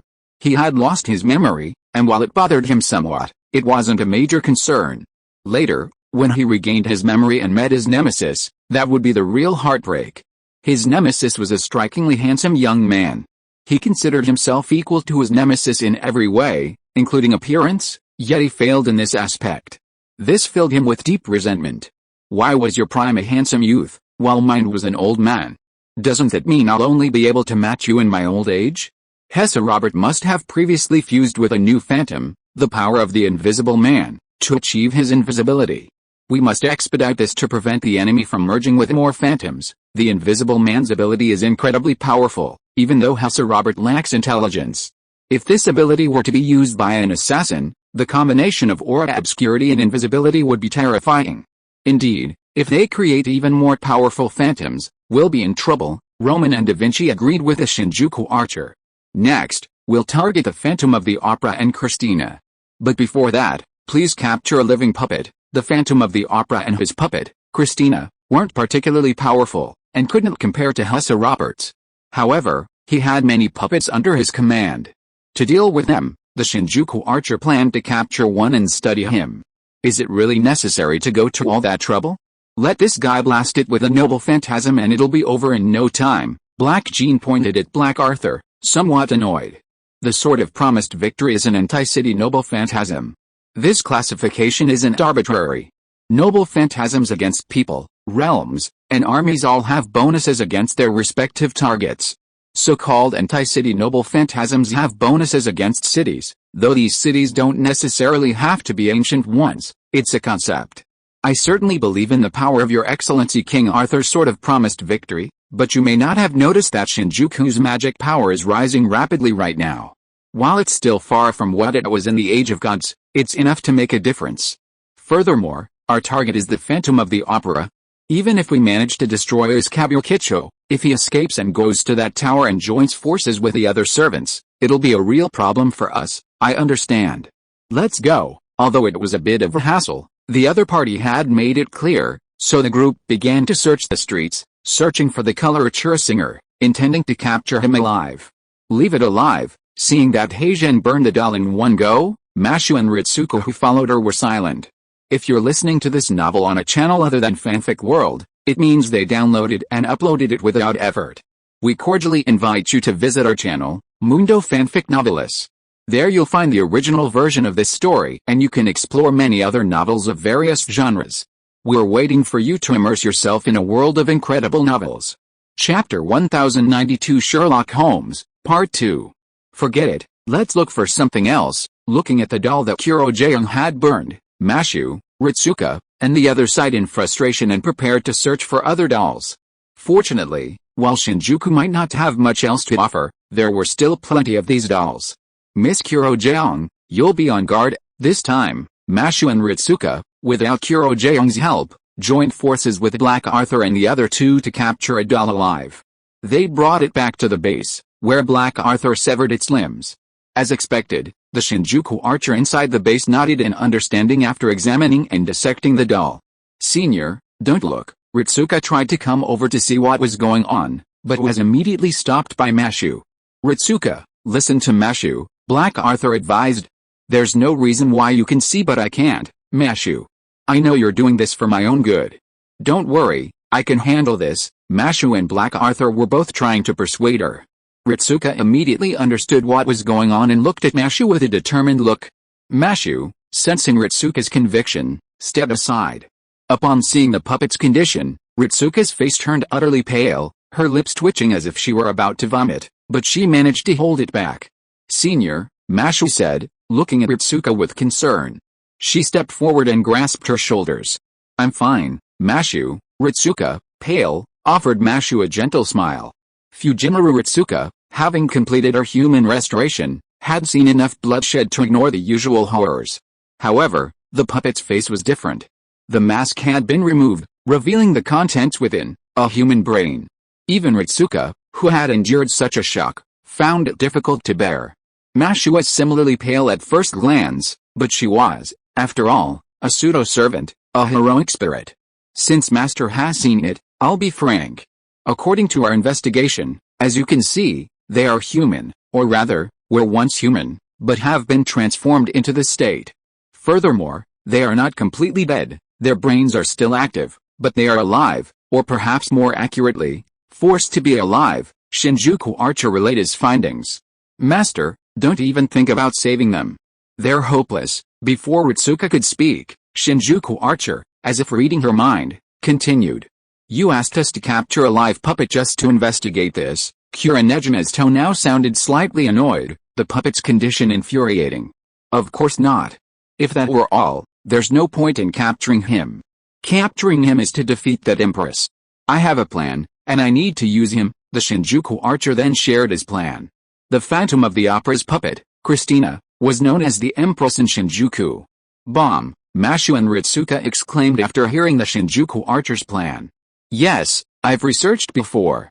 All the puppets have specific patrol routes and are summoned back. If we detonate the bomb at that time, we'll not only destroy most of the puppets, but also create chaos. The Shinjuku Archer's plan was to attach a remote-controlled bomb to the puppet, then wait for it to return and blend in with the others. Then, in the chaos, he'd detonate the bomb and, in the process, kill the Phantom of the Opera and Empress Christina. Master, are you determined to flip that switch? After explaining the situation, the Shinjuku Archer fixed Ritsuka with his gaze.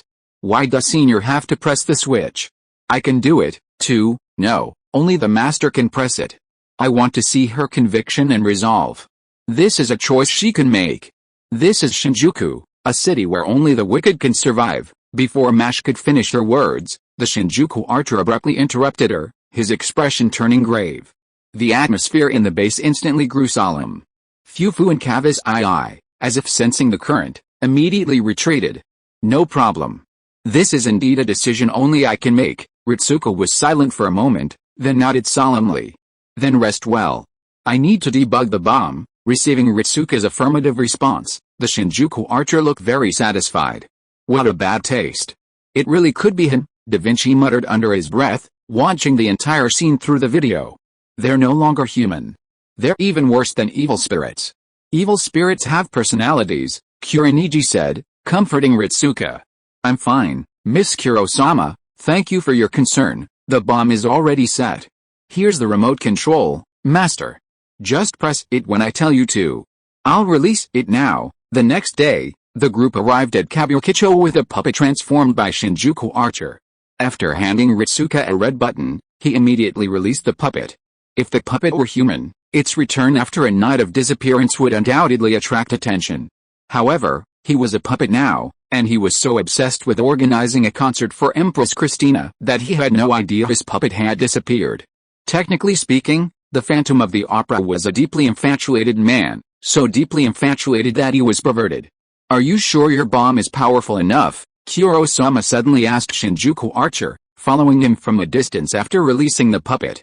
Don't worry, the new materials I'm using are definitely powerful enough.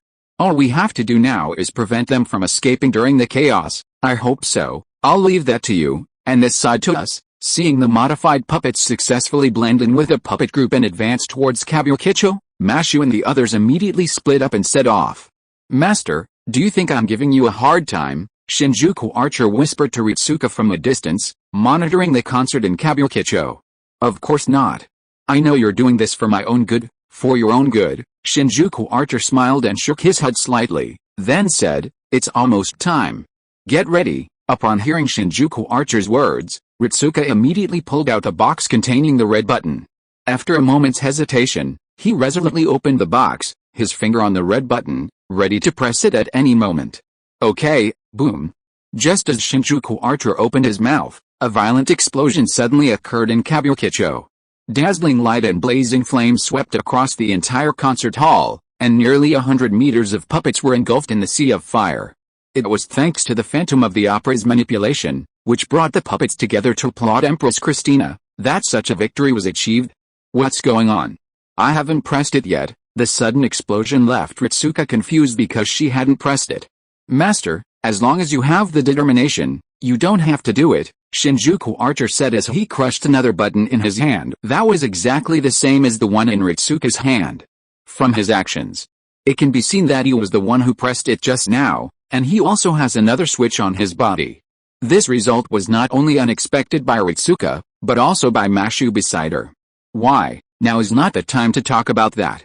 We should take action. They've escaped. The Shinjuku archers didn't respond to Ritsuka's question, but instead drew their weapons and prepared for battle.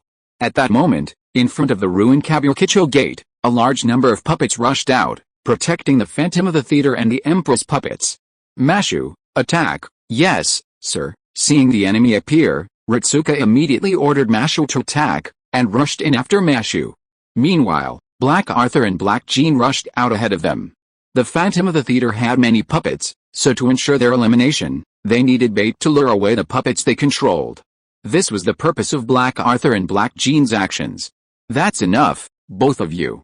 The curtain calls. After Black Arthur and Black Jean led the large number of puppets away, Mashu and the other two rushed out, killing their way to the Phantom of the Theater and Empress Christina. The stage never ends. My Christina is perfect, the Phantom roared in anger upon hearing the Shinjuku archer's words. She's just a puppet. It's time to wake up from your dream, the Shinjuku archer continued. No, she's the real Christina. You should know that. Phantom summoning, the Phantom roared. Phantom summoning, I see. But this won't change your fate. Quickly end this, the Shinjuku archer said nothing more. He raised his strange gun and lashed out at the Phantom and the other two, forcing them to use their puppets to shield themselves. He then ordered the other puppets to attack the Shinjuku archer, but they were quickly blown away by Mash's shield. Protected by Mash, the Shinjuku archer was able to fire with impunity, quickly dispatching the Christina puppet. The Phantom's face twisted as he saw the Christina puppet disappear, but the next moment, he froze in his tracks. Before it vanished, the Christina puppet spoke to him. You liar, the Phantom, standing motionless, was soon wounded to the point of collapse, nearly fading. I know my love is corrupted. Everyone in the Phantom Demon Alliance has their own desires, mine. That knight's desire is revenge on humanity. I'm curious about what desires you, our leader, possess. As the Phantom was about to vanish, his expression became remarkably calm. You know me? Do you know my real name? Shinjuku Archer demanded immediately. My real name? I see. Your real name is, bang. Just as the Phantom was about to reveal Shinjuku Archer's real name, a sudden gunshot rang out across the city beneath the night sky.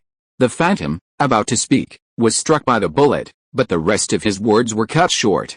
It's you, damned Imaya, the Phantom cursed softly as he gazed at the figure emerging from behind him. His body transformed into golden glow and vanished. It was Imaya, clad in black. Why kill him? Aren't you lies? The Shinjuku Archer frowned as he watched the dissipating Phantom of the Theater. You actually ask such a question? It's hardly like his half. But scum should be treated like scum. Wouldn't it be better if it were to dissipate sooner? Imaya said, raising his right gun and aiming it at the Shinjuku Archer. Mashu immediately raised her shield in front of the archer. The Master of Chaldea, huh? Then let's kill him together. That won't do. Just as the battle was about to break out, a voice that sounded familiar to Mashu and Ritsuka suddenly rang out. Another gunshot rang out, and Imaya fired his left gun behind him. A dagger flew through the air with the sound of the gunfire, lodging in the ground nearby. Someone had attacked him with a dagger, but he had deflected it with his gun. Cursed arm, Mashu and Ritsuka cried out as the figure appeared with a sound. It was none other than Hassan the Cursed Arm. You actually jumped out too. I won't let you escape this time. We'll take care of you all together. Imiya's words suggested they'd fought before. They took care of me, but they did it right away. You'll be the one stuck next. Lucky for you. Take care of yourself, Imiya said, glancing at Hassan the Cursed Arm before immediately sheathing his weapon and leaving. If he hadn't left, he'd be surrounded by 4 servants, including top-tier heroic spirits like Black Arthur and Black Jean. While confident in his own abilities, he wasn't sure he could handle the combined might of the two. The spiritual base has been confirmed. It's the spiritual base of Hassan the Cursed Arm. Ritsuka and Mashi were overjoyed after receiving confirmation from Roman and Da Vinci. This meant the Cursed Arm was on their side. Chaldea had the spiritual bases of all the servants who had contracted with it. It was only because the Magic Association had ordered the heroic spirits to be sent back that Chaldea could still see some servants. Although these heroic spirits were sent away, their bond with Ritsuka remained, making it much easier to summon them in the future. What did that guy want to do? I don't remember this being part of the plan. The siege left, reappearing in the vast hall, and addressed a black figure standing by the large glass window. The assassin has his own ideas about what he wants to do. The Phantom Demon Alliance is just an alliance. What the alliance wants to do is his own interest, the black figure said slowly. Even if it's a foolish interest that will be exposed, Emilia said calmly. That's right. No matter what he wants to do, it won't affect the upcoming plan, so you anticipated the deaths of the Berserker and the Knight. Indeed, their deaths are the beginning of the real plan, whatever you say. Shakespeare's progress is a bit slow. It seems I need to remind him. Cheers. Finally, someone's willing to pay me back for a drink. Inside the stronghold, those who had returned began celebrating again. After all, one enemy force had been eliminated.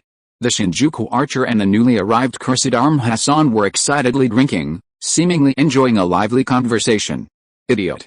That's not the way the Cursed Arm is. Shen Fei smiled and shook his head slightly, watching the Cursed Arm and the Shinjuku archer drinking happily through the video. Roman and Mashi's eyes turned cold. Shen Fei hadn't initially doubted Hassan, but after seeing him so excitedly drinking with the Shinjuku archer, Shen Fei immediately knew something was wrong. Chapter 1093 Sherlock Holmes, and Hassan the Cursed Arm is an assassin, a sleuth.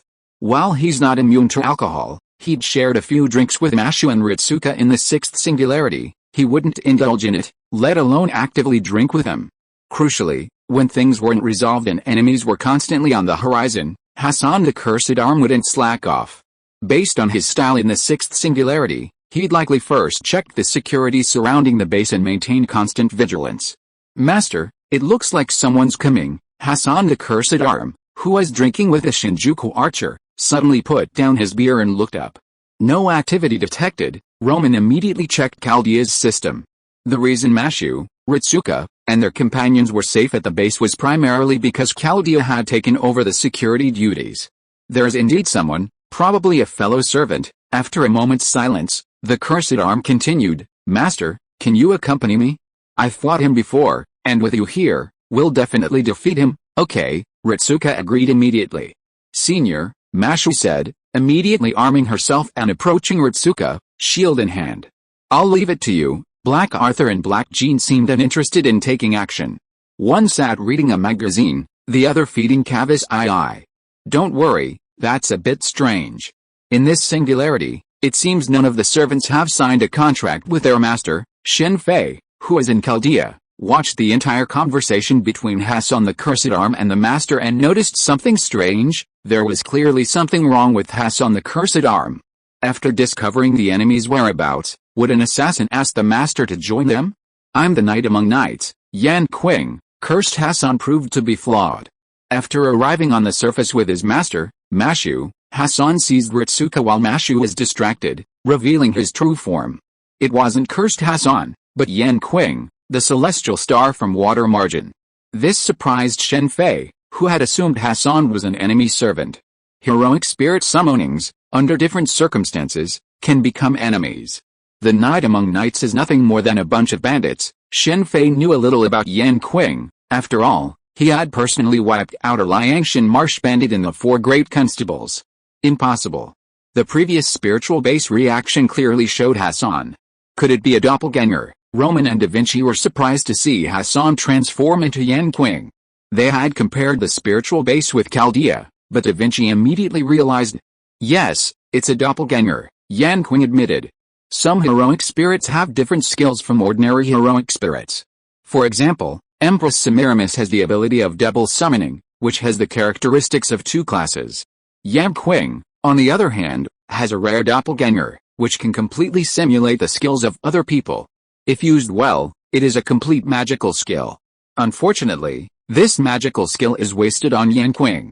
Judging from his behavior, it does not fit the class of the assassin at all. He is too ostentatious. The fact that he took the initiative to drink with a Shinjuku archer before should be due to his nature. Master, the so-called trust needs to be developed step by step. Anyone who trusts a stranger from the beginning is a complete fool, but you are very interesting. I won't kill you yet. Yan Qing said as he was about to take Ritsuka away, but was stopped by Black Arthur and Black Zhen the next moment. Where are you going? Have you discovered me? This is really troublesome, King Lear. Yan Qing shook his head slightly, looking at the 4 servants surrounding him. Then, with a loud shout, a massive figure descended from the sky, creating a massive crater in the ground and sending up a cloud of dust. King Lear, Shakespeare, another phantom, Da Vinci exclaimed in surprise. Indeed, King Lear was created with the power of Shakespeare. You can enjoy playing with him for a while.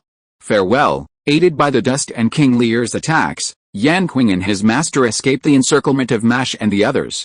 I leave this to you. After Yan Qing and Ritsuka escaped, Black Arthur let past a King Lear blocking their way, rushed to his mount, and chased Yan Qing on his motorcycle. Roar, my wrath! Black Zhen, facing the King Lear blocking his way, unleashed a noble phantasm upon him, sending his massive body erupting in flames. Is she coming quickly? Stop her! Yan Qing, carrying Ritsuka, spotted Black Arthur chasing them on a motorcycle. He immediately ordered the Shinjuku thugs, whom he had already arranged, to bring the Chimera to stop Black Arthur. These men were no match for Black Arthur, but it was enough to buy him some time. What do you mean? Why did you let him capture the master? Back inside the stronghold, Black Arthur, who had been unable to catch Yan Qing and Ritsuka due to enemy obstruction, returned. The 3 of them immediately fixed their gazes on the Shinjuku archers, with Mashu's gaze being the most stern. Yan Qing had no way of taking Ritsuka away in the first place. It was he who signaled Black Arthur and the others not to go to the surface with Mashu and the others. Otherwise, Yan Qing would have had no chance of capturing Ritsuka. Don't worry, the master will be fine. This is a good opportunity to find out the enemy's intentions and to have someone show up. If all goes well, we'll see the master again soon, the Shinjuku archer assured Mashu. I hope you're alright, senior. Otherwise, I won't let you go, Mashu. While we can't know Ritsuka's whereabouts, we can confirm her safety. While Chaldea had no way to communicate with Ritsuka, they could confirm her safety through the Chaldea system. The transfer of soul particles was primarily based on the master. That's true. It seems someone's trying to force me to do something. Well, this might be a good time to give it a try. In the darkness, someone, upon learning the master had been captured, made a quick decision. You're awake. You're another Shinjuku archer. Ritsuka awoke to a sofa in a spacious hall, and spotted a familiar figure nearby. It was Shinjuku archer, but this time, he had a completely different aura. Is that what you call him? Master of Chaldea, hello. Nice to meet you. I wonder if you could return to Chaldea. You've already completed your human restoration, so there's no need to waste time in a singularity like this. Why didn't you kill me? He immediately asked curiously. It's pointless.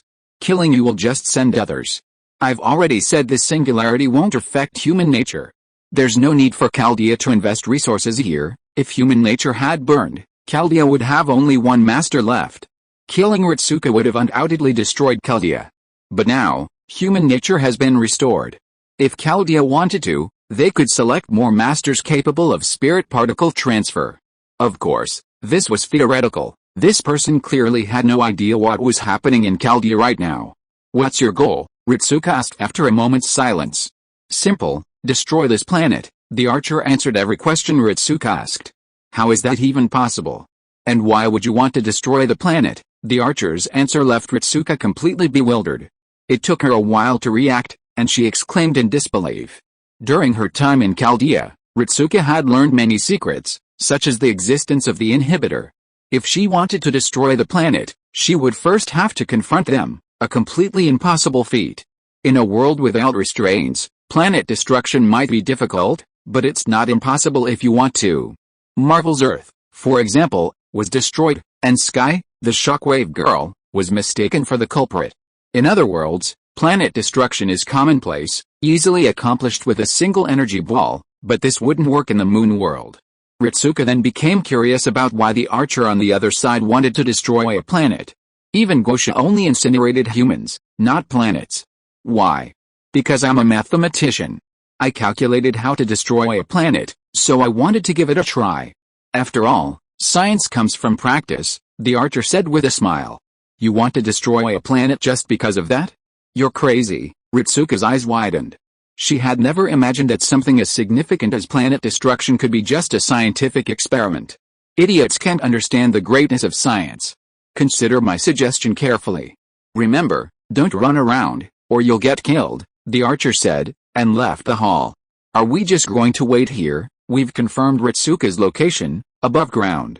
And what's this? The next day, just as Mash was about to do something, worried about Ritsuka's safety, Roman's voice rang out. Hearing the senior appear on the surface, Mash rushed over without waiting for Roman to finish his words. Black Arthur, Black Zhen, and Shinjuku Archer soon followed. Holmes, Mash said upon reaching the surface, immediately spotting Ritsuka and the familiar figure beside her. It was Holmes. So you escaped a long time ago. Why are you only here now? Don't you know how worried we are? Upon arriving at the base, Holmes and Ritsuka immediately discussed her escape. Mash's expression darkened after hearing this. Ritsuka had been captured not long before Holmes rescued her. Logically, they should have arrived at the base immediately. However, surprisingly, the two had stayed out all night before arriving. Because something's going on, Ritsuka glanced at Holmes, then smiled and tried to comfort Mashu. She'd wanted to return immediately, but unfortunately, Holmes wouldn't let her. What's that? Yes, I already know the true purpose of this singularity's enemy. What is it? Roman asked immediately. Wait, before I reveal the enemy's purpose, there's something I need to address. Don't you have anything to say? Holmes stopped Fujimura Ritsuka from speaking, his gaze fixed on Shinjuku Archer, who had been staring at him since he appeared.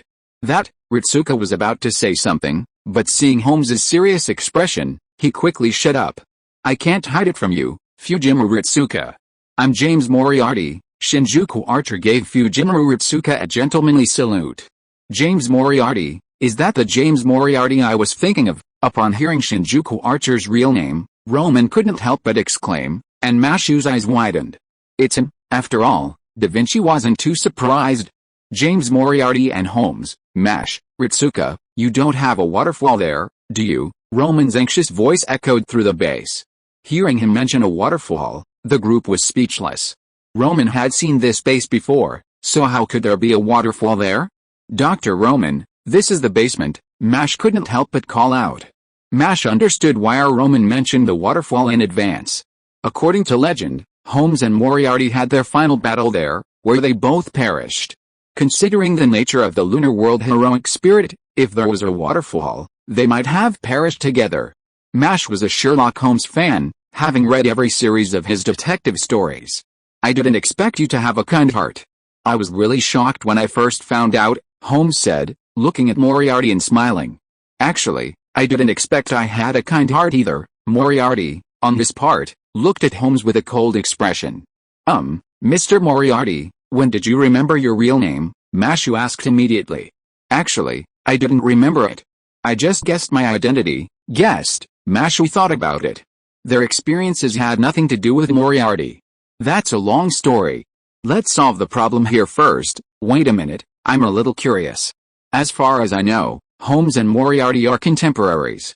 Why is he so young and handsome, but you are so old? Black Jean's question directly sank the militia. As the godfather of the criminal world, he didn't know how to answer Black Jean's question for a moment. He could only comfort her that this was an impolite country girl. Holmes laughed. Apart from other aspects, he undoubtedly won in this aspect. Let's talk about this issue later. Let's talk about the enemy's purpose first. Roman tried to hold back his laughter and smooth things over. After all, Marisha is now on their side. With Holmes and Marisha joining forces, what is there to be afraid of? Although they were a little surprised and shocked when they first learned the real name of Shinjuku Archer, they had gained their trust because of Shinjuku Archer's previous behavior, and they did not distance themselves from him just because he was Marisha. After all, if Marisha was an enemy, there would be too many opportunities to deal with the master, and there would be no need to send Jianqing over.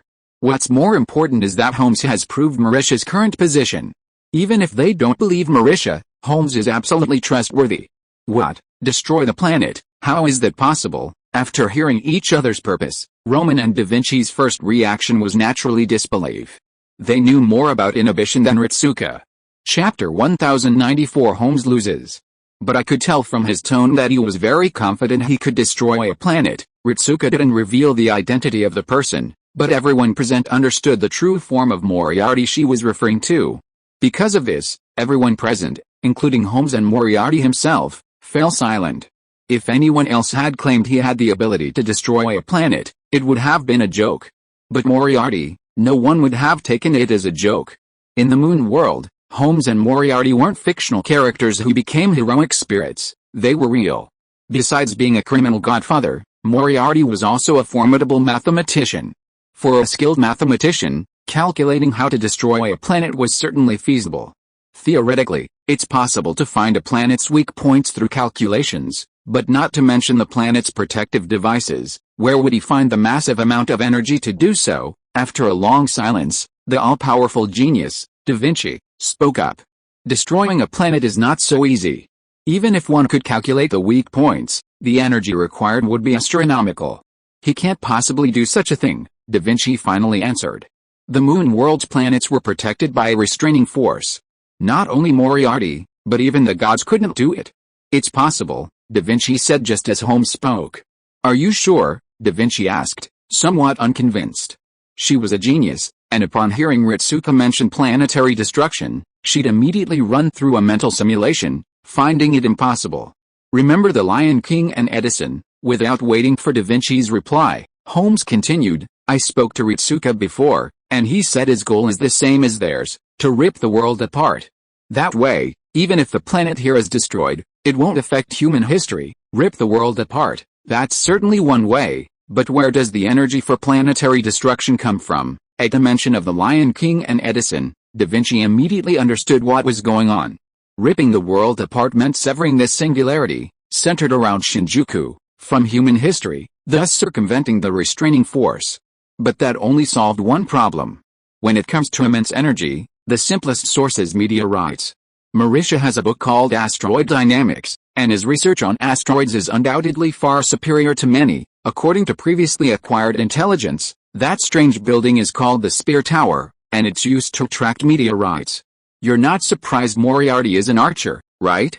Normally, he should be a magician. Don't assume that just because King Arthur has many classes, he could easily fight a Holy Grail war himself, and still have more than enough. That all heroic spirits share this ability.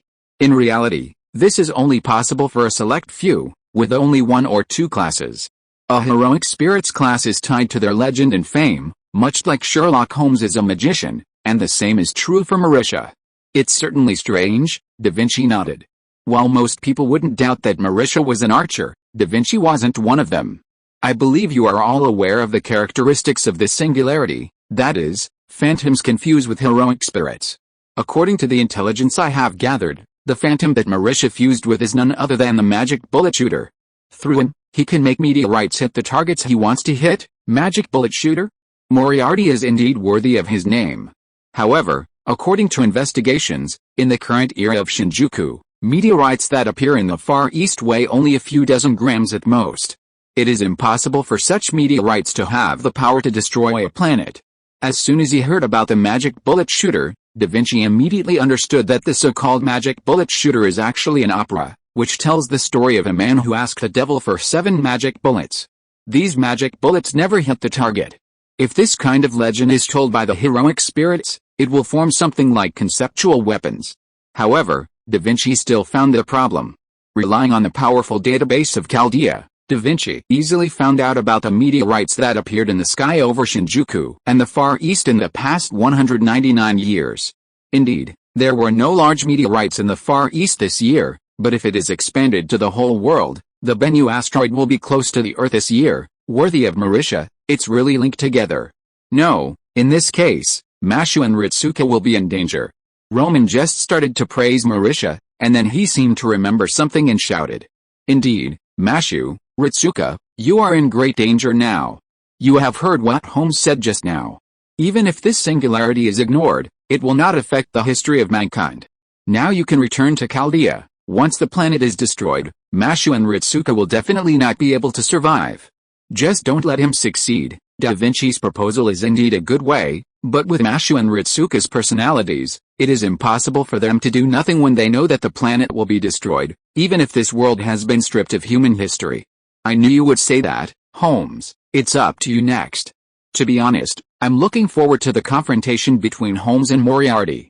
The opponent is Moriarty, and we have Sherlock Holmes on this side. This is completely a live version of the Sherlock Holmes detective series. If Sherlock Holmes fans knew about this, they would definitely be so excited that they couldn't sleep. The fusion of heroic spirits and phantom spirits, I didn't expect that there would be such a possibility. This is really interesting. Shen Fei was also very interested in watching Sherlock Holmes vs. Moriarty live, but what interested him even more was the fusion of heroic spirits and phantom spirits. You must know that the strength of heroic spirits is fixed. Under normal circumstances, it is very difficult to improve. However, if it is fused with a phantom spirit, the strength of the heroic spirit can be improved. Even if the phantom spirit chosen is suitable, the strength of the heroic spirit can be further improved, just like the magic bullet shooter that Marisha has fused with now, and judging from the situation with Hees and Robert before, it is even possible to fuse more than one phantom spirit. Shen Fei, who originally wanted to go there immediately, decided to wait and see.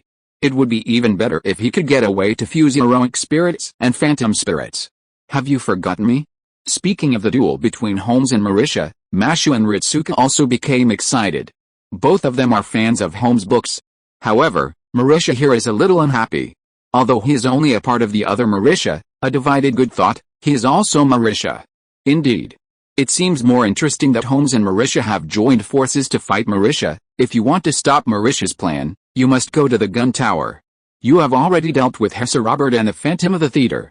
Next is the hidden one Yanking and the mercenary who claims to be Emilia. After Holmes and Marisha discussed it, the plan against Yanking was soon put forward. After that, they went out to find clothes. Led by Holmes, the group came to an empty high-end clothing store and took away several dresses from it. According to the intelligence, Yanking will be here today. It depends on you from now on. We will support you outside. The plan against Yanking is very simple, that is, to find a way to assassinate him. Although it is a bit strange to assassinate a hidden person, it is not impossible. After all, Yanking's behavior is too different from other hidden people. Several servants of the Phantom Demon Alliance each have their own territory in Shinjuku. Among them, Hees and Robert rules the bridge, the national highway, and he is a lone traveler.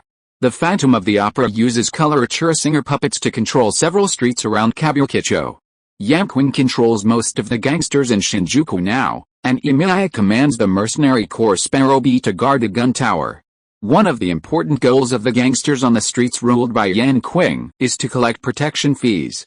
Therefore, she holds a ball at regular intervals and invites the rich and wealthy who are still alive in Shinjuku to participate in the ball. Only those who have paid enough protection fees to Yanking can continue to live in Shinjuku. Strictly speaking, the so-called ball was Yanking cutting leaks. Mashu, Lixiang, Black Arthur and Black Zhen easily entered the building where the ball was held because of the formal attire they wore. Along the way, the eyes of both men and women were involuntarily focused on the four of them, but the eyes they looked at Lixiang were completely different from the eyes they looked at Mashu, Black Arthur and Black Zhen. Mashu, Black Arthur and Black Zhen, dressed in luxurious dresses, dominated the whole audience with their looks. The men looked at them with greed, while the women were jealous. Then, when they looked at Lixiang, the eyes were reversed.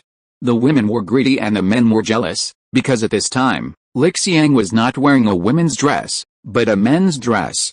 His handsome face was very lethal to women. In addition, he was surrounded by three beautiful women with their own characteristics. How could the men around him not be jealous? This is human beings.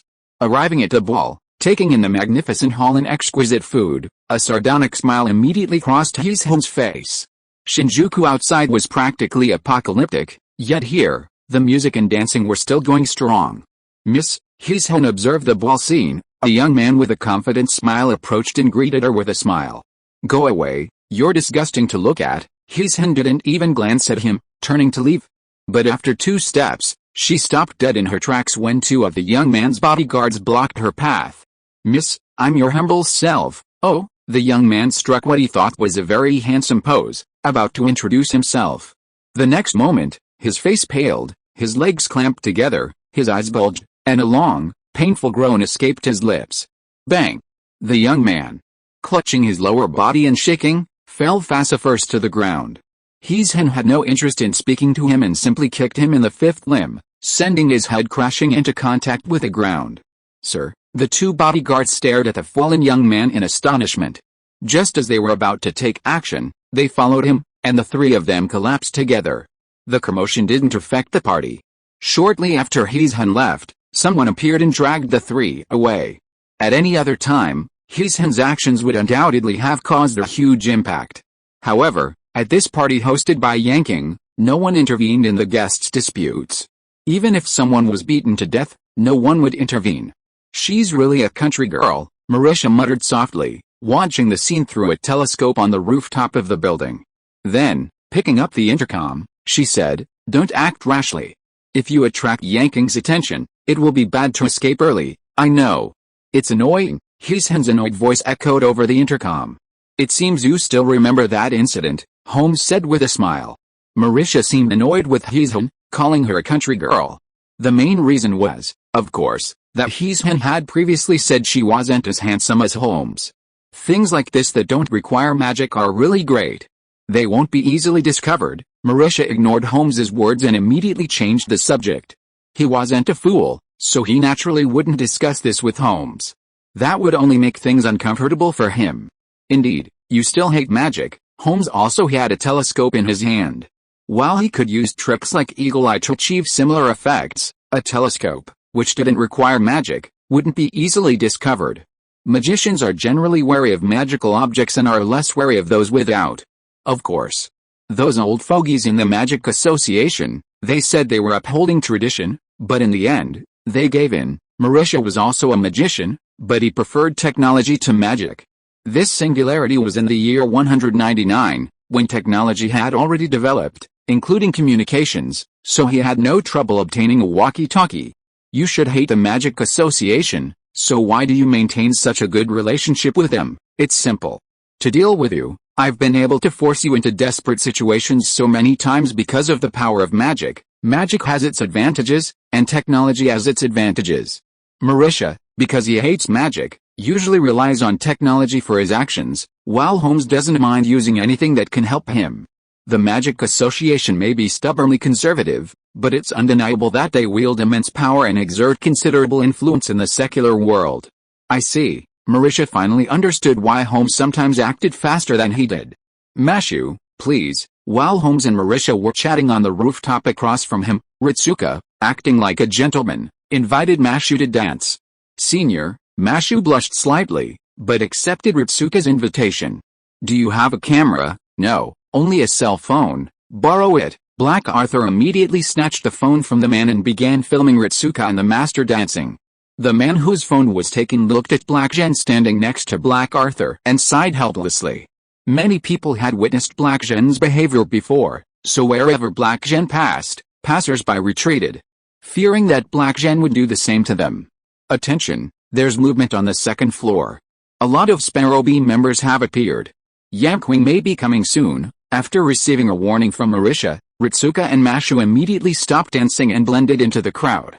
Chapter 1095, Holmes Loses, Part 2. "Calm down, Ritsuka and Mashu. Quickly, hold King Arthur," Roman and Marisha shouted in unison upon seeing the figure appear on the second floor, escorted by a swarm of Sparrow Bee mercenaries. If there were multiple King Arthurs, Roman and the others would address them by their job descriptions, but if there was only one, it would be King Arthur. "I'm calm, but the holy sword in my hand is not." With that, Black Arthur's formal attire was instantly replaced with black armor, and the black holy sword appeared in his right hand. It was no wonder the other King Arthur was so uneasy, because the figure on the second floor, escorted by a swarm of Sparrow Bee mercenaries, was none other than herself, the other Black Arthur. Of course, there couldn't be another Black Arthur, so who was this person? Yamquing, possessing a doppelganger, had transformed into Black Arthur. This surely infuriated the original King Arthur. After the transformation, she leaped to the second floor, brandishing the black holy sword and slashing at Yamquing. "Let's make a scene then." Seeing Black Arthur transform and attack, Black Jen also transformed. "Why are you here?" Yan Qing was startled by the charging Black Arthur and immediately jumped back, dodging the attack from the Holy Sword. "Quick, stop her!" After dodging Black Arthur's attack, Yan Qing immediately returned to his normal form and ordered the Sparrow Bee mercenaries to attack. However, before the mercenaries could draw their weapons, Black Arthur dispatched them with a single slash. If these mercenaries were armed and at a distance, they might have caused some trouble for Black Arthur, but at such close range, they didn't even have the chance to draw their weapons. "You forced me to do this. I didn't want to use them." Romeo, Juliet, seeing his men unable to even stop Black Arthur for a moment, and the guards below being held back by Black Zhen, Mash, the Master, and others, Yan Qing summoned a massive white skeleton. The massive skeleton brandished its massive white bone claws to block Black Arthur. This is Romeo and Juliet. Seeing the massive white skeleton through the video system left Roman and Chaldea speechless. They couldn't discern any connection between this and Romeo and Juliet. "Get them out of here. These sponsors can't die here." After seeing the skeletons holding up Black Arthur, Black Jean and Mash below, and the Master being held back by the ball's guards, Yan Qing immediately gave orders to the guards who rushed in upon hearing the commotion. Times had changed. Collecting protection fees was no longer appropriate, it was now called sponsorship fees. Yan Qing had, therefore, kept pace with the times. "Finally, I can stop worrying. Thanks to them for getting those people evacuated." Roar, my rage. With the ball's guest's gun, Black Jean was finally free to unleash her fury. While the attendees were generally considered to be the worst offenders, Black Jean was different now. She wouldn't just incinerate them all. Previously, she had Mashu and Ritsuko restrained, primarily because she feared that if she unleashed her might, few at the ball would survive. With a single noble phantasm, the entire ballroom was instantly engulfed in flames of vengeance. The guards and the Sparrow Bee mercenaries were almost completely engulfed in flames. Then, a figure leaped out from the flames. It was none other than Yan Qing. He had used the double to transform into a regular Sparrow Bee mercenary. Hiding in the crowd, he had intended to launch a surprise attack on the Master, but Black Jean's noble phantasm immediately exposed him, leaving him deeply frustrated. Yan Qing, meanwhile, Black Arthur had also dealt with a massive undead upstairs and blocked Yan Qing from behind. "I should have killed you before, but it's not too late now. Let's die together." Surrounded by a sea of fire and with enemies in front and behind, Yan Qing took out a button and pressed it. Boom! In an instant, a violent explosion sounded, and then the whole building began to shake violently, and the surrounding walls, supporting columns, and ceiling began to crack. "You guy, take Lixiang away quickly." King Black Arthur was no longer concerned about killing Yan Qing at this time. He teamed up with Heizhen, took Lixiang, and together with Mashu, broke through the cracked wall on one side and jumped out. The ideal city is already far away. Jumping from a building more than 10 meters high, Mashu immediately unfolded his treasure in mid-air to slow down the force of the fall.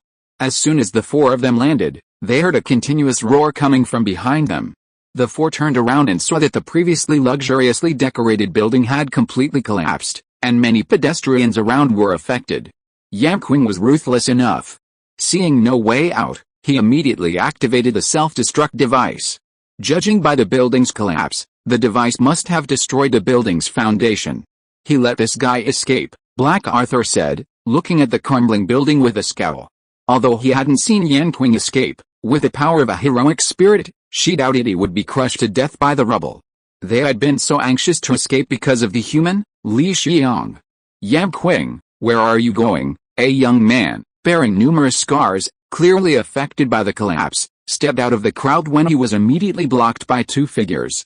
"You're talking to me? My name is not Yan Qing," the young man said, looking at the two men before him and shaking his head. "Don't pretend. You may think your doppelganger disguise is perfect, but I see at least a dozen flaws in you," Holmes said confidently. The two who stopped the young man were none other than Holmes and Moriarty.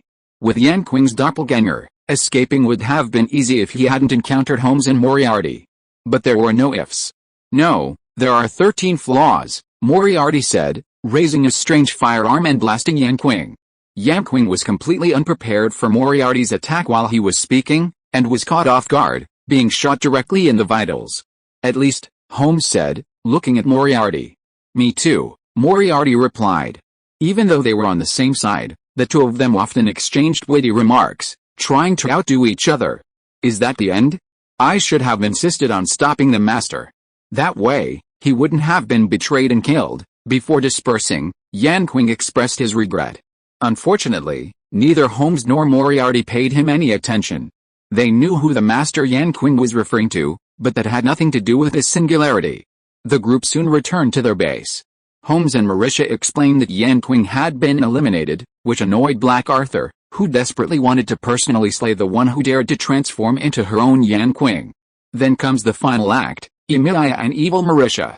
After a night's rest, the group arrived near the Spear Tower to observe the situation. The situation at the Spear Tower left Mashu, Ritsuka, and the others speechless. Emilia, with nearly 200 men, had formed a defensive formation directly at the Spear Tower's sole entrance, clearly demonstrating their determination to defend it to the death. The situation is a bit troubling. Their reaction suggests a meteorite is imminent. We have no choice but to storm first. Emilia's side was clearly on the defensive, so even with Holmes and Moriarty present, they had no effective defense. This was the best defense.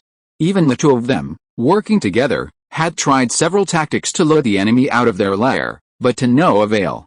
Ultimately, they decided to storm, with Mashu, Black Arthur, Black Jean, and Moriarty leading the charge. As for Holmes, he was of little use in this battle. Moriarty's assistance was due to his archery, capable of long-range fire and support. Boom boom boom. The ideal city is already far away. The fierce battle began and ended quickly. Under Mashu's noble phantasm, Black Arthur and Black Jean retreated. Even with their speed, they couldn't get close to the gun tower amidst the barrage of bullets. Emilia's defenses, including his Sparrow Beam mercenaries, were all heavily armed. Heavy machine guns were the weakest, but others included bazookas, anti-tank missiles, and even several tanks. With such a force, they could easily have fought a war. Mashu's noble phantasm was surprisingly powerful, completely unfazed by these attacks, but the problem was that it couldn't be moved. Where did they get so many weapons? As the group returned to the base, Roman looked a bit displeased. They've been operating here for so long, they're bound to have plenty of weapons. The question is what to do next. A great advantage of a kingly defense is that even the most elaborate schemes are difficult to execute. Why don't you go over there? Da Vinci whispered to Shen Fei from Chaldea, and Roman glanced at him. Let's see if they have any solutions. If not, I'll go over there. I'm a little worried about Moriarty. While Moriarty had a kind sight and should be fine, even Holmes seemed oblivious. Shen Fei still sensed something was amiss. All right, Roman and Da Vinci glanced at each other and nodded. With Shen Fei around, even if something went wrong, there would be someone to cover it. At least Mashu, Ritsuka, and the others wouldn't be trapped in the singularity. I do have an idea, Mashu suddenly said. Seeing everyone present, including Holmes, focused their attention on her, she hesitated for a moment before revealing her plan. Master, do you still remember S.H.I.E.L.D? What? Ritsuka's face immediately changed upon hearing Mashu's words. S.H.I.E.L.D, that was her nightmare. After all, she wasn't a heroic spirit and didn't have that high of a receptive ability. S.H.I.E.L.D, what is that? Holmes asked immediately. It's about landing from the air. Mashu immediately explained the general outlines of S.H.I.E.L.D. That's indeed a good idea. We can use the materials here and give it a try. After finalizing the plan, Holmes immediately contacted his arms supplier in Shinjuku, obtained a large amount of materials, and began constructing the S.H.I.E.L.D, essentially a hang glider. Holmes and Marisha both worked on the project, one skilled in technology, the other in magic, and they quickly completed the hang glider. While they were crafting the hang glider, Holmes and Moriarty also refined their plan for this attack. Although their previous frontal assault had failed, it had given them another idea. Their forces were outnumbered, but there were still some coloratura singer puppets in Shinjuku. These puppets hadn't vanished with the Phantom of the Opera, and many were still roaming the streets. They were captured and remodeled by Marisha. Again, smoke. Fire. Seeing the plumes of smoke rising from the gun tower, and the roar of motorcycles within, Emilia immediately ordered the Sparrow Beam mercenaries to open fire. After a burst of intense fire, the noise faded, but Emilia didn't send anyone to investigate, remaining entrenched in front of the gun tower's gates. That's so easy. No good. Up there, after the sounds of motorcycles and cars faded, Emilia sensed a sense of aversion as no servants advanced. He looked up and saw a giant bird soaring overhead, a hang glider. Upon noticing their presence, Mash, Black Jean, and Black Arthur used their noble phantasms to descend from the sky. Mash's noble phantasms couldn't be moved, but descending from the sky was a different matter. Imaya and some of the Sparrow Bee mercenaries reacted quickly and opened fire, but Mash's noble phantasms shielded them from harm. Upon landing, Black Jean and Black Arthur launched a barrage of smoke bombs. In a blink of an eye, the entrance to the gun tower was filled with thick smoke, making it pitch dark.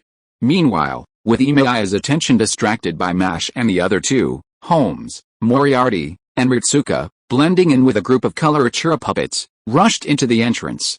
Because of the thick smoke everywhere, the Sparrow Bee mercenaries were afraid to fire freely.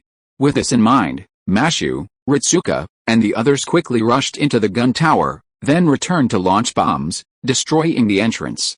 Mashu, Ritsuka, and the others were primarily targeting Evil Marisha and Imaya, and didn't pay much attention to the Sparrow Bee mercenaries.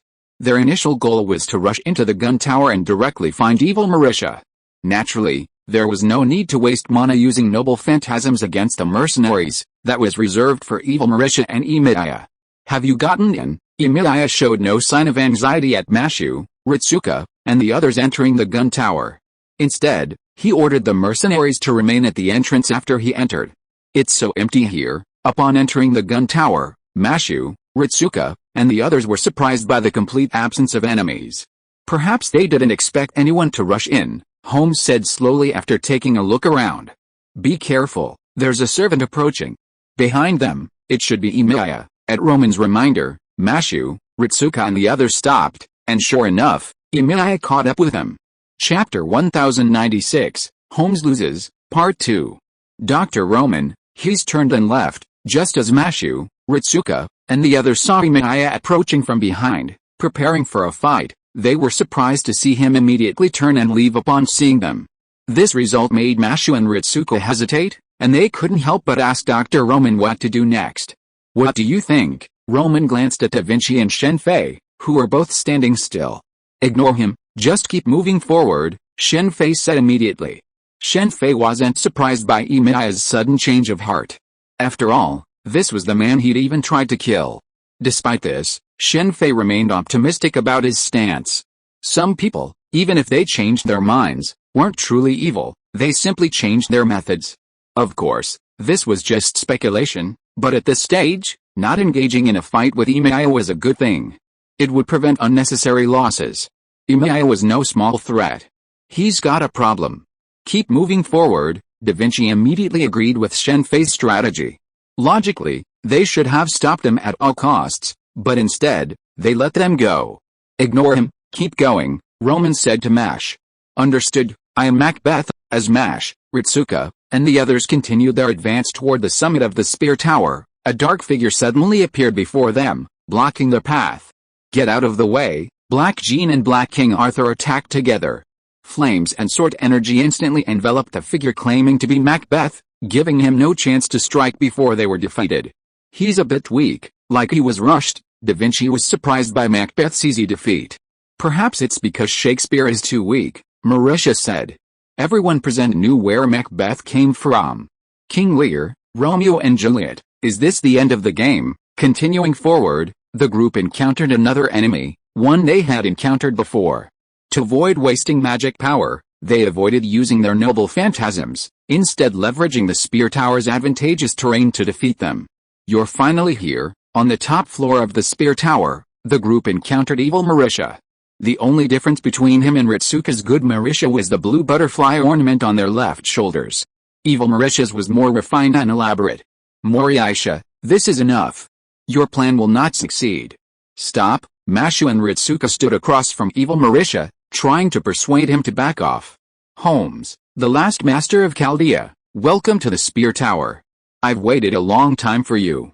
My 3,000-year wish is finally coming true. Evil Marisha, upon seeing Ritsuka and Holmes, looked incredibly excited. What did you say just now? Roman's voice echoed from Mashu, after Evil Marisha had mentioned a number that was particularly important to him. That's not important, it was just a slip of the tongue.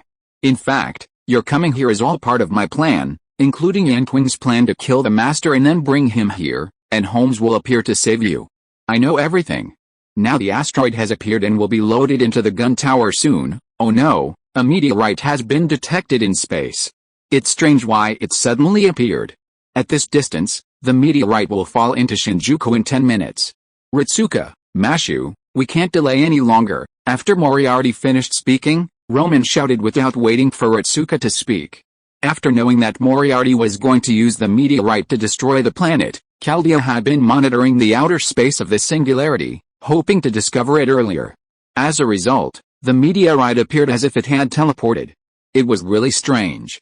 However, this is not the time to discuss why the meteorite suddenly appeared. The trouble should be solved first. Then why bother nagging? Just finish him off. This is the roar of my soul, tempered by hatred. Roar, my rage, hypocritical hammer, reverse the rising light and devour the light, sword of promised victory. Black Jean was the first to use her noble phantasm, followed closely by Black Arthur. Blazing flames immediately engulfed evil Moriarty. Then, the light-eating black sword of promised victory devoured him in a single blow. Evil Moriarty offered no resistance. So easy, evil Moriarty was defeated so easily, but no one present smiled. It was simply too easy. Considering his opponent, Moriarty, Ritsuka, Mashu, and the others had prepared for a fierce battle, yet he offered no resistance, simply standing there and letting the two noble phantasms crush him. Strange, Holmes frowned. Moriarty's strange condition made him sense something was amiss. Be careful. The Holy Grail hasn't appeared. Could he not be the final enemy? Da Vinci's questioning voice echoed from MASH. Could it be him? The group immediately recalled Emilia, who had previously avoided the battle. Now, he was the only servant left in the Phantom Demon Alliance. What is this? How is this possible? Why would this happen? Just as the group set their sights on Emilia, Roman's voice, filled with anxiety, surprise, and disbelief, echoed from the top floor of the gun tower. Be careful. Marisha has been reborn. No, this is the demon pillar, where the evil Moriarty had been killed. A figure slowly emerged. It looked like Moriarty, but its spiritual power was that of the demon pillar. It's a reaction to the Holy Grail. With the appearance of the demon pillar, the aura of the Holy Grail also appeared. However, the person who possessed the Holy Grail surprised everyone present. It turned out to be the good Moriarty who had been following them. He then appeared behind Holmes and punched him through the heart. I see. I understand. Miss Black Saint is going to kill me. After being ambushed by good Marisha, Holmes seemed to understand everything in an instant. His expression changed drastically, and he instructed Black Saint to kill him. As expected of my nemesis, you figured it out so quickly. Unfortunately, they're not as decisive as you, even the Saint's Lady's reversal. Moriarty laughed, a truly joyful smile, perhaps the only one he'd ever experienced. You truly have ill intentions. Black Saint pointed her two blades at good Moriarty, but didn't attack Holmes. Indeed, all this has led to this moment. I finally succeeded. As Moriarty spoke, Holmes' body was absorbed by him, slowly merging into his. Holmes had previously instructed Black Saint to kill him, perhaps anticipating this outcome and wanting to avoid it. Why? Ritsuka asked in disbelief as Moriarty, having absorbed Holmes, approached the demon pillar. To defeat Holmes, of course, Moriarty immediately announced his plan. Defeating Holmes was Moriarty's obsession, but unfortunately, no matter how perfect his plans, he always lost, leaving him deeply frustrated. If Holmes were perfect, Moriarty might not have been so obsessed. But Holmes was also prone to mistakes, as seen in his encounter with Irene. Naturally, Moriarty was deeply frustrated, and so he painstakingly devised the singularity plan. Moriarty believed that Holmes consistently defeated him because he gave his all in every encounter. So, this time, he decided to switch sides and side with Holmes. Given Holmes's intelligence, deceiving him would be difficult, so Moriarty erased his own memories and created a kinder version of himself. Even Holmes, despite his brilliance, would have been hard-pressed to predict this, and Holmes fell for it. Of course, in order to defeat Holmes, Moriarty naturally needed to recover his memories. Otherwise, the plan would be a complete joke. Marisha had planned for the opportunity to recover his memories to be the moment the fake Moriarty was eliminated. This would mark the end of everything, and he intended to stage a final reversal. And the facts were clear, he succeeded, with Holmes absorbed. Let me introduce you to this is the Demon Pillar Bale. The so-called Phantom Demon Alliance was actually just one man and one demon from the beginning. He, too, is seeking revenge. His target is you, Ritsuka Fujimaru, the last lord of Chaldea. To achieve this, he even transformed into human, and to perfectly impersonate me, he lost his demon pillar memories. As Marisha spoke, the previously silent demon pillar Baal opened his eyes, the hatred etched in them shocking. Fujimaru Ritsuka, we finally meet again. I've waited 3,000 years for this day. The human burning was prevented. It doesn't matter, but why did you prevent it? The hatred that has been brewing for more than 3,000 years made the tone of Bali of the demon pillar full of resentment. This time he did not hesitate to unite with humans, and even turned himself into a human and forgot his memory, just to murder Fujimaru Ritsuka. The reason he gave made Shen Fei speechless. What's wrong with ordinary people? Ordinary people eat your rice. Why can't ordinary people save the world? Speaking of which, the reason why the demon pillar Baal resented Fujimaru Ritsuka was because she was an ordinary person, but she stopped the burning of humanity, turning Gosha's 3,000 years of planning into a dream. If it was the suppression force, or some powerful hero, or heroic spirit who stopped the burning of humanity, Baal would not be so angry, but who made Fujimaru Ritsuka an ordinary person who is not taken seriously by the demon pillar? In the original work, Fujimaru Ritsuka's strength has always been ordinary. Even with Shen Fei's help, he is still ordinary in the eyes of the demon pillar. It was with resentment towards Fujimaru Ritsuka that Baal, after the collapse of the Temple of Time, for some reason went back to 3,000 years ago. Then, in the past 3,000 years, he has been studying the fusion of phantom spirits and heroic spirits, and finally formed a phantom demon alliance with Moriarty. The two created the Shinjuku singularity for their own purposes. Shen Fei was very unhappy with the reason for Bali's resentment. By the way, how is this time calculated, and what can't you do in these 3,000 years?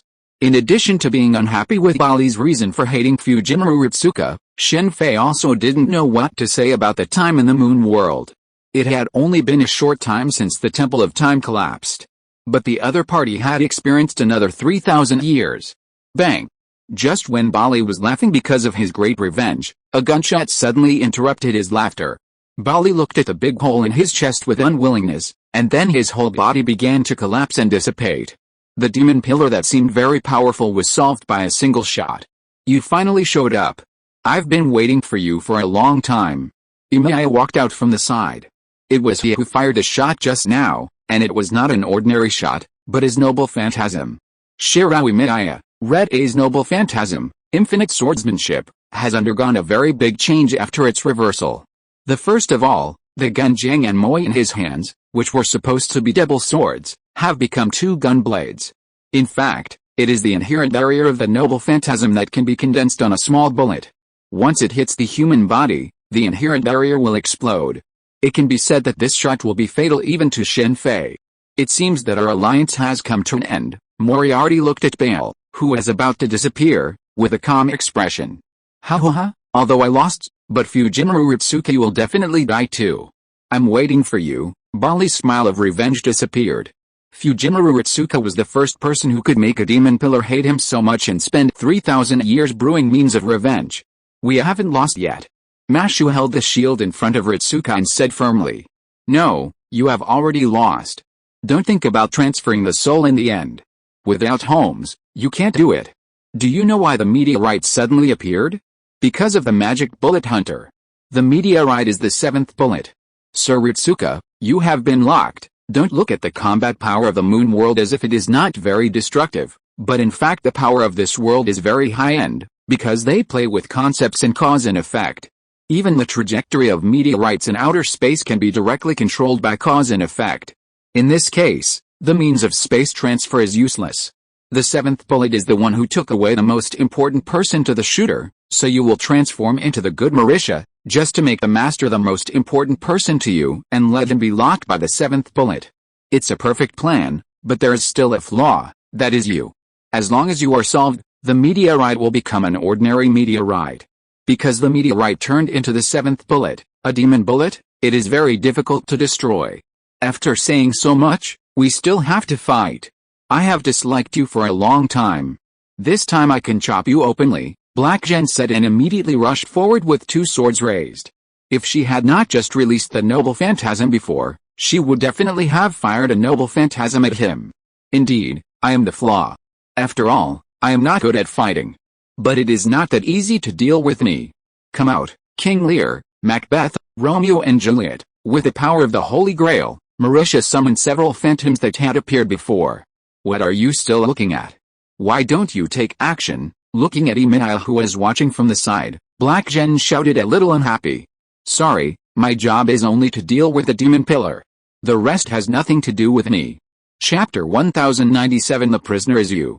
This Emil is a reversal of the true Emil, a fallen being who has abandoned his inner self. He claims he won't work for free, only fulfilling his assigned tasks. His job is to destroy the demon pillar, and everything else is just extra work. That's why he stays by the fake Marisha's side, waiting for his chance. You bastard, Kurojin said, watching Emil's spectacle, and suddenly became furious. Sadly, despite his fury, Emil showed no intention of taking action. Looks like it's my turn. What a shame about that phantom spirit and heroic spirit fusion technique. It seems the two inhibitory powers won't allow it. The final mastermind has appeared, and Shen Fei, who had been watching the entire show, is finally ready to take action. He was originally curious about the heroic spirit and phantom spirit fusion technique, but his previous conversation with Marisha and the demon pillar, Baal, made him realize that even if he obtained it, he wouldn't be able to use it. Poor Baal, after 3,000 years of research, was ultimately no match for the two inhibitory forces. The appearance of the reversed Emil indicated their attention, otherwise, the guardian Emil wouldn't have appeared. Even if he'd reversed, he was still a guardian. Shen Fei wasn't particularly disappointed, however. After all, he'd witnessed a rare and excellent Infernal Affairs film. Furthermore, Holmes had lost. If this news leaked, who knows how many Holmes fans would be disappointed. That's enough, Moriarty. Just as Shen Fei was preparing to act, another incident occurred at the top of the gun tower. A familiar figure jumped out, the very same person who had appeared to help at the final singularity. Edmund Dantes, you're actually here. Upon seeing the newcomer, Mauritius looked incredibly surprised. He couldn't blame him. After all, throughout his investigation, Holmes had been operating under this identity, hence his deliberate plan to have the master captured and force Holmes out of hiding. Even with amnesia, he was completely on the master's side, acting with his heart in mind. Under these circumstances, everything seemed like Mauritius's true plan, truly a godfather of crime. However, the appearance of the real Edmund Dantes was a complete surprise, a problem Mauritius hadn't anticipated. Even if you were here, so what? In this situation, I don't think you can stop me. Mauritius quickly realized that this was likely a deliberate move by Holmes, a combination of the two, indicating that Holmes had been absorbed by him. Otherwise, he would have suspected that he had failed again. Holmes had already cast a shadow over him. He can't do it, but we can. As they spoke, two servants ran over. They were familiar faces, Shakespeare and Anderson, though Shakespeare's situation seemed to be reversed. Shakespeare, Anderson. Mauritius' face changed again after hearing what Mashu and Ritsuka said. Anderson was another servant he hadn't expected. It wasn't just Marisha who was surprised. Mashu, Ritsuka, and the Chaldeans were equally surprised. Shakespeare's appearance wasn't surprising to anyone, after all. Many apparitions from Shakespeare's works had appeared before, but Anderson hadn't. What a hassle. As soon as I got here, I stayed inside to finish my manuscript. I've never been so exhausted in my life. The reason Anderson hadn't been discovered was simple. Since materializing, he had been staying in his small dark room, working on his manuscript. Precisely for this final moment. What can you do with just yourself? Though Marisha was somewhat surprised by Anderson's appearance, after quickly reviewing his plan, he felt confident that it was flawless. Then watch carefully. The performance has begun, and there should be thunderous applause. Shakespeare immediately activated his noble phantasm. Compared to Anderson, he suffered even more. Immediately after being summoned, he was imprisoned by the Phantom Demon Alliance and forced to finish his manuscript. If he fell behind on his progress, he would be tortured. At least Anderson wouldn't be tortured. The Cave King was merely there to take care of him. A story for you. Anderson then activated his own noble phantasm. As the two writers' noble phantasms unfolded, a large number of figures slowly emerged from thin air. In an instant, the tower's top floor was filled with over 200 people. Fortunately, the hall was large enough that even with over 200 people, it didn't feel crowded. I didn't expect to encounter something like this. This is truly extraordinary, Over 200 people of varying appearances, races, and stature appeared without the slightest sign of confusion. They seemed to understand what was happening, staring at Marisha with bewildered eyes. "Marisha, I've long heard of you." Then they began introducing themselves, each one a renowned figure. However, as they did, Marisha's face darkened. They were all detectives, renowned ones at that. As a godfather of crime, encountering so many detectives at once was perhaps a first for him. Someone who likes gambling is here too, but it's a shame there's no one with a childish appearance but extraordinary intelligence. Hearing the name of the gambling detective, Shen Fei immediately recalled a certain child with glasses. It was a shame there were no stories about him in the moon world, otherwise he might have encountered him. These detectives were all phantoms, summoned from books by Shakespeare and Andersen using a noble phantasm. From the moment they were summoned, they seemed to possess a memory of the present state. It was a complete detective collaboration. You're a bunch of losers. Aside from Holmes, what good are you, even if you're numerous? Although the summoned detectives were all renowned, Marisha showed no fear.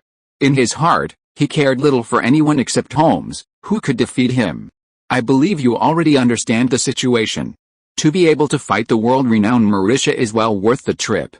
Fujimaru Ritsuka, we'll lend you our power now. Over 200 detectives simultaneously extended their right hands to Fujimaru Ritsuka. Each detective radiated a white light, merging into his own. Now, Fujimaru Ritsuka, it's your turn, an old man shouted, raising his right hand and pointing his index finger at Moriarty. Moriarty, the criminal is you. With a snap, Marisha's magic power plummeted rapidly upon hearing these words. Even with a holy grail, he couldn't recover. How is this possible? Why is my power like this? So it's because I've never been identified. After a moment of panic, Moriarty immediately understood what was going on. Just as he'd used the magic bullet shooter to manipulate the law of causality, this time, he was being manipulated by Andersen and Shakespeare, using numerous detectives to manipulate the law of causality. In detective novels, the moment a criminal is identified with irrefutable evidence, the case is essentially over. This was the case with Marisha. In his lifetime, Marisha had never made an accusation. Even Sherlock Holmes knew only that Marisha was the mastermind, but he couldn't find any evidence to incriminate him. Otherwise, Holmes would have had him arrested long ago. But this time was different. Moriarty was caught in flagrante delicto, irrefutable proof. Impossible. I shouldn't have lost. This plan was flawless. Even Moriarty, known for his composure, panicked after his plan failed, his face filled with disbelief. Do you know why you lost? Because you're a good person, Fujimaru Ritsuka said to Moriarty with a smile. Good man, I see. It's indeed me who lost. A flustered Moriarty calmed down immediately after hearing Fujimaru Ritsuka's words, seemingly understanding the reason for his defeat. In order for the magic bullet to lock onto you, I must consider you the most important person. Once I erase my memory of this, the magic bullet will immediately lose its target. Due to the nature of the magic bullet shooter, Moriarty couldn't fake it. This meant he had to truly express his feelings for his master. This meant that Moriarty was no longer the cold and heartless person he once was. While amnesia was a good plan, it was also a double-edged sword. Feelings are incredibly difficult to predict. Farewell, Fujimaru Ritsuka, my friend. As Moriarty admitted defeat, a golden light began to emanate from his body, signaling the collapse of his spiritual foundation. Finally, he acknowledged Fujimaru Ritsuka as a friend. See you someday, Fujimaru Ritsuka said with a smile and a wave. There's a chance, indeed. See you then. Moriarty quickly understood what Fujimaru Ritsuka meant. The heroic spirit summoning meant he wasn't completely dead, he had simply returned to Valhalla. Looks like it's time for us to say goodbye. After Moriarty disappeared, the summoned detectives also began to dissipate. I'm saying, have you forgotten about the meteorite? Seeing the group immersed in the emotions of the final Jedi comeback, Shen Fei immediately spoke up to interrupt Roman and Da Vinci's sighs. Shen Fei also felt that Ritsuka's Jedi comeback was very impressive, using concepts against concepts, but he hadn't forgotten the threat of the meteorite. Mashu, Ritsuka, meteorite, yes, I almost forgot about this. Mashu and Ritsuka finally realized it, and so did the others. I'll do it, Black Arthur said, carrying his black holy sword as he headed for the rooftop of the gunnery tower. As he passed Emilia, he said, you can come too, alright, it's a bonus service for you. Remember to prepare your reward next time we meet, Emilia said, and they headed for the rooftop together. "I'll call you next." Watching the rapidly falling meteorite, the Bennu asteroid, Emilia chanted softly, then blasted the meteorite with a musket. Black Arthur also chanted, "Infinite sword works, hand of the humble king, reverse the rising light, devour the light, sword of promised victory." As the meteorite in the sky exploded under Emilia's noble phantasm, the shattered meteorite threatened to scatter in all directions. A black light streaked across the sky, devouring all the fragments. The two's coordination was perfect. "I'm not going to say goodbye," Black Arthur said as the meteorite dissipated, looking at Emilia, who was radiating a golden light. "That's not necessary." Emilia left these words and disappeared. "Wait a minute. I still need to collect information. I've come all the way here and haven't even taken a single step out of this damn tower." After Marisha disappeared, the Holy Grail on her body immediately fell into Mashu's hands. Shakespeare wanted to go outside to Shinjuku to collect information and see what this singularity was like, but was then dragged away by Anderson. "Okay, aren't you tired? I'm almost exhausted. It's time to go back and rest. Goodbye, Master and Mashu, I know. Don't hold me back." Seeing his body also glowing with golden light, Shakespeare could only say goodbye to Mashu and Ritsuka with a look of displeasure. Anderson had gone out for a walk. He truly hadn't left the top floor of the servant tower. Before being rescued by the Cave King, he was chained to a room on the top floor of the tower. "Perfectly resolved, Mashu, Ritsuka, you've worked hard. We can return now." Seeing the crisis averted, Roman and Da Vinci breathed a sigh of relief and prepared to transport the two back. "Wait a minute, I need to pick them up," Shen Fei said hurriedly. Black Arthur and Black Jen hadn't come through Chaldea, but with no way back, who knew if the two Lolita girls would send them back or take them back to Valhalla? Shen Fei had no choice but to go and pick them up himself. "You've worked hard, both of you. Well done." Shen Fei immediately praised the two as they were now on better terms, and they were now more cooperative. "If there's anything, let's talk about it when we get back. I hope we don't run into this again next time." After Black Arthur went to retrieve Kavis II, the group immediately returned to the world of the Fifth War. Chaldea wasn't a good place for the two of them to be. "This is Holmes, this is Shen Fei." A day later, when Shen Fei returned to Chaldea, he saw Holmes, looking slightly pale and dejected. Da Vinci immediately introduced the two to each other, a formal introduction. How did he get to Chaldea, and why didn't he return to the throne of heroes? This thought immediately occurred to Shen Fei after greeting Holmes. He was unaware of the subsequent freezing of humanity, otherwise he would have discovered that Mauritius' so-called amnesia plan wasn't just being used by him, but by someone else as well. Although there were some unexpected events this time, after being absorbed by Mauritia, I was fortunate enough to witness his conversation with Baal. He wasn't the only demon pillar to escape the Temple of Time. From their conversation, including Baal, there were 4 in total. Holmes was extremely curious about Shen Fei's origins and other universes, which was unknown to the detective, but the current situation clearly made the demon pillar matter more important.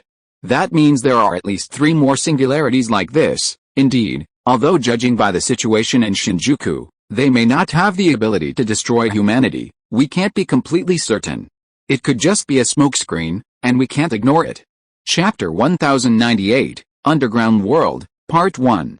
We've recorded Baal's spiritual base reaction. Based on this, we should be able to track the whereabouts of the other 3 escaped demon pillars. After some discussion, Roman immediately announced that from now on, Chaldea's staff would work overtime to locate and eliminate the other 3 demon pillars, lest they threaten humanity. Baal's situation suggests that these demon pillars may have time traveled back 3,000 years, giving them 3,000 years to establish their plans. Furthermore, since they are demon pillars, destroying humanity is not impossible. Gosha's incineration of humanity isn't simply aimed at destroying humanity, but at returning the planet to its original state. This is why so much energy is required. If it were simply to destroy humanity, they would have accomplished it long ago. "I'll contact the Magic Association for assistance," Algamri said before hurriedly leaving. They had assumed the incineration of humanity was over, leaving the Magic Association to fiddle with matters. Now, a crisis has arisen again, and so many Chaldea masters are still frozen. Awakening these people would undoubtedly be more effective than Fujimura Ritsuka fighting alone. Especially the 7 members of Group A, each of whom was a genius in magic and formidable. Even if Fujimura Ritsuka still saved humanity, Olga Marie didn't think he could match the 7 members of Group A, especially Kirshtalia. Shen Fei didn't stop her. After all, it was a perfectly normal move. Previously, when humanity burned, Chaldea had no backup, but now that humanity was restored, with the entire Magic Association and the United Nations as their backing, there was no need for Fujimura Ritsuka to fight alone. Of course, Shen Fei was not optimistic about Olga Marie's request for help. From his previous investigation, he knew that the top brass of the Magic Association was corrupt and only cared about power and profit. Furthermore, with the apostles of the alien god inciting them, they probably wouldn't believe Mary's words. Judging from the actions of Goyanskaya and the others, the human freeze would have occurred even without Chaldea. Gosha's human freeze actually bought humanity a year. If the human freeze was caused by the founding of Chaldea and the birth of Mashu, then the human freeze couldn't be linked to Chaldea. After all, if the alien gods truly invaded, they wouldn't care about Chaldea or Mashu. Otherwise, it was Chaldea's existence that saved the human freeze. The intelligence is severely insufficient. This is all I can think for now. Perhaps there will be a reversal later, and it's not impossible that Marisbury is the ultimate mastermind. Shen Fei had learned from Marisha's reversal at the Shinjuku Singularity that it's difficult to draw conclusions until the very end. Just like Kirsch, who could have imagined he'd sacrifice his life to help Fujimura Ritsuka? In this situation, who could be sure the former director was truly dead? And in the moon world, even if he died, he could still appear again.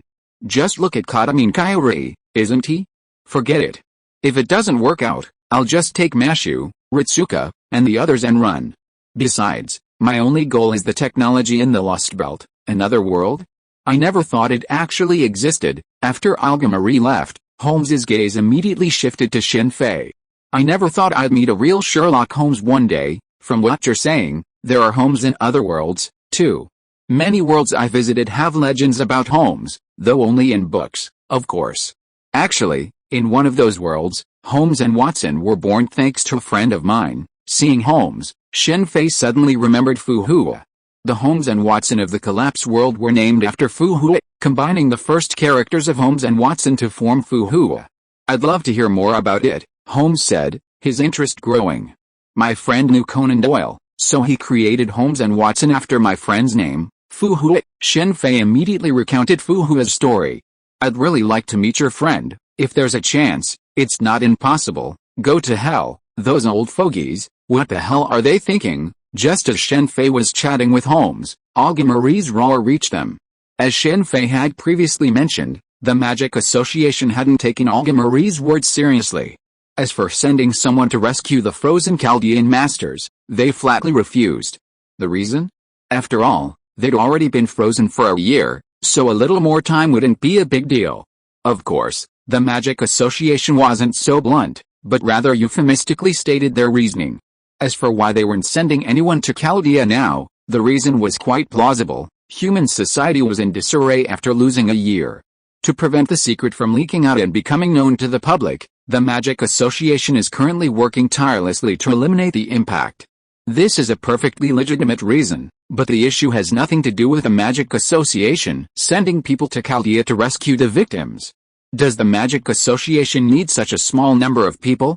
Gray, bring me your complete set of Sherlock Holmes books. I'll get them signed. While Olga Marie was ranting, Shen Fei returned directly to the clock tower of the Fifth War and found Gray. He had also bought more than a dozen sets of Sherlock Holmes's detective works.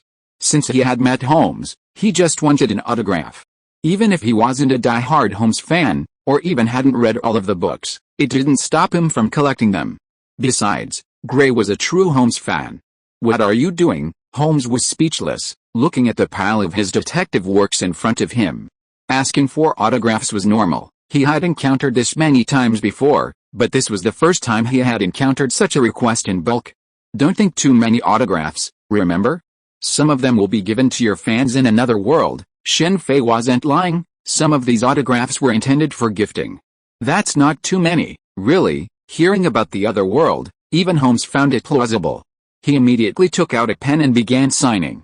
Shen Fei's mention of Holmes's many fans in the other world seemed to make him feel better about his loss to Marisha. Even though the Shinjuku Singularity was eventually repaired, Holmes's defeat to Marisha was undeniable. He hadn't seen through Marisha's plan. You've never asked for an autograph, Da Vinci said, his tone a bit sour. Shen Fei smiled, unsure how to respond. While Da Vinci was also renowned, he still lagged far behind Holmes. Fortunately, Da Vinci was only slightly upset, so he didn't press the issue further. Here are yours. Returning to the clock tower, Shen Fei handed 3 signed books to Second, Lannis, and Gray. Of the 3, only Lannis wasn't a Holmes fan. Similar to Shen Fei, she simply wanted the signed books for her own collection. Strictly speaking, Lannis had a significant advantage over Shen Fei. At least she'd read all of Holmes's detective stories. After all, she was born in England. The demon pillar is still alive. Marisha is truly decisive. If it were me, I wouldn't have been able to see through his plan. After listening to Shen Fei's account of the Shinjuku singularity, Second was silent for a moment before shaking his head. Sealing his memories and siding with the master of Chaldea was something he hadn't anticipated. Speaking of Leif, I did meet him a few days ago, Lannis suddenly said. Don't overdo anything. Different worlds have completely different circumstances. There's no Chaldea in this world. After hearing Lannis's words, Second gave Lannis a solemn warning. The Second had known Leif for a long time. After all, he was also a renowned magician in the clock tower. However, even knowing he was a member of the humanistic burning of the Fate Grand World, he had never considered doing anything to him. But Rhaenys wasn't like that. Now that she knew, she couldn't resist contact. Dear brother, don't worry. I know the seriousness of this matter. It's a pity that the Lord abandoned his plan, otherwise I wouldn't mind going to Chaldea to become a master. Rhaenys smiled at this. Her personality was a bit twisted, but not to the point of destroying the world. After all, she wasn't Katamin Kyrie. I'm afraid you're going to become a heroic spirit, Shen Fei muttered silently. The fusion of a phantom spirit and a heroic spirit? I'm afraid it can only be achieved under extremely special circumstances. Under normal circumstances, it's impossible. As a professor of modern magic, the Second, upon hearing about the fusion technique, quickly analyzed its drawbacks.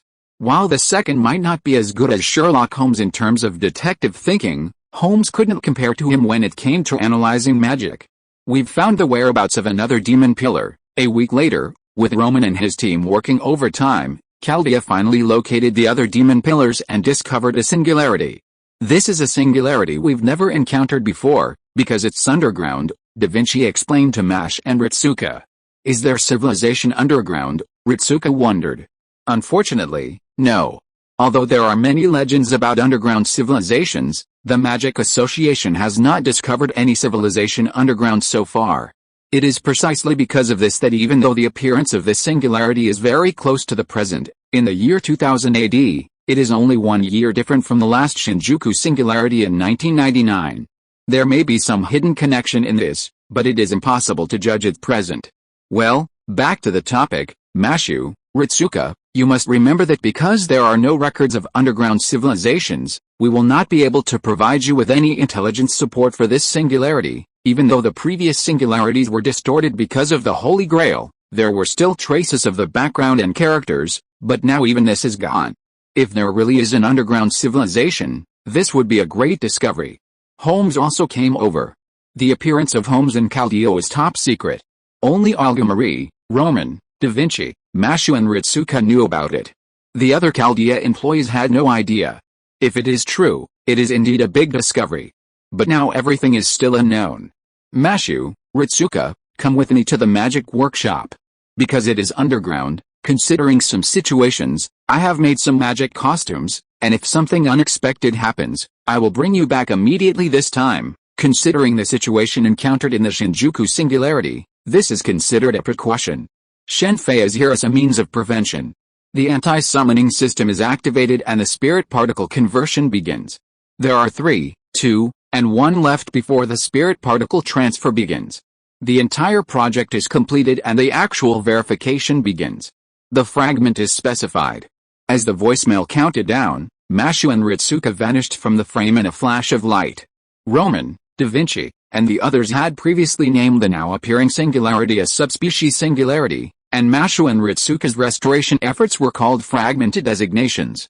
This is underground. How is that possible? Through Chaldea's imaging system, the group clearly saw the environment Mashu and Ritsuka had been transported to. It was vastly different from the underground space they'd expected. Surrounding them were green plains, with distant mountains and water, and abundant light, almost like daylight. Considering the underground, the biggest issue, unsurprisingly, was lighting. Da Vinci had prepared numerous magic ceremonials for illumination, but now it seemed completely useless. Mashu, Ritsuka, how's the air circulation? Da Vinci asked immediately. Everything's normal, no different from above ground. The air has a decent amount of magic power, but not as much as in the Age of Gods. Mashu immediately used her magic ceremonials to perform a quick check. Something's not right. Anyway, let's carefully gather some information and see if we can find any humans. The environment around Mashu and Ritsuka would be very normal on the ground, but it is completely abnormal underground. Be careful, there are servants approaching, Roman reminded Mashu and Ritsuka loudly as soon as they left. Hello again, Master of Chaldea. The first person who appeared in Mashu and Ritsuka's sight was a beautiful girl with long exquisite golden hair and a delicate doll-like face. Diane, Mashu immediately recognized the other party as the servants she met during the 100 Years' War with the evil dragon. I'm sorry to have troubled you last time, and thank you for taking care of Queen Mary. Diane first solemnly performed a knight's salute to Mashu and Ritsuka. It is confirmed to be Dion's spiritual base. Chaldea also confirmed the other party's identity. How can other women live with a man who looks like this? Diane, if his gender is not known in advance, people who see him at first sight will definitely be misled. No wonder he can become a famous spy.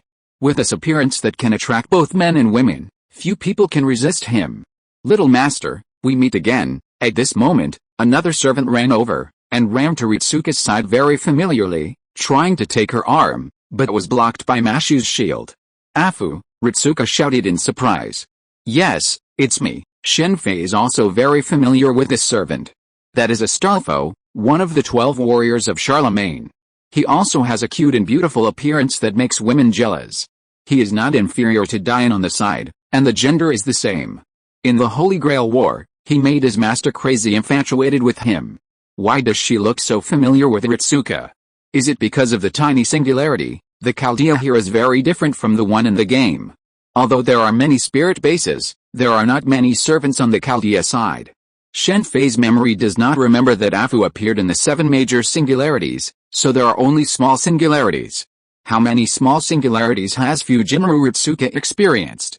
I'm afraid only she herself knows. After all, sometimes she didn't go there through Chaldea's spirit particle transfer device, but went there in a dream. When she woke up, the matter was resolved.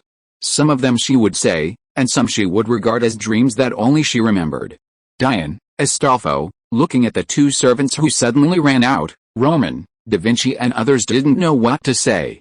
It was naturally a good thing that servants appeared and seemed to be on Chaldea's side, but Diane and Afu standing together. This scene looked a bit weird no matter how you looked at it. Anyway, this is also a good thing. Diane, Afu, do you know the situation of this singularity? Da Vinci immediately asked the 2 if they knew any information. If you're listening to this novel on a channel other than Fanfic World, it means they downloaded and uploaded it without effort. We cordially invite you to visit our channel, Mundo Fanfic Novelis.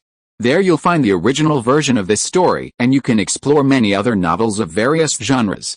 We're waiting for you to immerse yourself in a world of incredible novels. Chapter 1099, Underground World, Part 2. I don't know, I was just summoned here. Fuku immediately shook his head.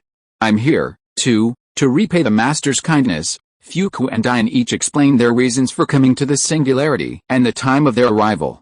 Actually, they were summoned only slightly earlier than Mashu and Ritsuka, and before they had time to investigate the surroundings, they sensed Mashu, Ritsuka, and the others and immediately came over. I see. Before, we could detect the demon pillar's presence, but after arriving at this singularity, we can't detect it anymore. It seems we'll have to investigate here first, so, which direction should we go next? Lacking concrete information, Mashu, Ritsuka, and the others looked around at the 4 surrounding areas, all similar in appearance, and hesitated about which direction to head. If they chose the right direction, it would be fine, but if they chose the wrong one, it would undoubtedly make the investigation more difficult. Here, there must be humans. Fuku glanced around and pointed at one of them. Let's go this way first. After discussing the direction Fuku pointed, the group decided to trust Fuku's intuition. Although Fuku's rationality sometimes evaporated, he was also a man of intuition. Rather than risk going in another direction, they should trust his instincts. It's definitely this direction. An hour later, looking at the distant mountains, Mashu began to doubt whether they were heading in the right direction. While they had seen many creatures along the way, they hadn't seen any signs of human life. Trust me, it's not wrong. Ritsuka, you take a break. I'll go explore ahead and come back. Fuku ignored Mashu's doubts, still confident. Be careful, Ritsuka called to Fuku's retreating figure. Don't worry, it'll be fine, there's something wrong here. It seems like different terrains have been forcibly combined. Da Vinci discovered this problem through the observations of Mashu, Ritsuka, and the others as they traveled. Different terrains have their own unique characteristics, and combining them creates a sense of disharmony. And the sky? Why is there light in the underground world? Be careful, get out of the way. Just as Da Vinci was fascinated by everything about the underground world, Fuku, who had been exploring the area, suddenly returned at a swift speed, dragging a young boy beside him. He shouted to Mashu, Ritsuka, and the others from a distance. Mashu, Ritsuka, and the others immediately noticed the ground shaking, and then they spotted dozens of demonic pigs charging behind Fuku. Under such circumstances, it was no wonder Fuku was running so desperately. Facing a charge of dozens of demonic pigs, even a servant couldn't stand up to them, let alone with a young boy at his side. Why run in a straight line? Can't you just run to the side and avoid them? Roman was speechless at Fuku's escape route. These wild boars clearly only charge in a straight line, running once would have been enough to avoid them. Mashu, help. Yes, senior. Following Ritsuka's instructions, Mashu immediately rushed forward with her shield. After passing Fuku and the boy, she activated her noble phantasm. That is the manifestation of our homeland, the one that heals all wounds and resentments, the distant ideal city. A massive white wall blocked the path of the charging demon pigs. Amidst the relentless thuds and crashes, all but the last row were either killed or wounded. Some from colliding with a wall, others from being trampled by their companions. Deal with them. After setting the boy down, Fuku charged forward, sword in hand. Diane followed suit, and with their combined strength, the remaining demon pigs quickly felled. Amazing, the boy, watching the two easily dispatch the demon pigs, a look of admiration crossed his face. Master, look! I encountered a human. After dispatching the demon pigs, Fuku excitedly challenged the master to claim credit, asking if his intuition was correct. But before Ritsuka could say anything, Roman's words froze Fuku's smile. This is a servant. Hello, thank you for saving my life.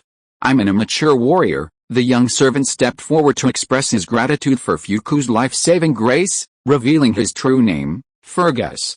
You're Fergus. The young servant's name stunned Fuku, Diane, and some of the Chaldeans. Everyone present knew who Fergus was. Mash and Ritsuka had previously fought him in the fifth singularity. You're Fergus, the one from Ulster. Fuku immediately poked Fergus's face with his hand, smiling. Well, I'm still an immature warrior. Fergus blushed and took a step back, avoiding Fuku's finger. This action startled Fuku, but then, as if remembering something, he stepped forward and whispered, well, what do you think of women? Do you like them? Well, I'm not good with women. I prefer exercise to women. Fergus, seeing Fuku approach, took another step back and then fell into a squat. Master, did you hear that? Fergus said he doesn't like women. Ha ha ha. The words of the young Fergus made Alfu burst into laughter, and even Diane, standing beside him, looked at the young Fergus with some surprise. I didn't expect Fergus to be this kind of person when he was young.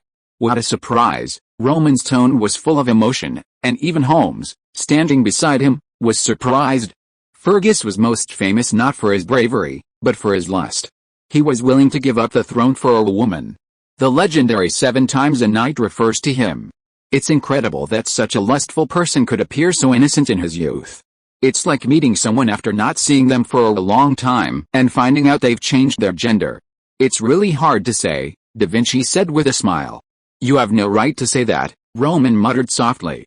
While Da Vinci's words sounded reasonable, they sounded a little off coming from her mouth. After all, Da Vinci was using the Mona Lisa's appearance. Did I say something wrong? Fergus hesitated for a moment, then asked, watching Alfred laugh uncontrollably. Nothing much?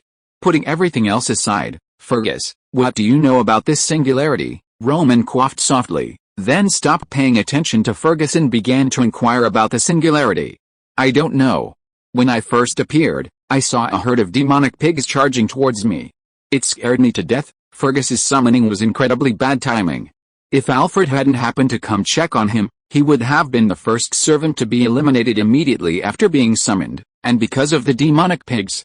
If this information leaked out, a dignified Ulster warrior would have been trampled to death by a herd of demonic pigs. Fergus would have been ridiculed to death. Even if it was a young man who was trampled to death. I see. Guess we have no choice but to move on. Roman wasn't too disappointed to receive no information from Fergus. After all, there had already been 2 precedents.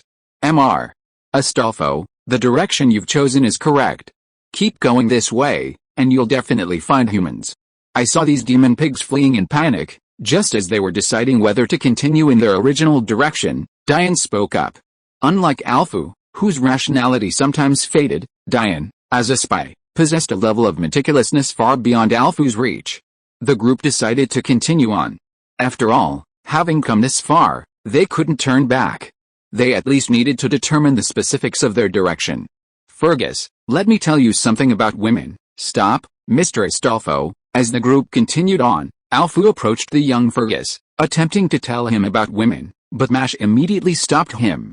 Although the young Fergus, as a servant, could no longer grow, Mash didn't want such an innocent boy to become the adult he was.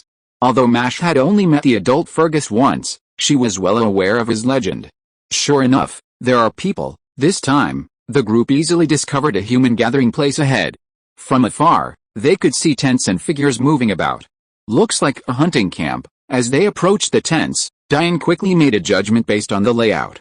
Hello, where's this place? Just as Diane was pondering his next move, Afu suddenly jumped out and, with a smile, greeted the camp guards, 2 women holding spears. Seeing Afu jump out, Diane sighed helplessly, and the group left. Diane had great respect for Afu. After all, they were heroic spirits from the same nation, and Afu was his senior. But respect was all there was to it, and Afu's occasional lapse of rationality was indeed difficult to deal with. Diane, who always planned before acting, was not accustomed to Afu's style of acting without thinking. Men, wild men. Upon seeing the master and his companions, the 2 female guards roared, and a multitude of women emerged from the camp, shouting the same words as they charged at the master and his companions, brandishing their weapons. Be careful, don't hurt them. Use the flat of your sword, Ritsuka urged, and the battle began. Women, the young Fergus said, his sword raised, hesitating whether to strike. Fergus, you protect the master. Diane, noticing his hesitation, immediately spoke. Understood. Fergus breathed a sigh of relief, then held his sword in front of Ritsuka. Master, this isn't going well. There's no way we can show mercy. The battle went smoothly at first. After all, while the women were formidable, everyone present, except Ritsuka, was a servant, and the difference in strength between the 2 sides was substantial. However, Diane, Fuku, and Mashu soon realized something was amiss. These women were simply too frantic. Even when knocked down, they quickly got up. Even with their limbs sliced by swords, they still charged frantically at the enemy. These people seem like berserkers, Roman's voice echoed from Mashu. No mercy. Ritsuka hesitated for a moment before making a quick decision. While she didn't want to cause casualties, the situation made it impossible for them to show mercy. Mashu, you go protect the master. With Ritsuka's permission, Diane immediately instructed Mashu to do so, and then he and Fuku released their forces. Soon, all the female warriors who had attacked them fell, leaving none alive. It wasn't that Diane didn't want to spare any lives. As a spy, he understood the importance of keeping them alive for information. The problem was, even with serious injuries, these female warriors fought tooth and nail as long as they were still breathing. What's going on? After the battle, the group stared at the bodies around them in silence. Everyone present had experienced war, but they had never encountered such fearless female warriors. They look like Amazon warrior women, but even if they were, they probably wouldn't have needed to go this far. It seems the Singularity has a major problem. Due to insufficient intelligence, there was no way to speculate, so they could only bury the bodies. Amazing. Young Fergus looked at Diane and Fuku with shining eyes. With the exception of Mashu and Ritsuka, Fuku, Diane, and young Fergus, their expressions remained unchanged. After all, their experiences were different. Mashu and Ritsuka were modern people, and even after experiencing numerous battles in the Singularity, Their original intentions remained unchanged. Diane and the other two were born in a chaotic era, where fighting and death were the main themes. To young Fergus, the corpses on the ground were nothing compared to the strength that Diane and Fuku had just displayed. For Fergus, powerful strength was what he sought. Diane and Fuku had fought so fiercely, without a single drop of blood on their bodies. They had demonstrated to Fergus that their victory was not one of strength, but of skill. It's indeed a hunting camp. Judging by the numerous demon pig carcasses in the back, the demon pigs that fled earlier were probably because of them, Diane said, after briefly researching the camp. And that wild man, there's something strange about him. They've been targeting Lord Diane and Lord Astolfo, and it seems they can tell them apart. Mash couldn't finish her words, but everyone understood her implication. The female warriors knew the two men were men. This was quite odd, considering their appearance made it difficult to determine their gender unless someone knew them well. We'll have to investigate further. The camp here suggests there must be a town nearby. After a brief rest and some supplies from the camp, the group continued on their way, soon discovering a town on the riverbank. Chapter 1100, Underground World, Part 2. You useless piece of shit. As Mashu, Ritsuka, and the others carefully infiltrated the town, the first thing they saw was a woman furiously whipping a man with shackles around his neck. The man was barely breathing, but she showed no sign of stopping, thrashing him to death. The other women nearby watched with excitement, and some followed suit, whipping the men around them. Indeed, every woman in the area was accompanied by at least one man in shackles. Mashu and Ritsuka were stunned by the scene. Having experienced the burning of humanity, they were considered experienced, but this was a new sight. The Chaldean group reacted similarly. It feels like I've seen a celestial dragon. The scene reminded Shen Fei of the celestial dragons of the Red Earth continent, where nearly every one of them carried slaves.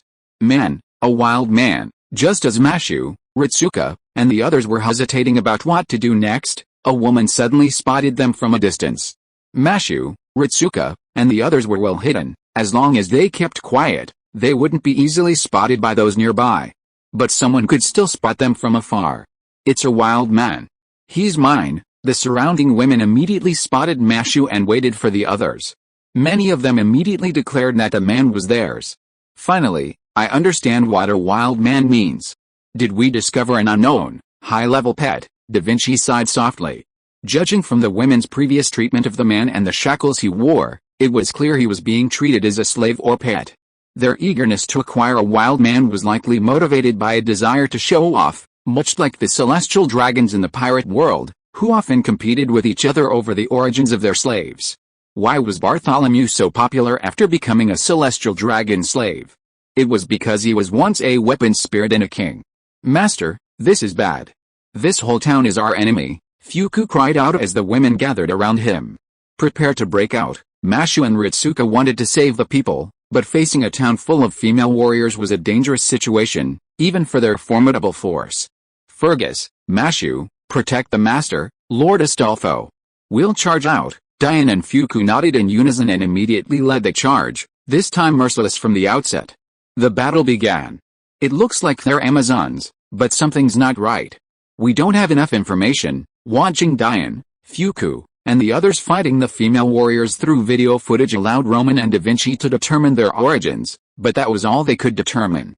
In Amazon-controlled towns, all the men were slaves, and nothing could be learned from these accounts.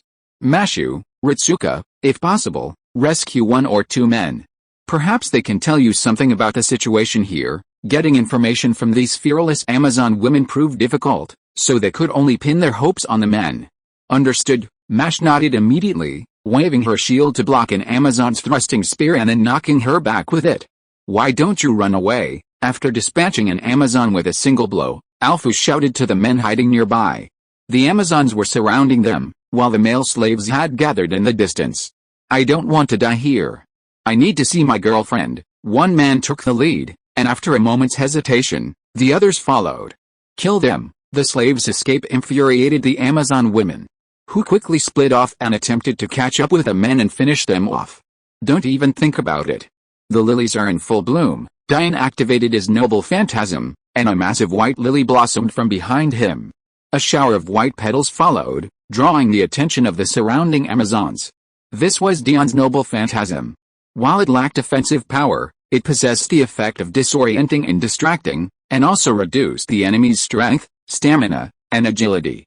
This was a manifestation of Dion's deceptive lifestyle as a spy, sublimated into noble phantasm. Its range was based on Dion's magical power. The more magic power he possessed, the greater his reach. Roar, the queen is coming. Dion's noble phantasm had put the Amazons at a disadvantage, but then a roar echoed from afar, and their fighting spirit suddenly surged. Be careful. A servant is approaching. So fast, Roman, who had detected this through Chaldea's surveillance system, shouted.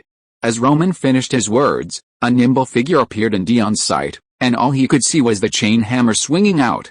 Sir Dion, just as Dion prepared to block the oncoming chain hammer with his sword, Mash suddenly rushed in front of him, blocking it with her shield. Boom! A deafening crack and the overwhelming force radiating from the shield forced Mashu to step back several steps, forcing Dion to retreat as well. Thank you, Mashu. Dion immediately thanked Mashu after regaining his balance. Judging from what had just happened, it would have been disastrous for him to take the blow head-on, as Dion himself wasn't a servant skilled in strength. Who are you? The battle between the two sides ceased with the appearance of the person who must have been the Amazon Queen. Only then did Mashu, Ritsuka, and the others finally get a clear look at the Amazon Queen. She looked petite, but her ability to knock Mashu back with a single blow suggested she was immensely powerful. Never mind, that's irrelevant. You're strong, perfect for breeding, to produce even stronger offspring, the Amazon Queen declared, swinging her chain hammer and launching her attack, giving Mashu, Ritsuka, and the others no chance to speak. Be careful, it's a berserker. While the Amazon Queen's words left Mashu, Ritsuka, and the others speechless, her immense power forced them to be cautious. Otherwise, if they were caught, her words might become reality. Leave it to me. As the Amazon Queen attacked, Mashu immediately rushed forward, brandishing her shield. Of the few present, she was the only one capable of withstanding the attack. Dion and Fuku couldn't. That power, how is it possible? Mashu had initially been confident she could hold off the Amazon Queen, but as the fight progressed, she realized she was overthinking it. Her immense power forced Mashu to retreat. Not only was Mashu shocked, but Roman, Da Vinci, and the others in Chaldea were also astonished. Through the video footage, they clearly saw a complete crushing blow. Few servants could suppress Mashu solely through sheer force. Not only was Mashu at a disadvantage, with the Amazon Queen bringing in the female Amazon warriors, Dion and Fuku were also in danger. It seems this is the only way. Just as Fuku was about to do something, seeing his side losing ground, an Amazon warrior suddenly ran over from a distance, shouting, "My queen, that guy has appeared. He's in the neighboring town." Roar. As soon as the Amazon warrior finished speaking, the Amazon Queen suddenly erupted in a roar that resounded through the sky. Her eyes instantly turned red. With a single blow of her hammer, she sent Mashu flying, then screamed and rushed off into the distance. "Kill you, I must kill you." The Amazon Queen, repeating this over and over again, disappeared from the side of Mashu, Ritsuka, and the others in an instant. "Leave half of you to capture them, and the rest follow the queen." After the Amazon Queen left, an Amazon warrior glanced at Mashu, Ritsuka, and the others, then immediately led half of her men to pursue their queen. "Looks like we're lucky." With the Amazon Queen's departure, Mashu, Ritsuka, and the others, as well as the Chaldeans, breathed a sigh of relief. Although there were still many Amazon warriors, without their servants, Mashu and the others' escape would be much easier. Fellow warriors, the time has come to rescue our comrades. Just as Mashu, Ritsuka, and the others were preparing to retreat, a sudden advance from the other direction, a force composed entirely of men. "It's the rebels," an Amazon warrior cried out upon seeing them. "Rebels? It seems there's no need to flee, we can engage them." With the appearance of the rebels, Mashu, Ritsuka, and the others immediately shifted their strategy from retreat to joining the rebels. After a fierce battle, and having rescued most of the men in the city, they began their retreat. "Just call me Knight. Sorry, for some reason, I've lost my memory, including my real name." On the way, Mashu and Ritsuka encountered the leader of the rebels, a servant who claimed to be a knight. However, upon hearing his words, Mashu and Ritsuka exchanged a glance. A servant who had lost his memory, including his real name, this was all too familiar. That's true. Roman, Da Vinci, and Holmes of Chaldea were all silent. Their thoughts echoed those of Mashu and Ritsuka. It was a stark resemblance to deja vu. They had encountered it before at the Shinjuku Singularity. Perhaps he's truly lost his memory, Roman said. You said maybe, too. What's the matter? Let's talk about it once we get back to the base. Mashu and Ritsuka didn't dwell on whether the other had truly lost their memories. Instead, they inquired about the underground world. After a brief conversation, the knight agreed to wait until they returned to the base. The group, carrying the rescued men, passed through a dark and deep tunnel in the mountains and arrived at the rebel base, a valley they had named Taoyuan Township. Taoyuan Township, the Peach Blossom Spring. How vivid! Upon seeing the valley, Da Vinci immediately thought of the Peach Blossom Spring. It truly resembled the descriptions of the Peach Blossom Spring, with its vast peach blossom forest. The valley, blanketed in blossoming peach blossoms, was breathtakingly beautiful. Coupled with a clear river flowing along its banks, it was a truly ideal retreat. The most remarkable thing about the peaches in the peach forest was that they were inexhaustible. They would automatically regenerate at regular intervals, representing an endless supply. This was precisely why the rebels had established a base there, all-you-can-eat peaches. Really? That's fantastic. Upon hearing that the peaches were freely available, Fuku excitedly rushed over. After all the fighting, she was feeling a bit hungry. As you can see, the rebels' goal is to rescue the enslaved men and, if possible, send them home. After the peach feast, Mash, Ritsuka, and Diane exchanged intelligence with the knight, revealing a general outline of the underground world. The first was that the enslaved men were not from the underground world, but from the surface, seemingly having unknowingly fallen into a cave and subsequently arrived in the underground world. When the men first fell into the underground world, some were extremely curious about it. After all, they were all modern people from the past 2,000 years. However, they soon discovered that this underground world was a nightmare for men. The caves? It looks like a space transfer technique. They're so brazenly kidnapping people from the surface. Aren't they afraid of the Magic Association finding out? If it were just a small number of missing people, the Magic Association would certainly not care. To be frank, many of the unexplained disappearances in the moon world every year are actually caused by magicians. But if it were a large-scale disappearance, it would be a problem.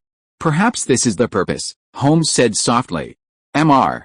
Knight, have you heard of Da Vinci? Da Vinci suddenly asked after listening to the knight's information about the underground world.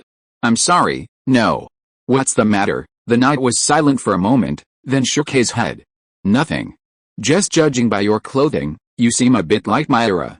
Perhaps you're a heroic spirit from the same era, Da Vinci said. Sorry, I don't remember the name at all. These are all trivial matters. Next, our goals are the same. According to your idea, which force should we go to first? Da Vinci stopped worrying about the other party's real name and discussed how to act next. He learned from the knight that this underground singularity has three major forces. The leaders of these three forces are all servants, including the Amazon Queen he met before. If anyone here is most likely to be the demon pillar, it can only be the leaders of these three forces. The next target of the rebels is the water city of Wise. A lot of preparations have been made in the early stage, and outposts have been sent there. Water city of Wise. Do you know why they were chosen as the first target? This underground world is composed of many rivers. Once Wise is occupied, the cities of the other two major forces can be reached quickly. End of this chapter. Thank you very much for reaching the end. Don't forget to like. Looking for more exclusive content and immediate access? Subscribe to our Patreon. Remember, every like, subscription, or donation encourages us to continue.